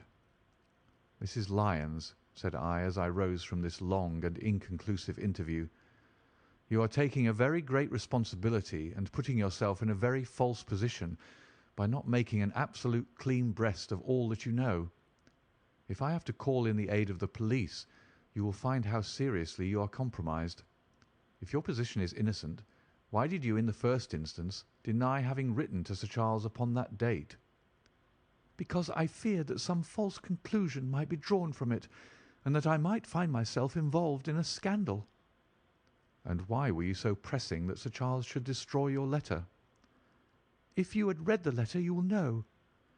"I did not say that I had read all the letter." "You quoted some of it." "I quoted the postscript. The letter had, as I said, been burned, and it was not all legible. I ask you once again why it was that you were so pressing that Sir Charles should destroy this letter which he received on the day of his death?" "The matter is a very private one." "The more reason why you should avoid a public investigation." "I will tell you then. If you have heard anything of my unhappy history, you will know that I made a rash marriage and had reason to regret it." "I have heard so much." "My life has been one incessant persecution from a husband whom I abhor. The law is upon his side, and every day I am faced by the possibility that he may force me to live with him. At the time that I wrote this letter to Sir Charles, I had learned that there was a prospect of my regaining my freedom if certain expenses could be met. It meant everything to me, peace of mind, happiness, self-respect, everything. I knew Sir Charles's generosity, and I thought that if he heard the story from my own lips, he would help me." "Then how is it that you did not go?" "Because I received help in the interval from another source." "Why, then, did you not write to Sir Charles and explain this?" "So I should have done had I not seen his death in the paper next morning." The woman's story hung coherently together, and all my questions were unable to shake it.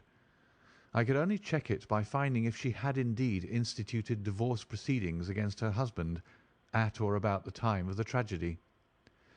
It was unlikely that she would dare to say that she had not been to Baskerville Hall if she really had been, for a trap would be necessary to take her there, and could not have returned to Coombe Tracey until the early hours of the morning.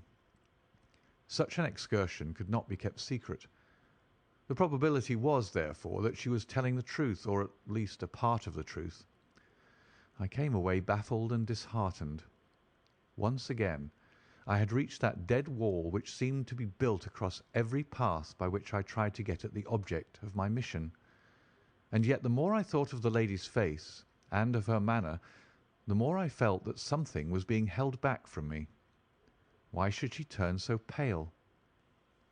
Why should she fight against every admission until it was forced from her? Why should she have been so reticent at the time of the tragedy? Surely the explanation of all this could not be as innocent as she would have me believe. For the moment I could proceed no farther in that direction, but must turn back to that other clue which was to be sought for among the stone huts upon the moor. And that was a most vague direction. I realized it as I drove back and noted how hill after hill showed traces of the ancient people. Barrymore's only indication had been that the stranger lived in one of those abandoned huts, and many hundreds of them are scattered throughout the length and breadth of the moor. But I had my own experience for a guide, since it had shown me the man himself standing upon the summit of the Black Tor. That, then, should be the centre of my search. From there I should explore every hut upon the moor until I lighted upon the right one.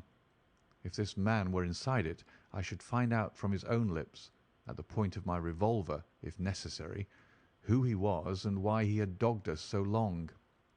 He might slip away from us in the crowd of Regent Street, but it would puzzle him to do so upon the lonely moor. On the other hand, if I should find the hut and its tenant should not be within it, I must remain there, however long the vigil, until he returned. Holmes had missed him in London. It would indeed be a triumph for me if I could run him to earth where my master had failed.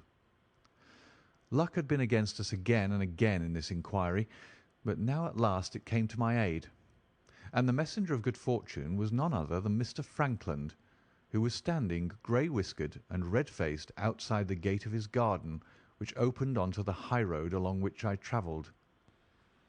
"Good day, Dr. Watson," cried he with unwonted good humour. "You must really give your horses a rest, and come in to have a glass of wine and to congratulate me." My feelings towards him were very far from being friendly after what I had heard of his treatment of his daughter, but I was anxious to send Perkins and the waggonette home, and the opportunity was a good one. I alighted and sent a message to Sir Henry that I should walk over in time for dinner. Then I followed Frankland into his dining-room. "It is a great day for me, sir. One of the red-letter days of my life," he cried with many chuckles.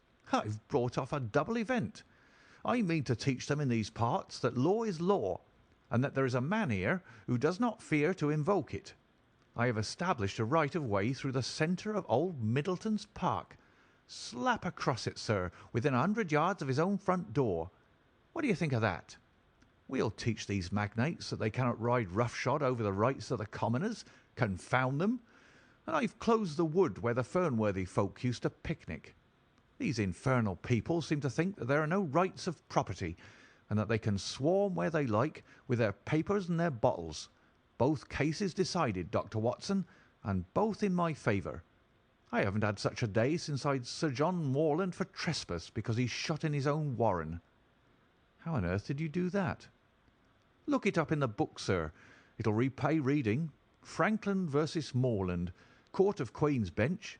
It cost me £200, but I got my verdict." "Did it do you any good?" "None, sir, none. I am proud to say that I have no interest in the matter. I act entirely from a sense of public duty. I have no doubt, for example, that the Fernworthy people will burn me in effigy tonight. I told the police last time they did it that they should stop these disgraceful exhibitions. The county constabulary is in a scandalous state, sir, and it has not afforded me the protection to which I am entitled. The case of Frankland versus Regina will bring the matter before the attention of the public. I told them that they would have occasion to regret their treatment of me, and already my words have come true." "How so?" I asked. The old man put on a very knowing expression. "Because I could tell them what they are dying to know, but nothing could induce me to help the rascals in any way." I had been casting around for some excuse by which I could get away from his gossip, but now I began to wish to hear more of it. I had seen enough of the contrary nature of the old sinner to understand that any strong sign of interest would be the surest way to stop his confidences. "Some poaching case, no doubt," said I with an indifferent manner. "Aha, my boy! A very much more important matter than that. What about the convict on the moor?" I stared. "You don't mean that you know where he is?" said I. "I may not know exactly where he is, but I'm quite certain that I could help the police to lay their hands on him. Has it never struck you that the way to catch that man was to find out where he got his food and so trace it to him?" He certainly seemed to be getting uncomfortably near the truth. "No doubt," said I. "But how do you know that he is anywhere upon the moor?" "I know it because I've seen with my own eyes the messenger who takes him his food." My heart sank for Barrymore. It was a serious thing to be in the power of this spiteful old busybody, but his next remark took a weight from my mind. "You'll be surprised to hear that his food is taken to him by a child. I see him every day through my telescope upon the roof. He passes along the same path at the same hour, and to whom should he be going except to the convict?" Here was luck indeed, and yet I suppressed all appearance of interest. A child! Barrymore had said that our unknown was supplied by a boy. It was on his track, and not upon the convict's, that Frankland had stumbled. If I could get his knowledge, it might save me a long and weary hunt. But incredulity and indifference were evidently my strongest cards. I should say that it was much more likely that it was the son of one of the moorland shepherds taking out his father's dinner.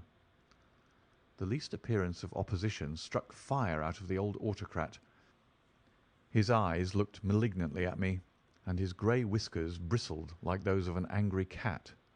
"Indeed, sir," said he, pointing out over the wide-stretching moor. "Do you see that black tor over yonder?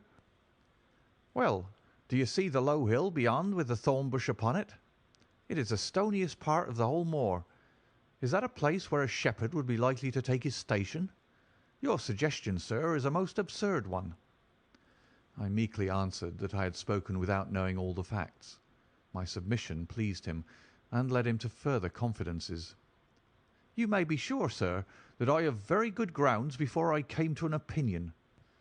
I have seen the boy again and again with his bundle, every day and sometimes twice a day. I've been able, but wait a moment, Dr. Watson. Do my eyes deceive me, or is there at present moment something moving upon that hillside?" It was several miles off, but I could distinctly see a small dark dot against the dull green and grey. "Come, sir, come!" cried Frankland, rushing upstairs. "You will see with your own eyes, and judge for yourself." The telescope, a formidable instrument mounted upon a tripod, stood upon the flat leads of the house. Frankland clapped his eye to it and gave a cry of satisfaction. "Quick, Dr. Watson, quick, before he passes over the hill." There he was, sure enough, a small urchin with a little bundle upon his shoulder, toiling slowly up the hill.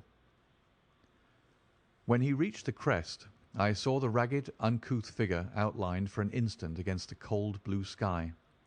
He looked round him with a furtive and stealthy air, as one who dreads pursuit. Then he vanished over the hill. "Well, am I right?" "Certainly there is a boy who seems to have some secret errand." "And what that errand is, even a county constable could guess. But not one word shall they have from me, and I bind you to secrecy also, Dr. Watson. Not a word, you understand?" "Just as you wish." "They have treated me shamefully, shamefully. When the facts come out in Franklin versus Regina, I venture to think that a thrill of indignation will run through the country. Nothing would induce me to help the police in any way. For all they cared, it might have been me instead of my effigy which these rascals burned at the stake. Surely you are not going? You will help me to empty the decanter in honour of this great occasion." But I resisted all his solicitations, and succeeded in dissuading him from his announced intention of walking home with me. I kept the road as long as his eye was on me, and then I struck off across the moor and made for the stony hill over which the boy had disappeared. Everything was working in my favour, and I swore that it should not be through lack of energy or perseverance that I should miss the chance which fortune had thrown in my way. The sun was already sinking when I reached the summit of the hill, and the long slopes beneath me were all golden green on one side and grey shadow on the other. A haze lay low upon the farthest skyline, out of which jutted the fantastic shapes of Belliver and Vixen Tor. Over the wide expanse there was no sound and no movement. One great grey bird, a gull or curlew, soared aloft in the blue heaven. He and I seemed to be the only living things between the huge arch of the sky and the desert beneath it. The barren scene, the sense of loneliness, and the mystery and urgency of my task all struck a chill into my heart. The boy was nowhere to be seen, but down beneath me in a cleft of the hills there was a circle of the old stone huts, and in the middle of them there was one which retained sufficient roof to act as a screen against the weather. My heart leapt within me as I saw it. This must be the burrow where the stranger lurked. At last my foot was on the threshold of his hiding place. His secret was within my grasp. As I approached the hut, walking as warily as Stapleton would do when with poised net he drew near the settled butterfly, I satisfied myself that the place had indeed been used as a habitation. A vague pathway among the boulders led to the dilapidated opening which served as a door. All was silent within. The unknown might be lurking there, or he might be prowling on the moor. My nerves tingled with the sense of adventure. Throwing aside my cigarette, I closed my hand upon the butt of my revolver, and, walking swiftly up to the door, I looked in. The place was empty. But there were ample signs that I had not come upon a false scent. This was certainly where the man lived. Some blankets rolled in a waterproof lay upon the very stone slab upon which Neolithic man had once slumbered. The ashes of a fire were heaped in a rude grate. Beside it lay some cooking utensils and a bucket half full of water. A litter of empty tins showed that the place had been occupied for some time, and I saw, as my eyes became accustomed to the checkered light, a pannikin and a half-full bottle of spirits standing in the corner. In the middle of the hut a flat stone served the purpose of a table, and upon this stood a small cloth bundle, the same, no doubt, which I had seen through the telescope upon the shoulder of the boy. It contained a loaf of bread, a tin tongue, and 2 tins of preserved peaches. As I set it down again, after having examined it, my heart leapt to see that beneath it there lay a sheet of paper with writing upon it. I raised it, and this was what I read, roughly scrawled in pencil: "Dr. Watson has gone to Coombe Tracey." For a minute I stood there with the paper in my hands, thinking out the meaning of this curt message. It was I, then, and not Sir Henry, who was being dogged by this secret man. He had not followed me himself, but he had set an agent, the boy perhaps, upon my track, and this was his report. Possibly I had taken no step since I had been upon the moor which had not been observed and reported.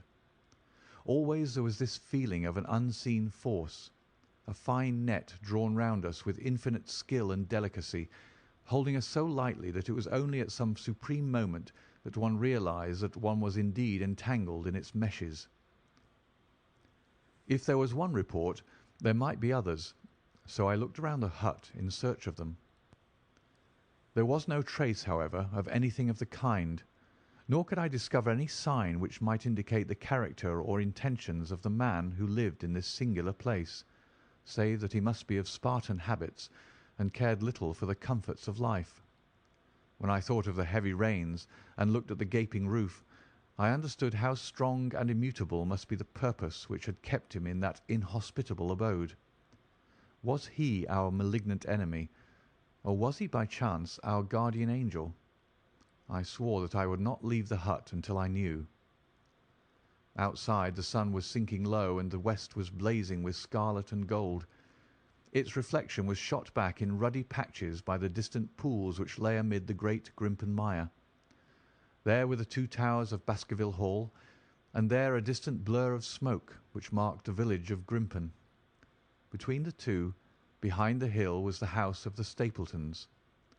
All was sweet and mellow and peaceful in the golden evening light, and yet, as I looked at them, my soul shared none of the peace of nature, but quivered at the vagueness and the terror of that interview which every instant was bringing nearer. With tingling nerves, but a fixed purpose, I sat in a dark recess of the hut, and waited with sombre patience for the coming of its tenant. And then at last I heard him. Far away came the sharp clink of a boot striking upon a stone, then another, and yet another, coming nearer and nearer. I shrank back into the darkest corner and cocked the pistol in my pocket, determined not to discover myself until I had an opportunity of seeing something of the stranger. There was a long pause which showed that he had stopped. Then once more the footsteps approached, and a shadow fell across the opening of the hut. "It is a lovely evening, my dear Watson," said a well-known voice. "I really think that you will be more comfortable outside than in." Chapter 12. Death on the Moor. For a moment or two I sat breathless, hardly able to believe my ears. Then my senses and my voice came back to me, while a crushing weight of responsibility seemed in an instant to be lifted from my soul. That cold, incisive, ironical voice could belong to but one man in all the world. "Holmes!" I cried. "Holmes!" "Come out," said he, "and please be careful with the revolver."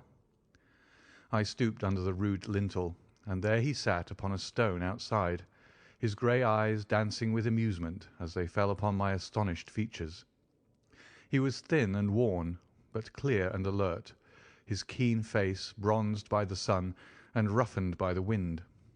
In his tweed suit and cloth cap, he looked like any other tourist upon the moor, and he had contrived, with that cat-like love of personal cleanliness which was one of his characteristics, that his chin should be as smooth and his linen as perfect as if he were in Baker Street.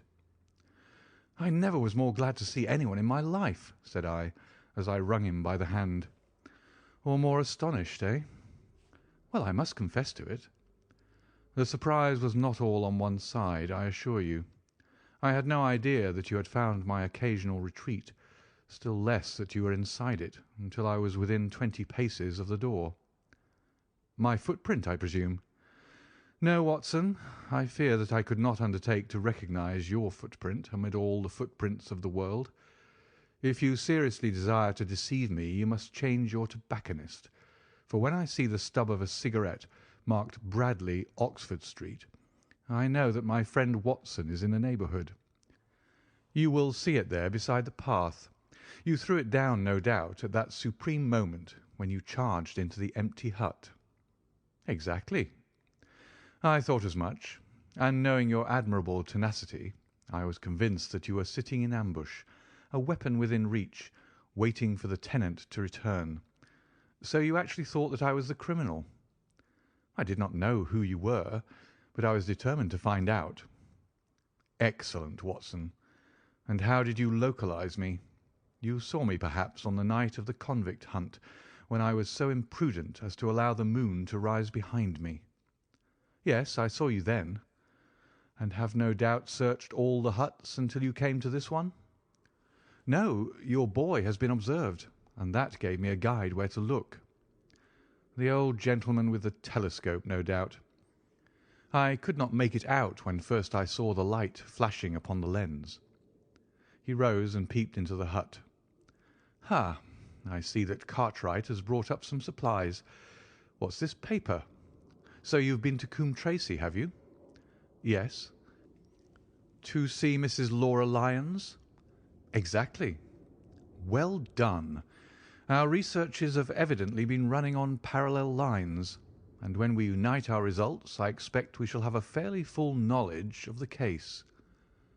"Well, I'm glad from my heart that you are here, for indeed the responsibility and the mystery were both becoming too much for my nerves. But how in the name of wonder did you come here, and what have you been doing? I thought that you were in Baker Street working out that case of blackmailing." "That was what I wished you to think." "Then you use me and yet do not trust me?" I cried with some bitterness. "I think that I deserve better at your hands, Holmes." "My dear fellow, you have been invaluable to me in this as in many other cases, and I beg that you will forgive me if I have seemed to play a trick upon you. In truth, it was partly for your own sake that I did it, and it was my appreciation of the danger which you ran which led me to come down and examine the matter for myself. Had I been with Sir Henry and you, it is confident that my point of view would have been the same as yours, and my presence would have warned our very formidable opponents to be on their guard. As it is, I have been able to get about as I could not possibly have done had I been living in the Hall, and I remain an unknown factor in the business, ready to throw in all my weight at a critical moment." "But why keep me in the dark?" "For you to know could not have helped us, and might possibly have led to my discovery. You would have wished to tell me something, or in your kindness you would have brought me out some comfort or other, and so an unnecessary risk would be run. I brought Cartwright down with me. You remember the little chap at the express office. And he has seen after my simple wants, a loaf of bread and a clean collar. What does man want more? He has given me an extra pair of eyes upon a very active pair of feet, and both have been invaluable." "Then my reports have all been wasted." My voice trembled as I recalled the pains and the pride with which I had composed them. Holmes took a bundle of papers from his pocket. "Here are your reports, my dear fellow, and very well thumbed, I assure you. I made excellent arrangements, and they were only delayed one day upon their way. I must compliment you exceedingly upon the zeal and the intelligence which you have shown over an extraordinarily difficult case." I was still rather raw over the deception which had been practised upon me, but the warmth of Holmes's praise drove my anger from my mind. I felt also in my heart that he was right in what he had said, and that it was really best for our purpose that I should not have known that he was upon the moor. "That's better," said he, seeing the shadow rise from my face. "And now tell me the result of your visit to Mrs. Laura Lyons. It was not difficult for me to guess that it was to see her that you had gone, for I am already aware that she is the one person in Coombe Tracey who might be of service to us in the matter. In fact, if you had not gone to-day, it is exceedingly probable that I should have gone to-morrow." The sun had set and dusk was settling over the moor. The air had turned chill, and we withdrew into the hut for warmth. There, sitting together in the twilight, I told Holmes of my conversation with the lady.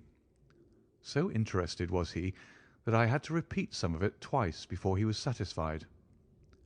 "This is most important," said he when I had concluded. "It fills up a gap which I had been unable to bridge in this most complex affair. You are aware, perhaps, that a close intimacy exists between this lady and the man Stapleton." "I did not know of a close intimacy."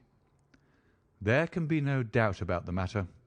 They meet, they write, there is a complete understanding between them. Now this puts a very powerful weapon into our hands. If I could only use it to detach his wife." "His wife?" "I am giving you some information now in return for all that you have given me. The lady who has passed here as Miss Stapleton is in reality his wife." "Good heavens, Holmes! Are you sure of what you say? How could he have permitted Sir Henry to fall in love with her?" "Sir Henry's falling in love could do no harm to anyone except Sir Henry. He took particular care that Sir Henry did not make love to her, as you have yourself observed. I repeat that the lady is his wife and not his sister." "But why this elaborate deception?" "Because he foresaw that she would be very much more useful to him in the character of a free woman." All my unspoken instincts, my vague suspicions, suddenly took shape and centred upon the naturalist. In that impassive, colourless man, with his straw hat and his butterfly net, I seemed to see something terrible, a creature of infinite patience and craft, with a smiling face and a murderous heart. "It is he, then, who is our enemy. It is he who dogged us in London." "So I read the riddle." "And the warning, it must have come from her." "Exactly." The shape of some monstrous villainy, half seen, half guessed, loomed through the darkness which had girt me so long. "But are you sure of this, Holmes? How do you know that the woman is his wife?" "Because he so far forgot himself as to tell you a true piece of autobiography upon the occasion when he first met you, and I dare say he has many a time regretted it since. He was once a schoolmaster in the north of England. Now there is no one more easy to trace than a schoolmaster.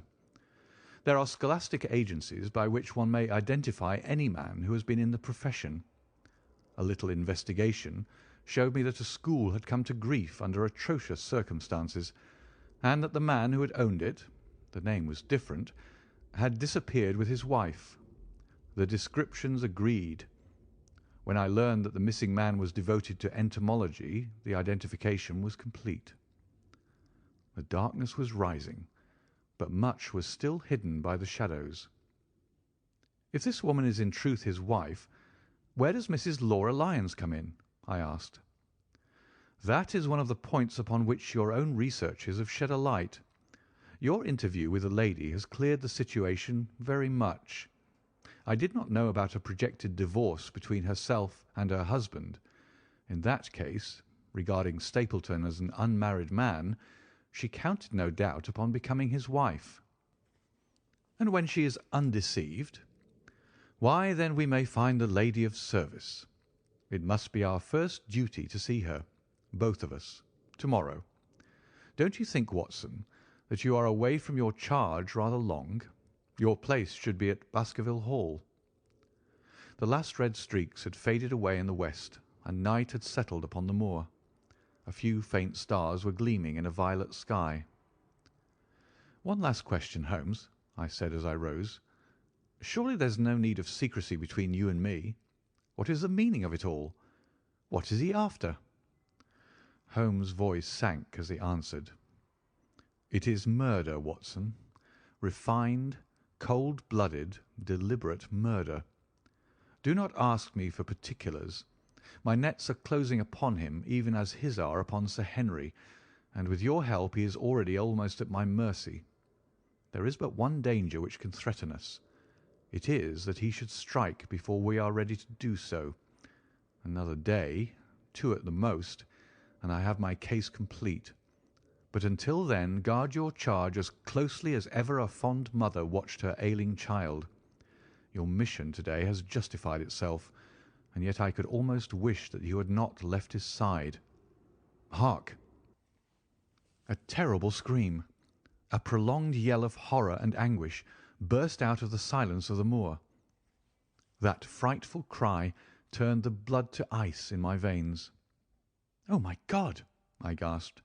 "What is it? What does it mean?" Holmes had sprung to his feet, and I saw his dark, athletic outline at the door of the hut, his shoulders stooping, his head thrust forward, his face peering into the darkness. "Hush!" he whispered. "Hush!" The cry had been loud on account of its vehemence, but it had pealed out from somewhere far off on the shadowy plain. Now it burst upon our ears, nearer, louder, more urgent than before. "Where is it?" Holmes whispered, and I knew from the thrill of his voice that he, the man of iron, was shaken to the soul. "Where is it, Watson?" "There, I think." I pointed into the darkness. "No, there."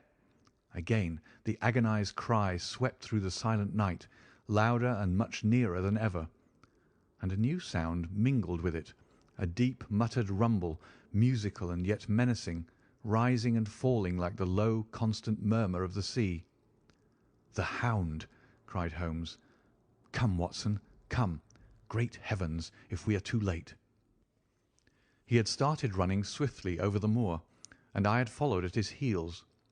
But now from somewhere among the broken ground immediately in front of us there came one last despairing yell, and then a dull, heavy thud. We halted and listened. Not another sound broke the heavy silence of the windless night. I saw Holmes put his hand to his forehead like a man distracted. He stamped his feet upon the ground. "He has beaten us, Watson. We are too late." "No, no, surely not." Fool that I was to hold my hand. And you, Watson, see what comes of abandoning your charge. But by heaven, if the worst has happened, we'll avenge him.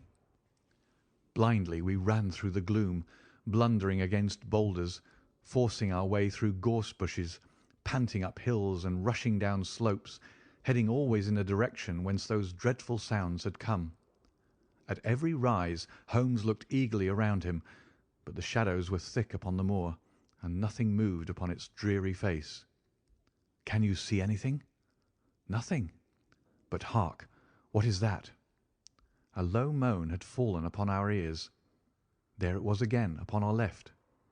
On that side a ridge of rocks ended in a sheer cliff which overlooked a stone-strewn slope. On its jagged face was spread-eagled some dark, irregular object. As we ran towards it, the vague outline hardened into a definite shape.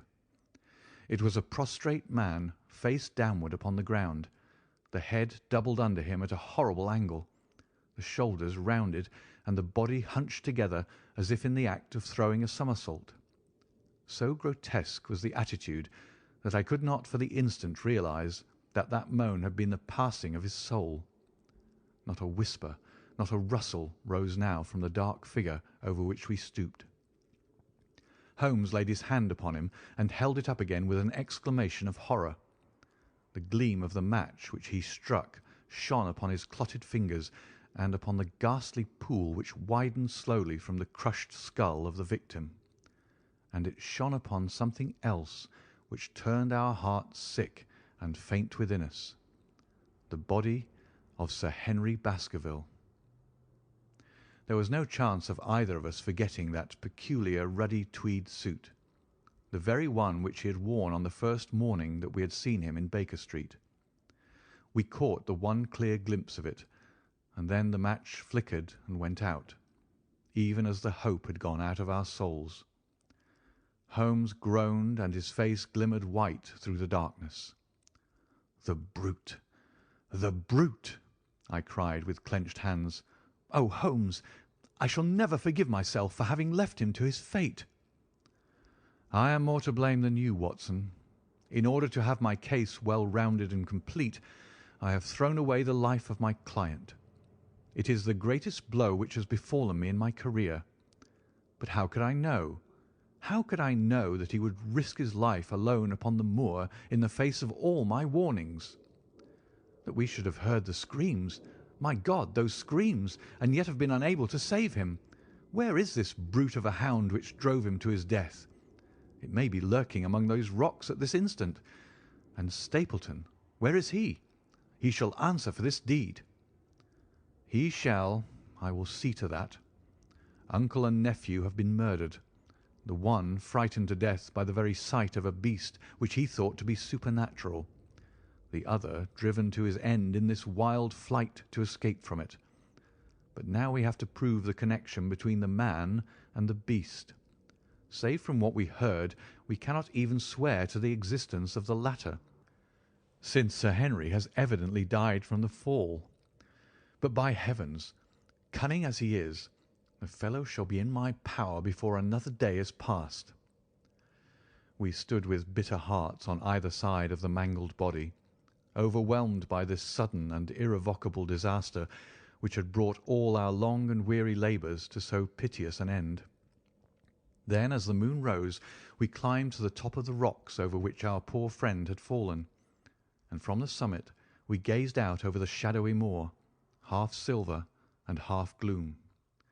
Far away, miles off in the direction of Grimpen, a single steady yellow light was shining. It can only come from the lonely abode of the Stapletons. With a bitter curse, I shook my fist at it as I gazed. Why should we not seize him at once? Our case is not complete. The fellow is wary and cunning to the last degree. It is not what we know, but what we can prove. If we make one false move, the villain may escape us yet. What can we do?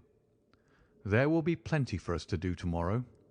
Tonight we can only perform the last offices to our poor friend. Together we made our way down the precipitous slope and approached the body, black and clear against the silvered stones. The agony of those contorted limbs struck me with a spasm of pain and blurred my eyes with tears. "We must send for help, Holmes. We cannot carry him all the way to the Hall. Good heavens, are you mad?" He had uttered a cry and bent over the body. Now he was dancing and laughing and wringing my hand. Could this be my stern, self-contained friend? These were hidden fires indeed. "A beard! A beard! The man has a beard!" "A beard?" "It is not the baronet. It is— why, it is my neighbour, the convict." With feverish haste we had turned the body over, and that dripping beard was pointing up to the cold, clear moon. There could be no doubt about the beetling forehead, the sunken animal eyes. It was indeed the same face which had glared upon me in the light of the candle from over the rock, the face of Selden, the criminal. Then, in an instant, it was all clear to me. I remembered how the baronet had told me that he had handed his old wardrobe to Barrymore. Barrymore had passed it on in order to help Selden in his escape. Boots, shirt, cap, it was all Sir Henry's.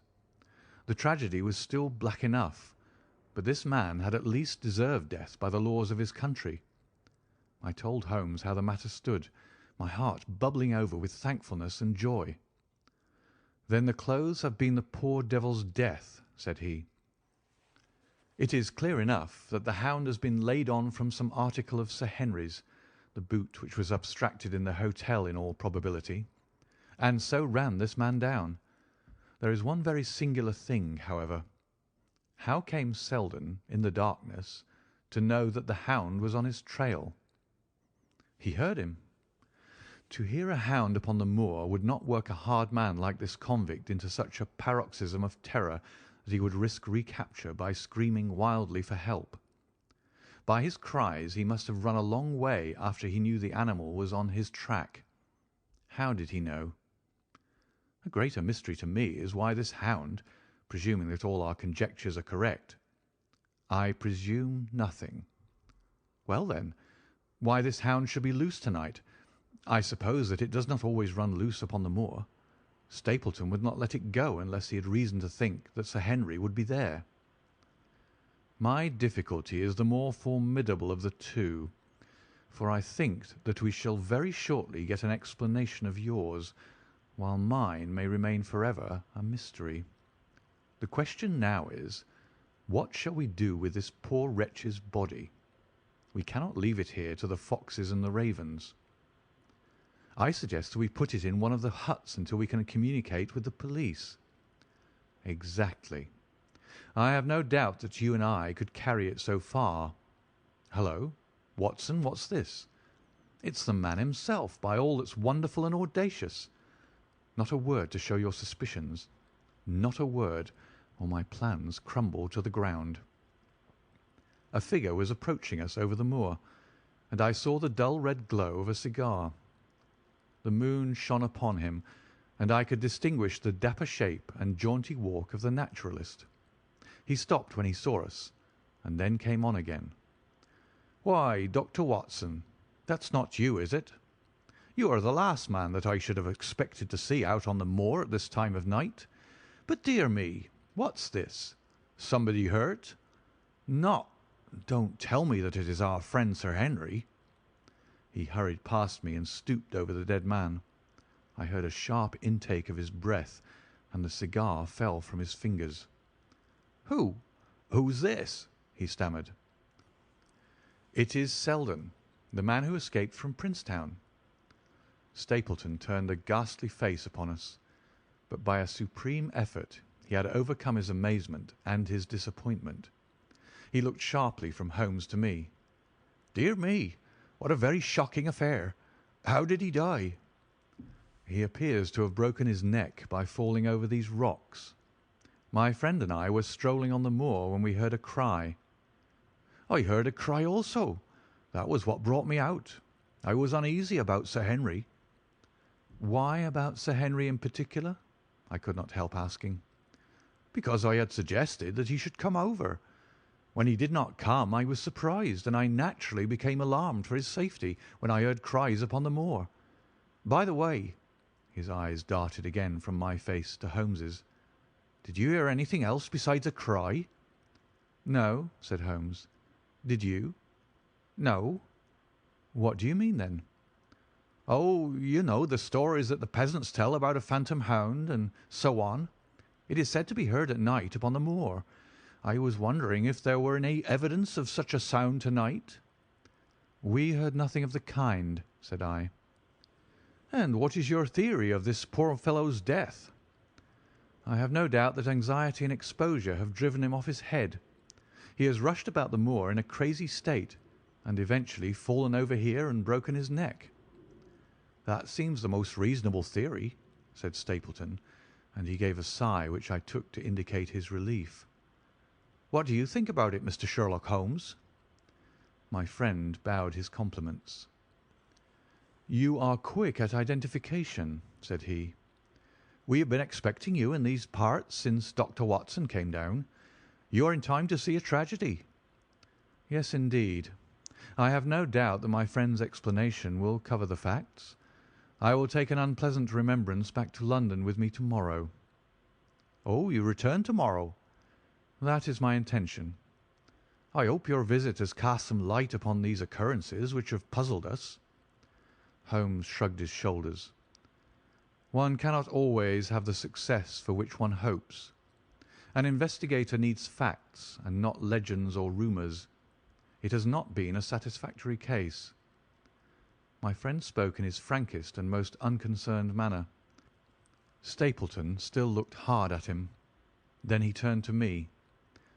I would suggest carrying this poor fellow to my house, but it would give my sister such a fright that I do not feel justified in doing it.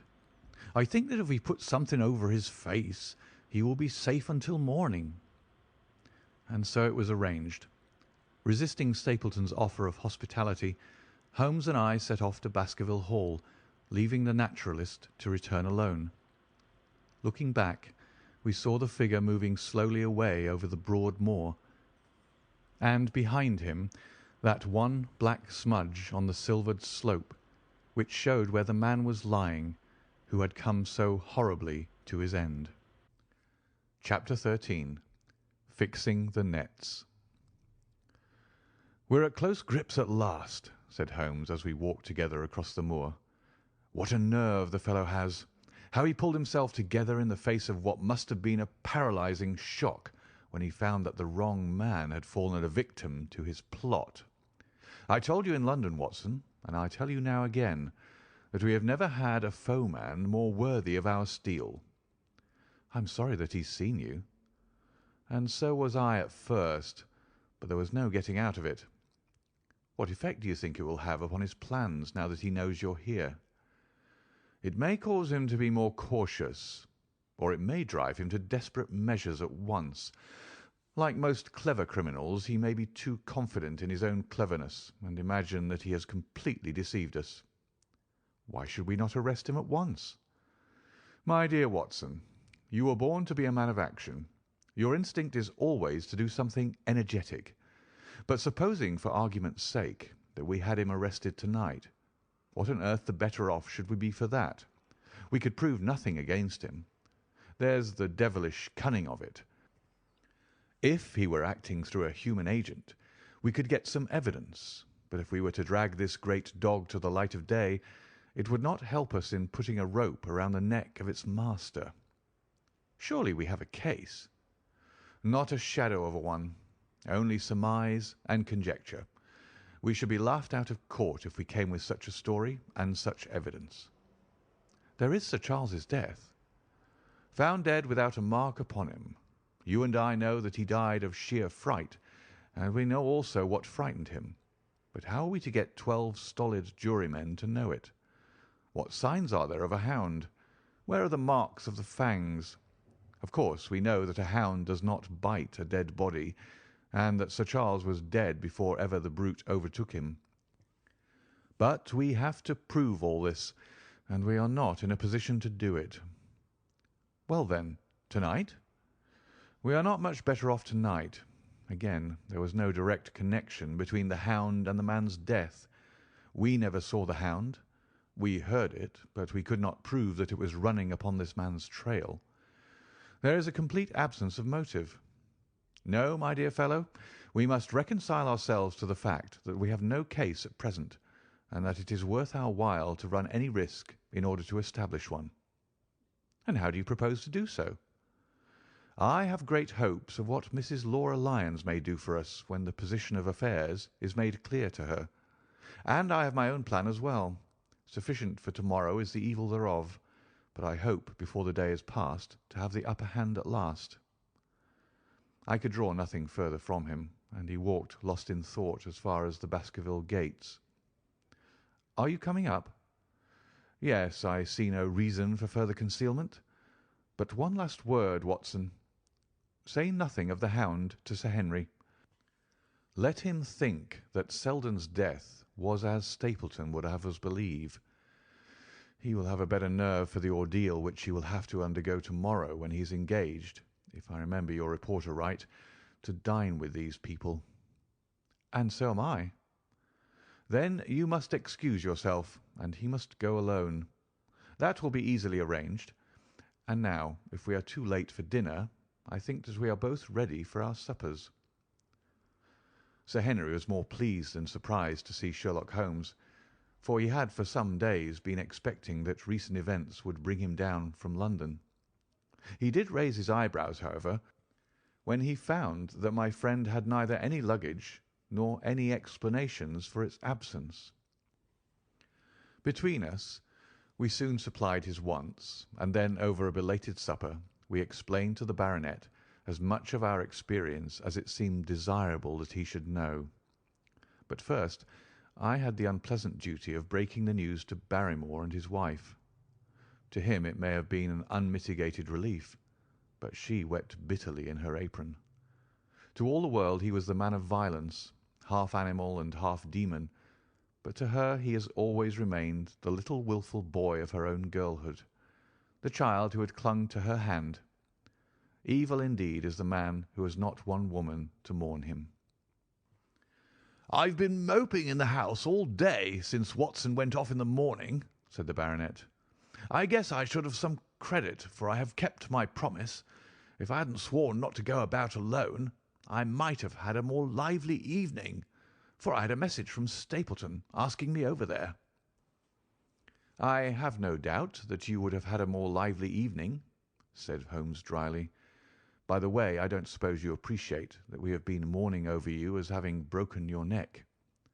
Sir Henry opened his eyes. "How was that?"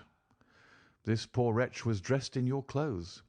I fear your servant, who gave them to him, may get into trouble with the police." "That is unlikely. There was no mark on any of them, as far as I know." "That's lucky for him. In fact, it's lucky for all of you, since you are all on the wrong side of the law in this matter. I am not sure that as a conscientious detective my first duty is not to arrest the whole household. Watson's reports are most incriminating documents." "But how about the case?" asked the baronet. "Have you made anything out of the tangle? I don't know that Watson and I are much the wiser since we came down." "I think that I shall be in a position to make the situation rather more clear to you before long. It has been an exceedingly difficult and most complicated business. There are several points upon which we still want light, but it is coming all the same." "We've had one experience, as Watson has no doubt told you. We heard the hound on the moor, so I can swear that it is not all empty superstition. I had something to do with dogs when I was out west, and I know one when I hear one. If you can muzzle that one and put him on a chain, I'll be ready to swear you are the greatest detective of all time." "I think I will muzzle him and chain him all right, if you will give me your help." "Whatever you tell me to do, I will do." "Very good. And I will ask you also to do it blindly, without always asking the reason." "Just as you like." "If you will do this, I think the chances are that our little problem will soon be solved.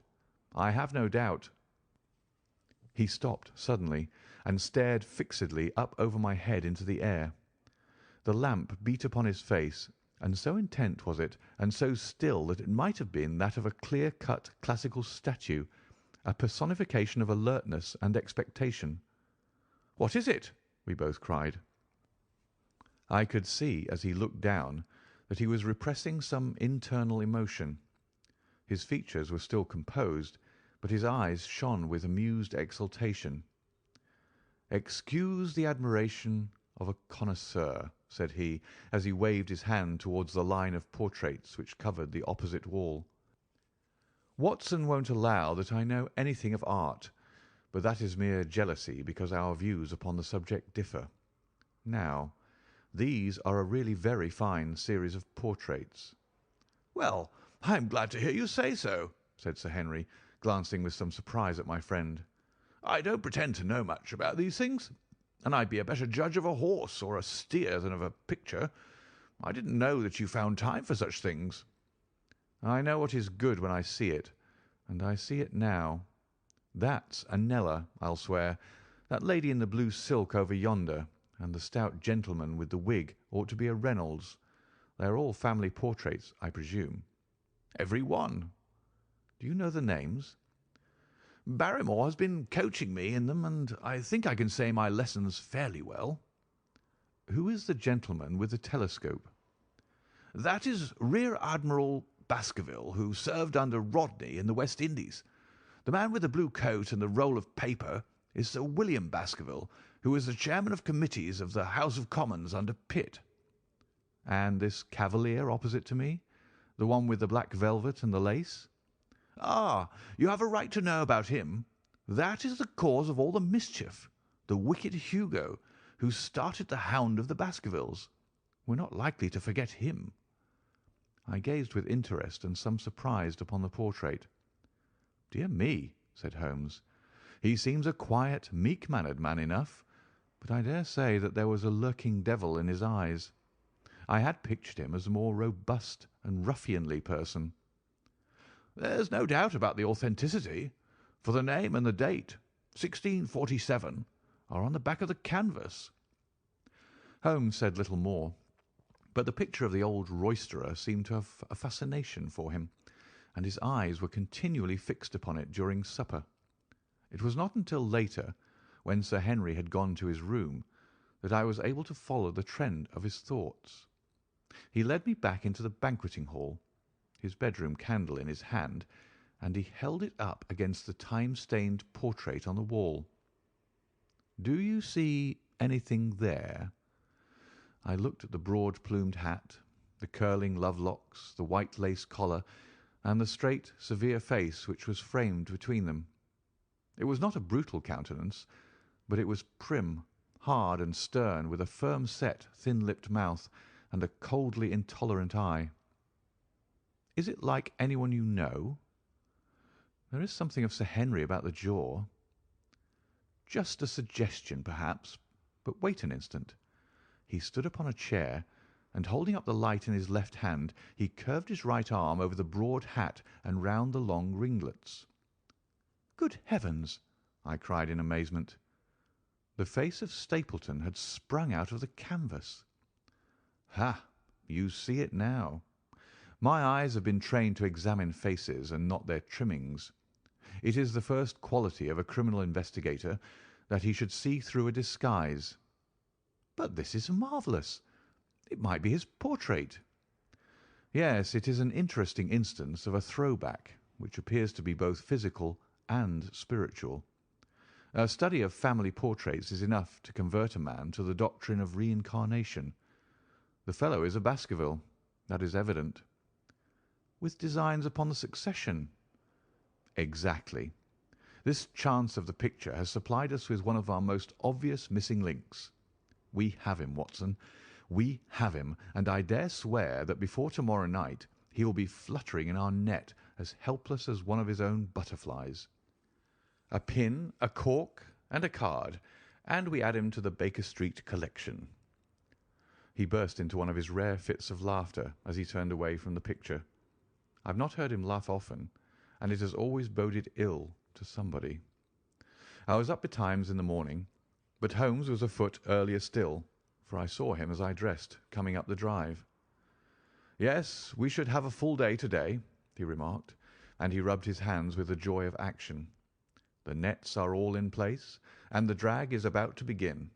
We'll know before the day is out whether we have caught our big, lean-jawed pike, or whether he has got through the meshes. Have you been on the moor already?" "I have sent a report from Grimpen to Princetown as to the death of Selden. I think I can promise that none of you will be troubled in the matter, and I have also communicated with my faithful Cartwright, who would certainly have pined away at the door of my hut as a dog does at his master's grave, if I had not set his mind at rest about my safety." "What is the next move?" "To see Sir Henry. Ah, here he is." "Good morning, Holmes," said the baronet. "You look like a general who's planning a battle with his chief of the staff." "That is the exact situation. Watson was asking for orders." "And so do I." "Very good. You are engaged, as I understand, to dine with our friends the Stapletons to-night." "I hope that you'll come also. They are very hospitable people, and I am sure that they would be very glad to see you." "I fear that Watson and I must go to London." "To London?"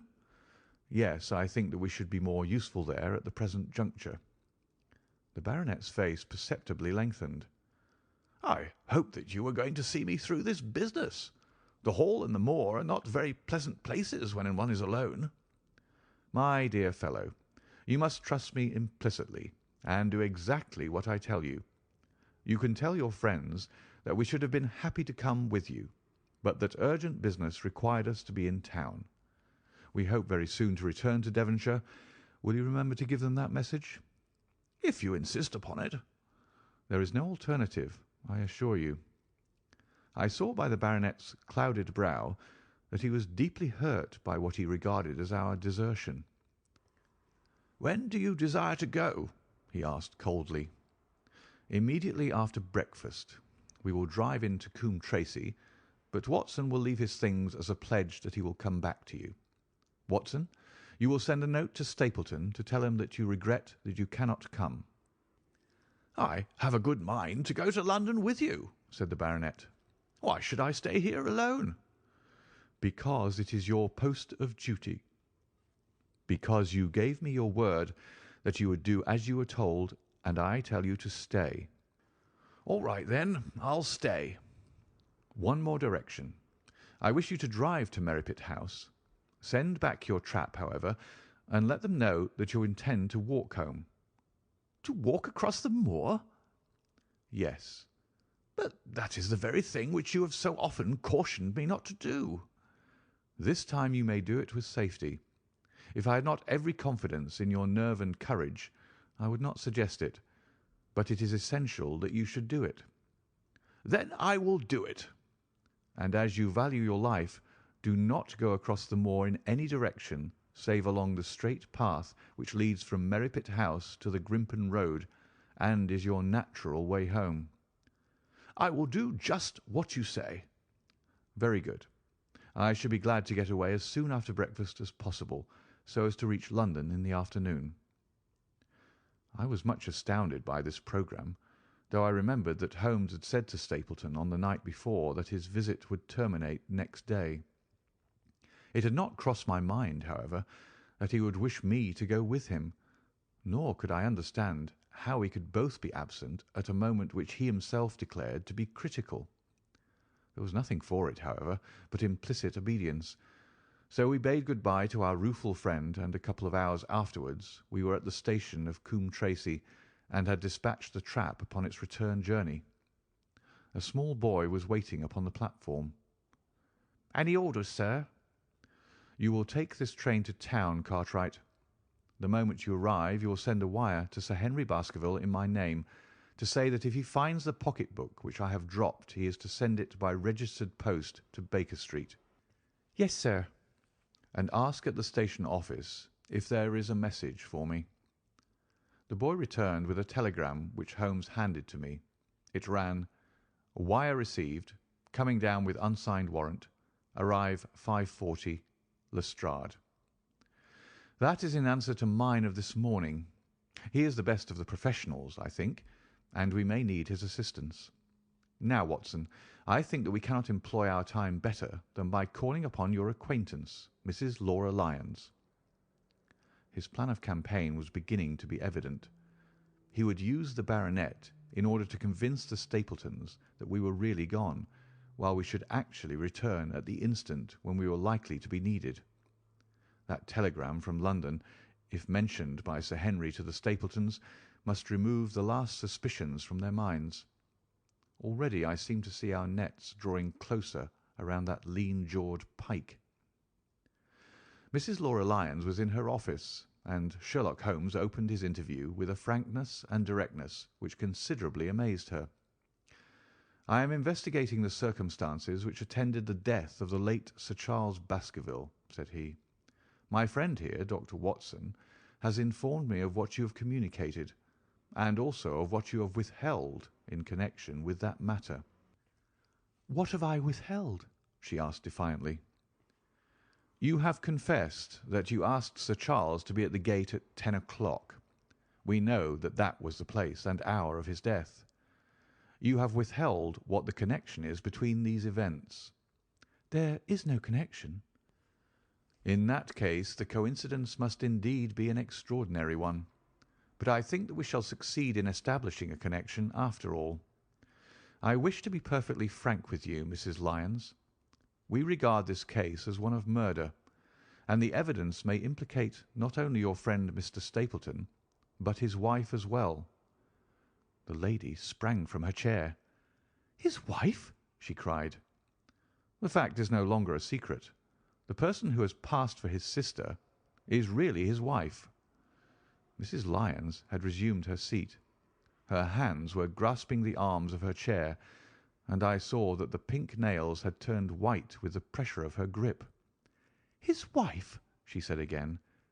"His wife! He is not a married man." Sherlock Holmes shrugged his shoulders. "Prove it to me. Prove it to me, and if you can do so—" The fierce flash of her eyes said more than any words.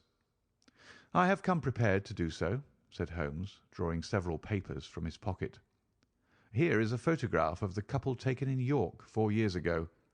It is endorsed Mr. and Mrs. Vandeleur, but you will have no difficulty in recognizing him and her also, if you know her by sight.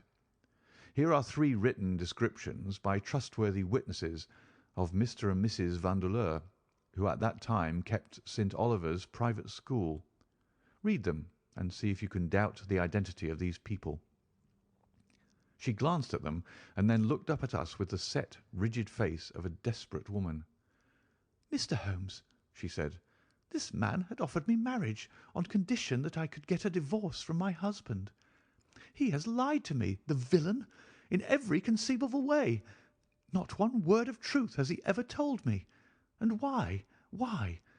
I imagined that all was for my own sake, but now I see that I was never anything but a tool in his hands. Why should I preserve faith with him who never kept any with me? Why should I try to shield him from the consequences of his own wicked acts? Ask me what you like, and there is nothing which I shall hold back.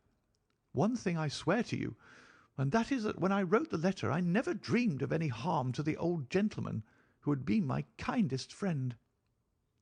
"I entirely believe you, madam," said Sherlock Holmes. "The recital of these events must be very painful to you, and perhaps it will make it easier if I tell you what occurred, and you can check me if I make any material mistake. The sending of this letter was suggested to you by Stapleton?" "He dictated it." "I presume that the reason he gave was that you would receive help from Sir Charles for the legal expenses connected with your divorce?" "Exactly." "And then after you had sent the letter he dissuaded you from keeping the appointment?" "He told me that it would hurt his self-respect that any other man should find the money for such an object, and that though he was a poor man himself, he would devote his last penny to removing the obstacles which divided us." "He appears to be a very consistent character. And then you heard nothing until you read the reports of the death in the paper?" "No." "And he made you swear to say nothing about your appointment with Sir Charles?" "He did. He said that the death was a very mysterious one, and that I should certainly be suspected if the facts came out. He frightened me into remaining silent." "Quite so. But you had your suspicions." She hesitated and looked down. "I knew him," she said, "but if he had kept faith with me I should always have done so with him." "I think that on the whole you have had a fortunate escape," said Sherlock Holmes. "You have had him in your power, and he knew it, and yet you are alive. You have been walking for some months very near to the edge of a precipice. We must wish you good morning now, Mrs. Lyons, and it is probable that you will very shortly hear from us again. Our case becomes rounded off, and difficulty after difficulty thins away in front of us," said Holmes, as we stood waiting for the arrival of the express from town. "I shall soon be in the position of being able to put into a single connected narrative one of the most singular and sensational crimes of modern times. Students of criminology will remember the analogous incidents in Godno, in Little Russia, in the year '66. And, of course, there are the Anderson murders in North Carolina. But this case possesses some features which are entirely its own. Even now we have no clear case against this very wily man, but I shall be very much surprised if it is not clear enough before we go to bed this night." The London express came roaring to the station, and a small, wiry bulldog of a man had sprung from a first-class carriage. We all 3 shook hands, and I saw at once from the reverential way in which Lestrade gazed at my companion that he had learned a good deal since the days when they had first worked together. I could well remember the scorn which the theories of the reasoner used then to excite in the practical man. Anything good?" he asked. "The biggest thing for years," said Holmes. "We have 2 hours before we need think of starting. I think we might employ it in getting some dinner, and then, Lestrade, we will take the London fog out of your throat by giving you a breath of the pure night air of Dartmoor. Never been there? Ah, well, I don't suppose you will forget your first visit." Chapter 14. The Hound of the Baskervilles.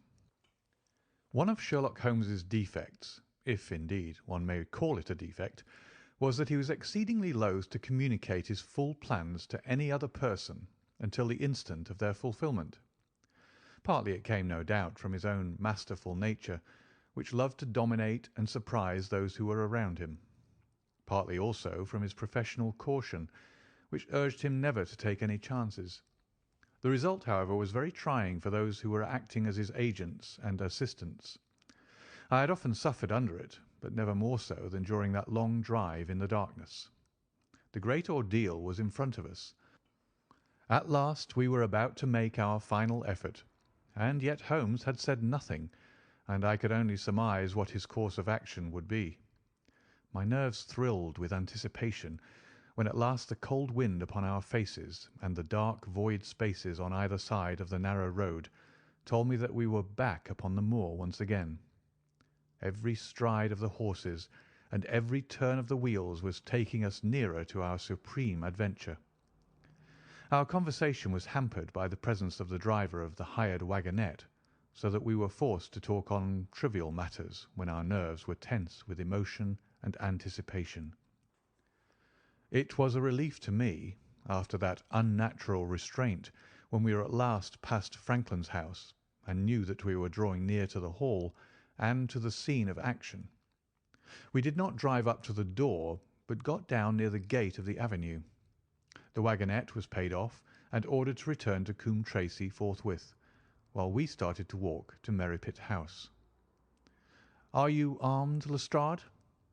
The little detective smiled. "As long as I have my trousers, I have a hip pocket, and as long as I have my hip pocket, I have something in it." "Good. My friend and I are also ready for emergencies." "You're mighty close about this affair, Mr. Holmes. What's the game now?" "A waiting game." "My word, it does not seem a very cheerful place," said the detective with a shiver, glancing round him at the gloomy slopes of the hill and at the huge lake of fog which lay over the Grimpen mire. "I see the lights of a house ahead of us." "That is Merripit House and the end of our journey. I must request you to walk on tiptoe and not talk above a whisper." We moved cautiously along the track as if we were bound for the house, but Holmes halted us when we were about 200 yards from it. "This will do," said he. "These rocks upon the right make an admirable screen." "We're to wait here?" "Yes, we shall make our little ambush here. Get into this hollow, Lestrade. You have been inside the house, have you not, Watson? Can you tell the position of the rooms? What are those latticed windows at this end?" "I think they are the kitchen windows." "And the one beyond, which shines so brightly?" "That is certainly the dining room." "The blinds are up. You know the lie of the land best. Creep forward quietly and see what they are doing. But for heaven's sake, don't let them know that they are watched." I tiptoed down the path and stooped behind the low wall which surrounded the stunted orchard. Creeping in its shadow, I reached a point whence I could look straight through the uncurtained window. There were only 2 men in the room, Sir Henry and Stapleton. They sat with their profiles toward me on either side of the round table. Both of them were smoking cigars, and coffee and wine were in front of them. Stapleton was talking with animation, but the baronet looked pale and distrait. Perhaps the thought of that lonely walk across the ill-omened moor was weighing heavily upon his mind. As I watched them, Stapleton rose and left the room, while Sir Henry filled his glass again and leaned back in his chair, puffing at his cigar. I heard the creak of a door and the crisp sound of boots upon the gravel. The steps passed along the path on the other side of the wall under which I crouched. Looking over, I saw the naturalist pause at the door of an outhouse in the corner of the orchard. A key turned in a lock, and as he passed in there was a curious scuffling noise from within. He was only a minute or so inside, and then I heard the key turn once more, and he passed me and re-entered the house. I saw him rejoin his guest, and I crept quietly back to where my companions were waiting to tell them what I had seen. "You say, Watson, that the lady is not there?" Holmes asked when I had finished my report. "No." "Where can she be, since there is no light in any other room except the kitchen?" "I cannot think where she is." I have said that over the great Grimpen mire there hung a dense white fog. It was drifting slowly in our direction, and banked itself up like a wall on that side of us, low but thick and well defined. The moon shone on it, and it looked like a great shimmering ice field, with the heads of the distant tors as rocks borne upon its surface. Holmes's face was turned towards it, and he muttered impatiently as he watched its sluggish drift. "It's moving towards us, Watson." "Is that serious?" "Very serious indeed. The one thing upon earth which could have disarranged my plans. He can't be very long now. It is already 10 o'clock. Our success, and even his life, may depend upon his coming out before the fog is over the path." The night was clear and fine above us. The stars shone cold and bright, while a half-moon bathed the whole scene in a soft, uncertain light. Before us lay the dark bulk of the house, its serrated roof and bristling chimneys hard outlined against the silver-spangled sky. Broad bars of golden light from the lower windows stretched across the orchard and the moor. One of them was suddenly shut off. The servants had left the kitchen. There only remained the lamp in the dining-room, where the two men, the murderous host and the unconscious guest, still chatted over their cigars. Every minute that white woolly plain which covered one half of the moor was drifting closer and closer to the house. Already the first thin wisps of it were curling across the golden square of the lighted window. The farther wall of the orchard was already invisible, and the trees were standing out of a swirl of a white vapour. As we watched it, the fog wreaths came crawling round both corners of the house, and rolled slowly into one dense bank, on which the upper floor and the roof floated like a strange ship upon a shadowy sea. Holmes struck his hand passionately upon the rock in front of us, and stamped his feet in his impatience. "If he isn't out in a quarter of an hour, the path will be covered. In half an hour we won't be able to see our hands in front of us." "Shall we move further back upon high ground?" "Yes, I think it would be as well."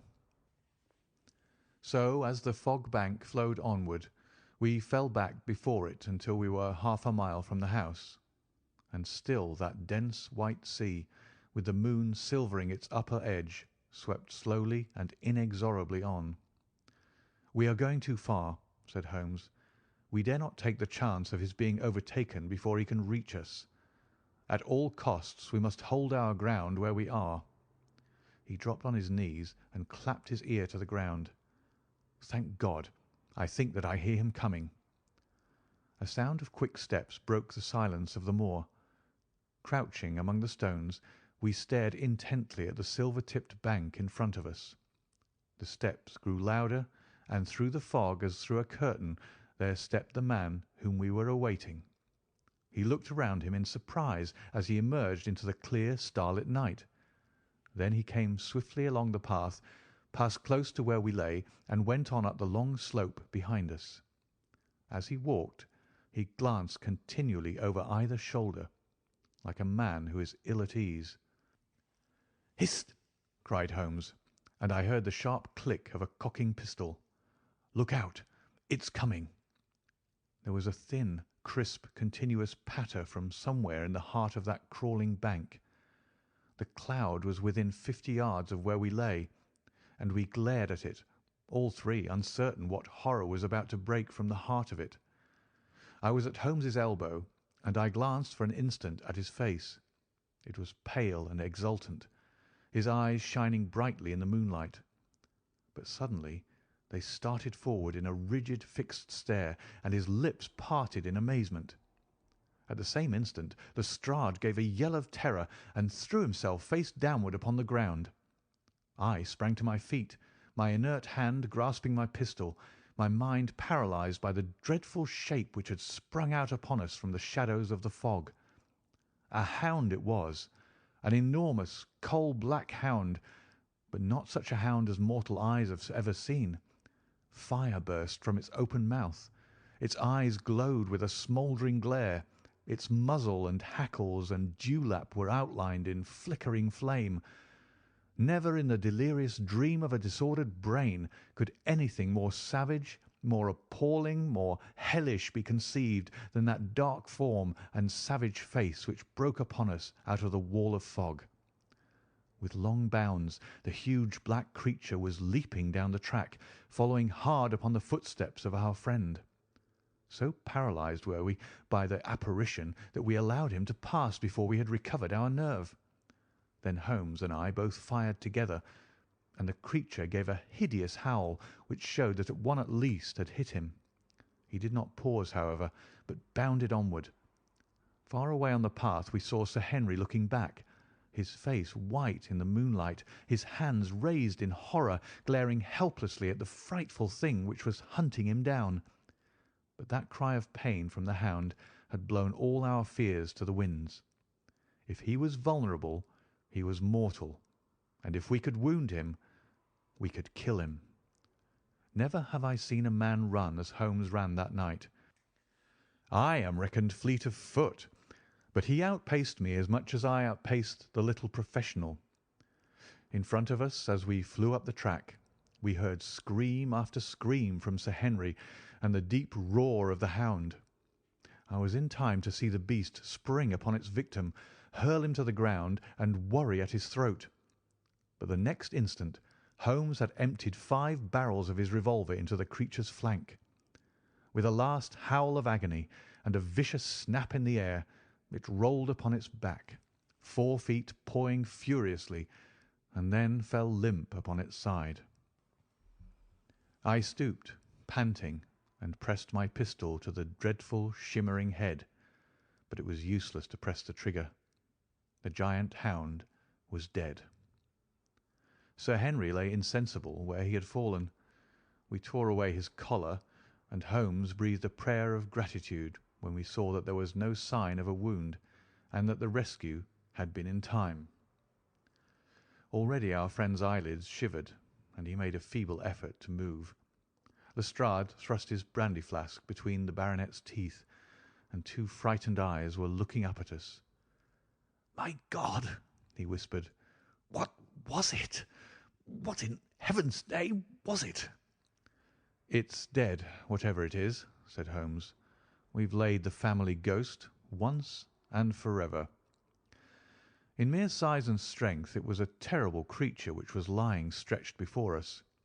It was not a pure bloodhound, and it was not a pure mastiff, but it appeared to be a combination of the two, gaunt, savage, and as large as a small lioness. Even now, in the stillness of death, the huge jaws seemed to be dripping with a bluish flame, and the small, deep-set, cruel eyes were ringed with fire. I placed my hand upon the glowing muzzle, and as I held them up my own fingers smouldered and gleamed in the darkness. "Phosphorus," I said. "A cunning preparation of it," said Holmes, sniffing at the dead animal. "There is no smell which might have interfered with his power of scent. We owe you a deep apology, Sir Henry, for having exposed you to this fright. I was prepared for a hound, but not for such a creature as this, and the fog gave us little time to receive him." "You have saved my life." "Having first endangered it. Are you strong enough to stand?"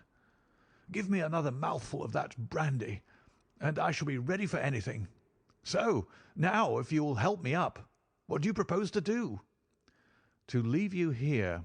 You are not fit for further adventures tonight. If you will wait, one or other of us will go back with you to the hall."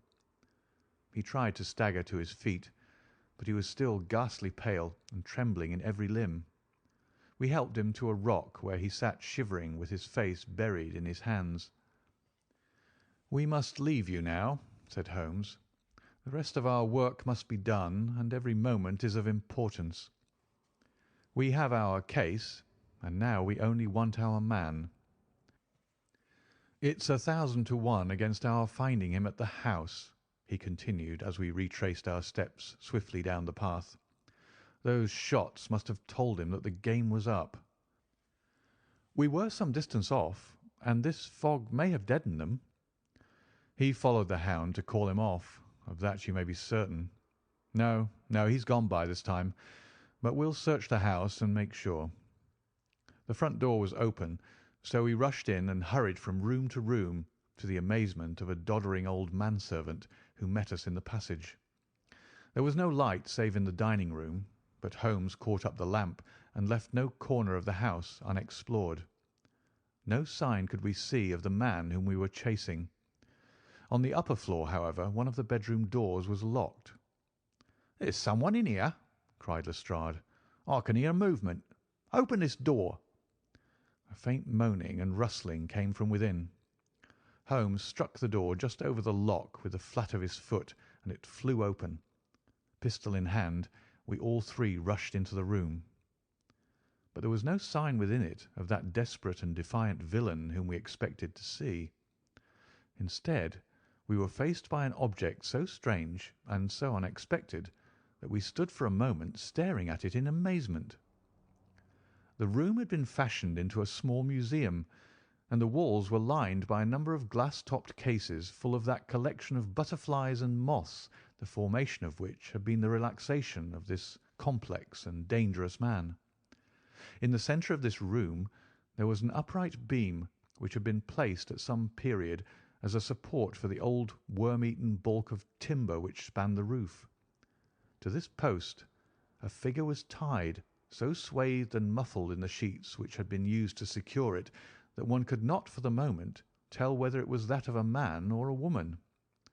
One towel passed round the throat and was secured at the back of the pillar. Another covered the lower part of the face, and over it 2 dark eyes. Eyes full of grief and shame and a dreadful questioning stared back at us. In a minute we had torn off the gag, unswathed the bonds, and Mrs. Stapleton sank upon the floor in front of us. As her beautiful head fell upon her chest, I saw the clear red wheal of a whiplash across her neck. "The brute!" cried Holmes. "Here, Lestrade, your brandy bottle. Put her in the chair. She's fainted from ill usage and exhaustion." She opened her eyes again. "Is he safe?" she asked. "Has he escaped?" "He cannot escape us, madam." No, I did not mean my husband. Sir Henry, is he safe?" "Yes." "And the hound?" "It is dead." She gave a long sigh of satisfaction. "Thank God! Thank God! Oh, this villain! See how he has treated me!" She shot her arms out from her sleeves, and we saw with horror that they were all mottled with bruises. "But this is nothing, nothing. It is my mind and soul that he has tortured and defiled. I could endure it all, ill usage, solitude, a life of deception, everything, as long as I could still cling to the hope that I had his love. But now I know that in this also I have been his dupe and his tool." She broke into a passionate sobbing as she spoke. "You bear him no good will, madam," said Holmes. "Tell us, then, where we shall find him. If you have ever aided him in evil, help us now and so atone." "There is but one place where he can have fled," she answered. "There is an old tin mine on an island in the heart of the mire. It was there that he kept his hound, and there also he had made preparations so that he might have a refuge. That is where he would fly." The fog bank lay like white wool against the window. Holmes held the lamp towards it. "See," said he, "no one could find his way into the Grimpen mire to-night." She laughed and clapped her hands. Her eyes and teeth gleamed with fierce merriment. "He may find his way in, but never out," she cried. "How can he see the guiding wands to-night? We planted them together, he and I, to mark the pathway through the mire. Oh, if I could only have plucked them out to-day, then indeed you would have had him at your mercy." It was evident to us that all pursuit was in vain until the fog had lifted. Meanwhile we left Lestrade in possession of the house, while Holmes and I went back with the baronet to Baskerville Hall. The story of the Stapletons could no longer be withheld from him, but he took the blow bravely when he learned the truth about the woman whom he had loved. But the shock of the night's adventures had shattered his nerves, and before morning he lay delirious in a high fever under the care of Dr. Mortimer. The two of them were destined to travel together round the world before Sir Henry had become once more the hale, hearty man that he had been before he became master of that ill-omened estate. And now I come rapidly to the conclusion of this singular narrative, in which I have tried to make the reader share those dark fears and vague surmises which cloud our lives so long and ended in so tragic a manner. On the morning after the death of the Hound, the fog had lifted, and we were guided by Mrs. Stapleton to the point where they had found a pathway through the bog. It helped us to realize the horror of this woman's life when we saw the eagerness and joy with which she laid us on her husband's track. We left her standing upon the thin peninsula of firm, peaty soil which tapered out into the widespread bog. From the end of it, a small wand planted here and there showed where the path zigzagged from tuft to tuft of rushes among those green-scummed pits and foul quagmires which barred the way to the stranger. Rank reeds and lush, slimy water plants sent an odour of decay and a heavy miasmatic vapour onto our faces, while a false step plunged us more than once thigh-deep into the dark, quivering mire which shook for yards in soft undulations around our feet. Its tenacious grip plucked at our heels as we walked, and when we sank into it, it was as if some malignant hand was tugging us down into those obscene depths, so grim and purposeful was the clutch in which it held us. Once only we saw a trace that someone had passed that perilous way before us. From amid a tuft of cotton grass which bore it up out of the slime, some dark thing was projecting.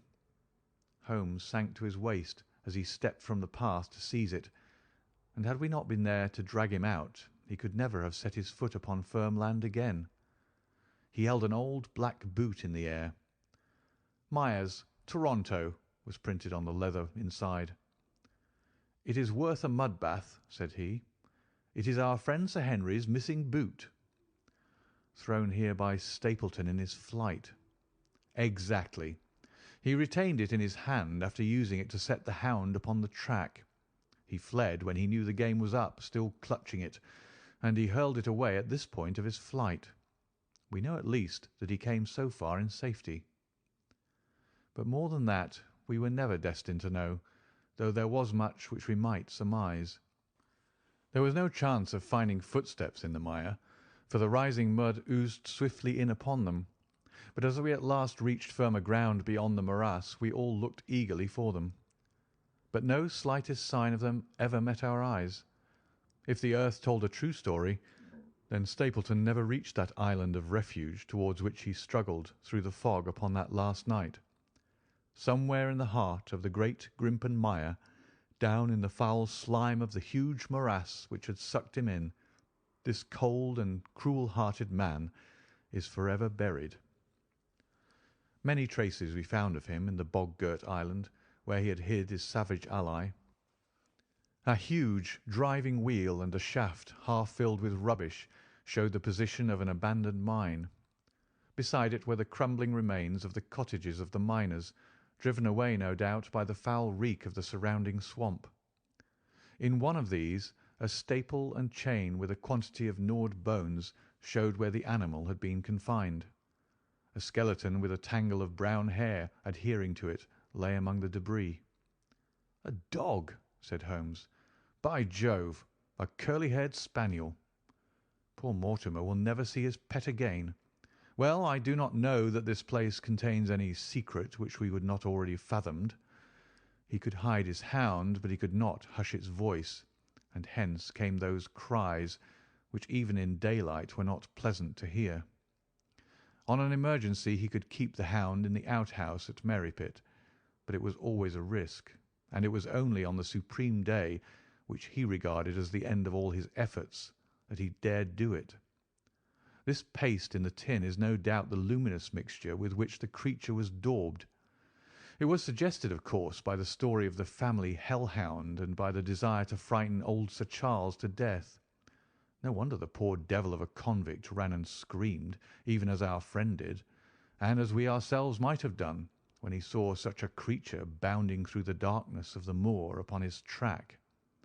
It was a cunning device, for apart from the chance of driving your victim to his death, what peasant would venture to inquire too closely into such a creature should he get a sight of it, as many have done upon the moor?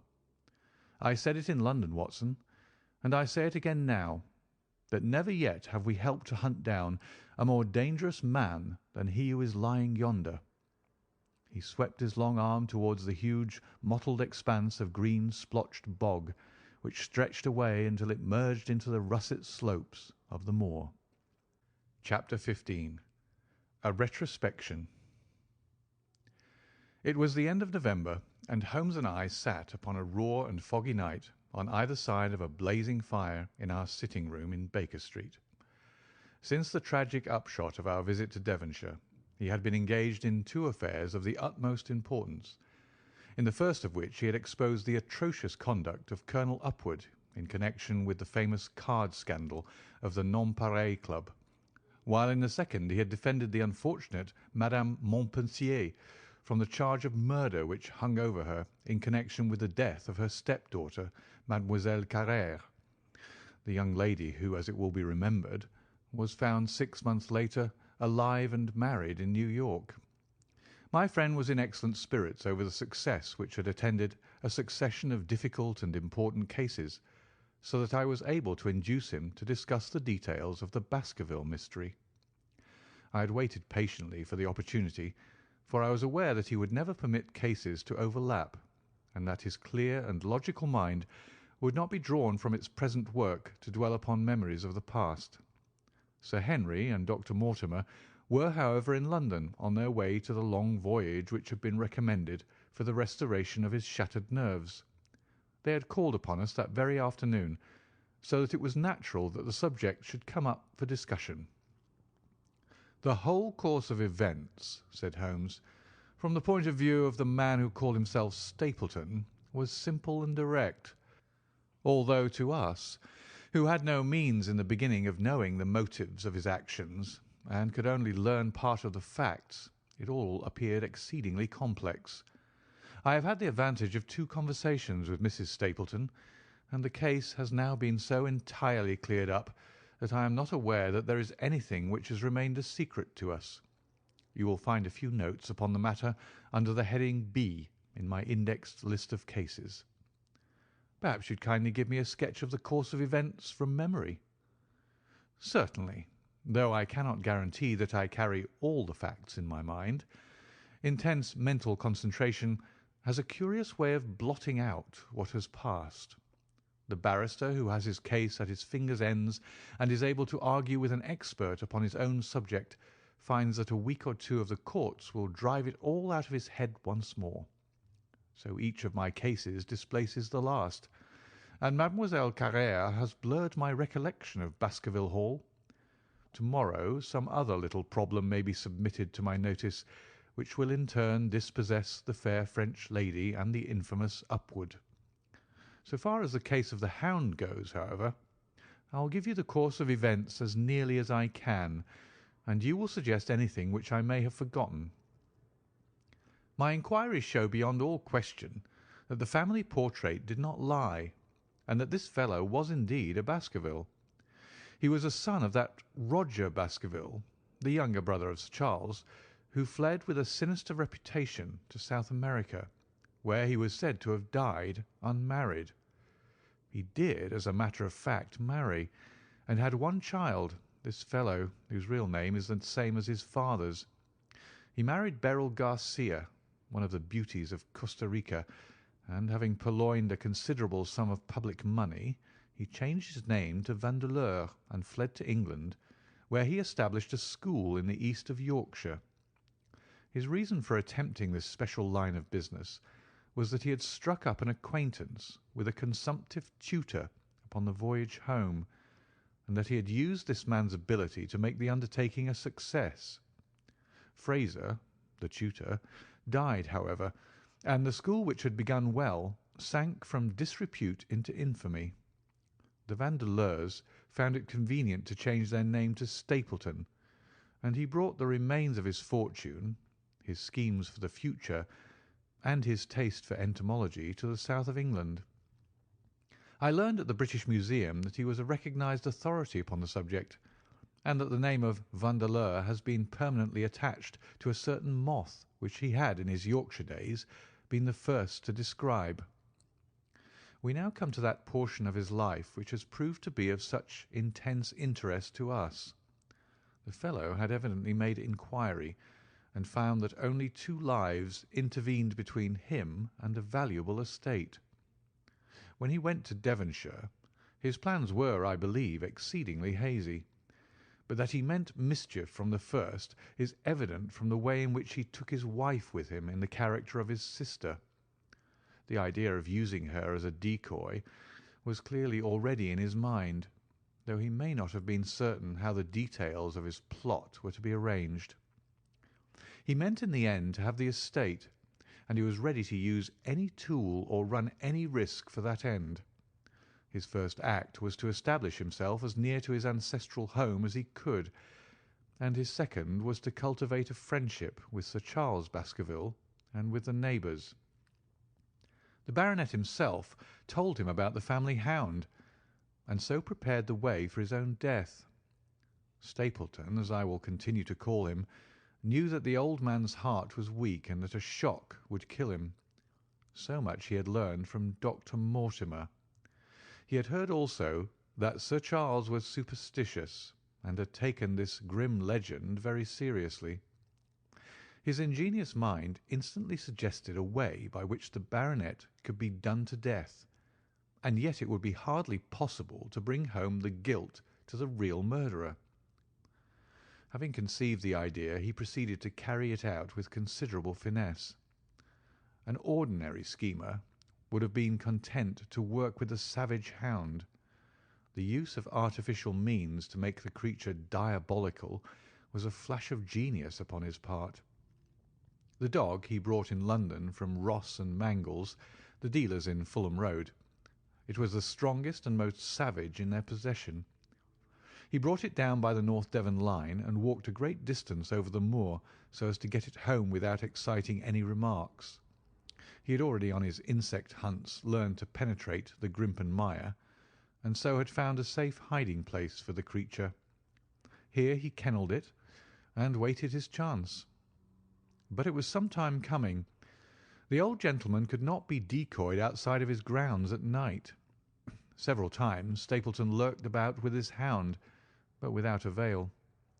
It was during these fruitless quests that he, or rather his ally, was seen by peasants, and that the legend of the demon dog received a new confirmation.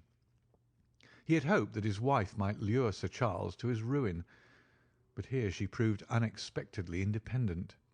She would not endeavour to entangle the old gentleman in a sentimental attachment which might deliver him over to his enemy. Threats, and even, I am sorry to say, blows refused to move her. She would have nothing to do with it, and for a time Stapleton was at a deadlock. He found a way out of his difficulties through the chance that Sir Charles, who had conceived a friendship for him, made him the minister of his charity in the case of this unfortunate woman, Mrs. Laura Lyons. By representing himself as a single man, he acquired complete influence over her, and he gave her to understand that in the event of her obtaining a divorce from her husband, he would marry her. His plans were suddenly brought to a head by his knowledge that Sir Charles was about to leave the Hall on the advice of Dr. Mortimer, with whose opinion he himself pretended to coincide. He must act at once, or his victim might get beyond his power.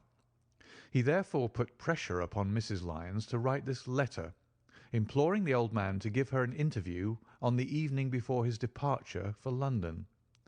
He then, by a specious argument, prevented her from going, and so had the chance for which he had waited.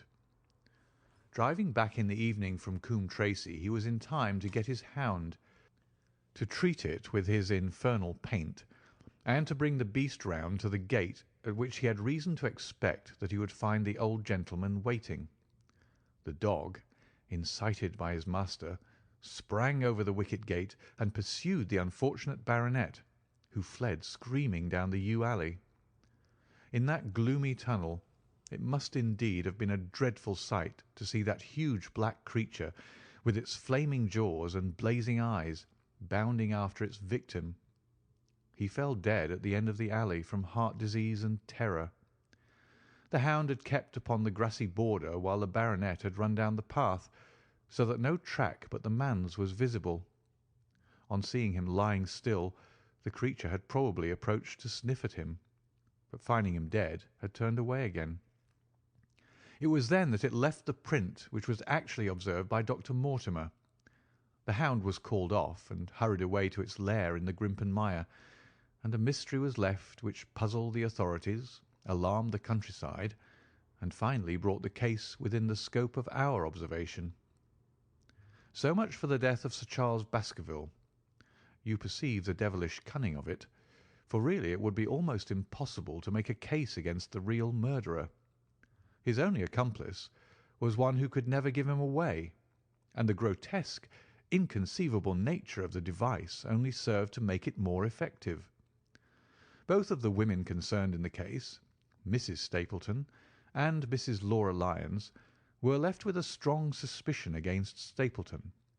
Mrs. Stapleton knew that he had designs upon the old man, and also of the existence of the hound. Mrs. Lyons knew neither of these things, but had been impressed by the death occurring at the time of an uncancelled appointment which was only known to him. However, both of them were under his influence, and he had nothing to fear from them. The first half of his task was successfully accomplished, but the more difficult still remained. It is possible that Stapleton did not know of the existence of an heir in Canada. In any case, he would very soon learn it from his friend Dr. Mortimer, and he was told by the latter all details about the arrival of Henry Baskerville. Stapleton's first idea was that this young stranger from Canada might possibly be done to death in London without coming down to Devonshire at all. He distrusted his wife ever since she had refused to help him in laying a trap for the old man, and he dared not leave her long out of his sight for fear he should lose his influence over her. It was for this reason that he took her to London with him. They lodged, I find, at the Mexborough Private Hotel in Craven Street, which was actually one of those called upon by my agent in search of evidence.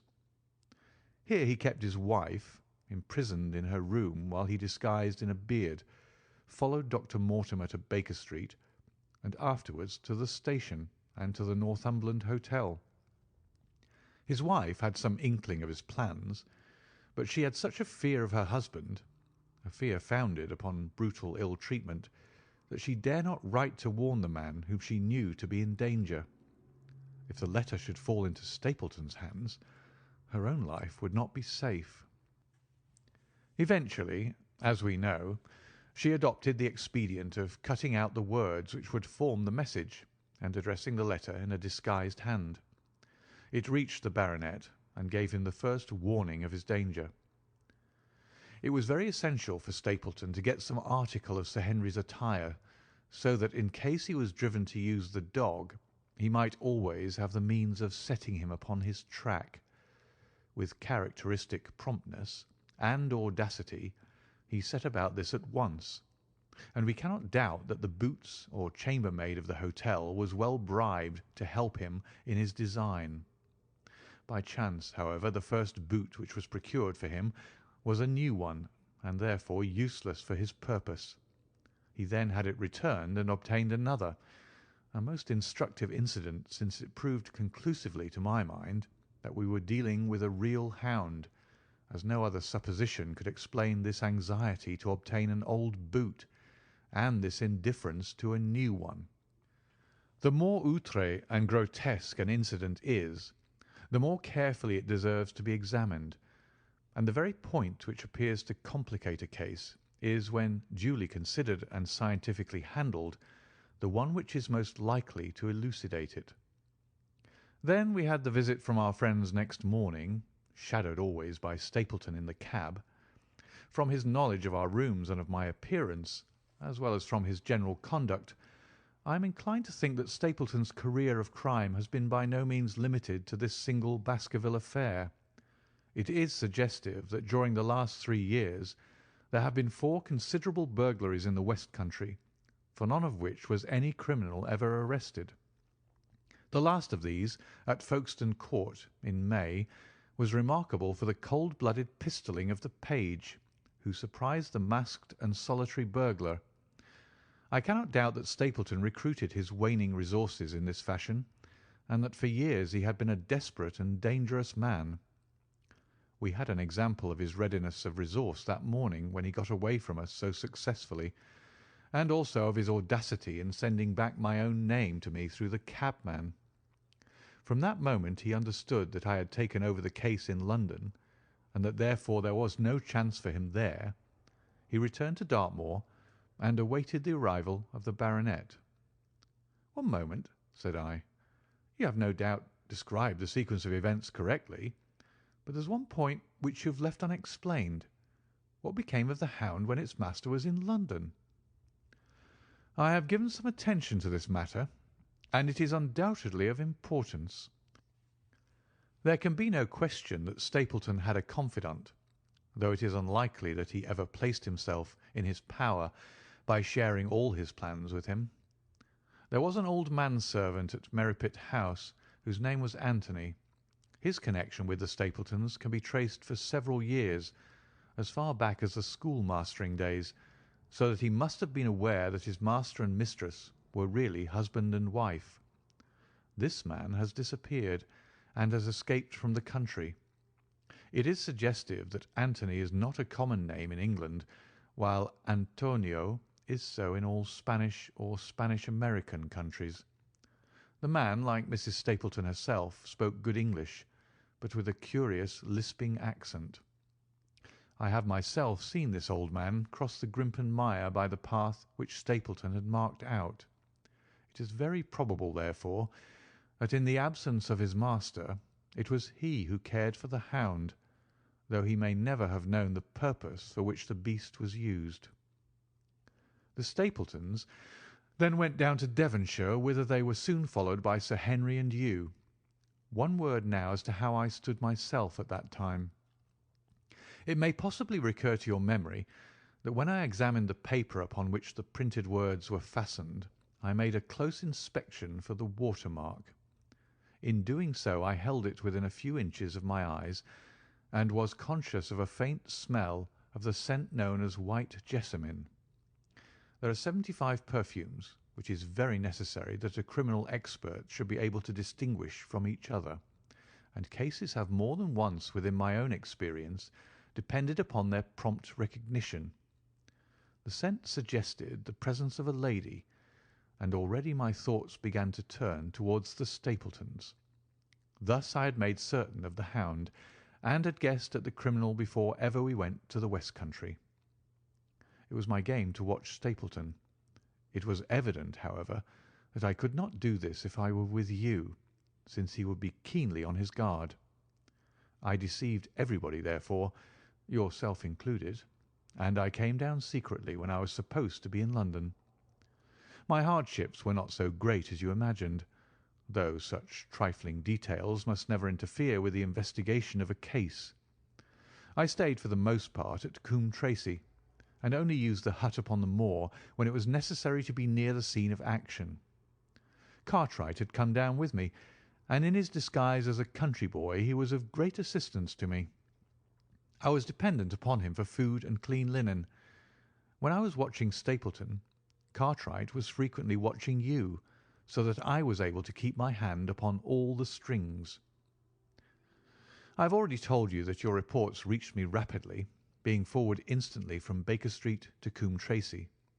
They were of great service to me, and especially that one incidentally truthful piece of biography of Stapleton's. I was able to establish the identity of the man and the woman, and knew at last exactly how I stood. The case had been considerably complicated through the incident of the escaped convict and the relations between him and the Barrymores. This also you cleared up in a very effective way, though I had already come to the same conclusions from my own observations. By the time that you discovered me upon the moor, I had a complete knowledge of the whole business, but I had not a case which could go to a jury. Even Stapleton's attempt upon Sir Henry that night, which ended in the death of the unfortunate convict, did not help us much in proving murder against our man. There seemed to be no alternative but to catch him red-handed, and to do so we had to use Sir Henry, alone and apparently unprotected, as a bait. We did so, and at the cost of a severe shock to our client, we succeeded in completing our case and driving Stapleton to his destruction. That Sir Henry should have been exposed to this is, I must confess, a reproach to my management of the case, but we had no means of foreseeing the terrible and paralysing spectacle which the beast presented, nor could we predict the fog which enabled him to burst upon us at such short notice. We succeeded in our object at a cost which both the specialist and Dr. Mortimer assure me will be a temporary one. A long journey may enable our friend to recover not only from his shattered nerves, but also from his wounded feelings. His love for the lady was deep and sincere, and to him the saddest part of all this black business was that he should have been deceived by her. It only remains to indicate the part which she had played throughout. There can be no doubt that Stapleton exercised an influence over her which may have been love, or may have been fear, or very possibly both, since they are by no means incompatible emotions. It was at least absolutely effective. At his command, she consented to pass as his sister, though he found the limits of his power over her when he endeavoured to make her the direct accessory to murder. She was ready to warn Sir Henry so far as she could without implicating her husband, and again she tried to do so. Stapleton himself seems to have been capable of jealousy, and when he saw the baronet paying court to the lady, even though it was part of his own plan, still he could not help interrupting with a passionate outburst which revealed the fiery soul which his self-contained manner so cleverly concealed. By encouraging the intimacy he made it certain that Sir Henry would frequently come to Merripit House, and that he would sooner or later get the opportunity which he desired. On the day of the crisis, however, his wife turned suddenly against him. She had learned something of the death of the convict, and she knew that the Hound was being kept in the outhouse on the evening that Sir Henry was coming to dinner. She taxed her husband with his intended crime, and a furious scene followed, in which he showed her for the first time that she had a rival in his love. Her fidelity turned in an instant to bitter hatred, and he saw that she would betray him.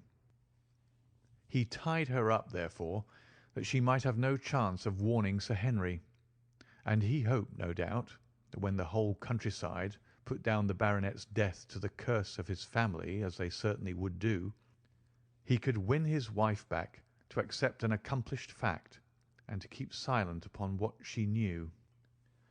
In this I fancy that in any case he made a miscalculation, and that if we had not been there, his doom would none the less have been sealed.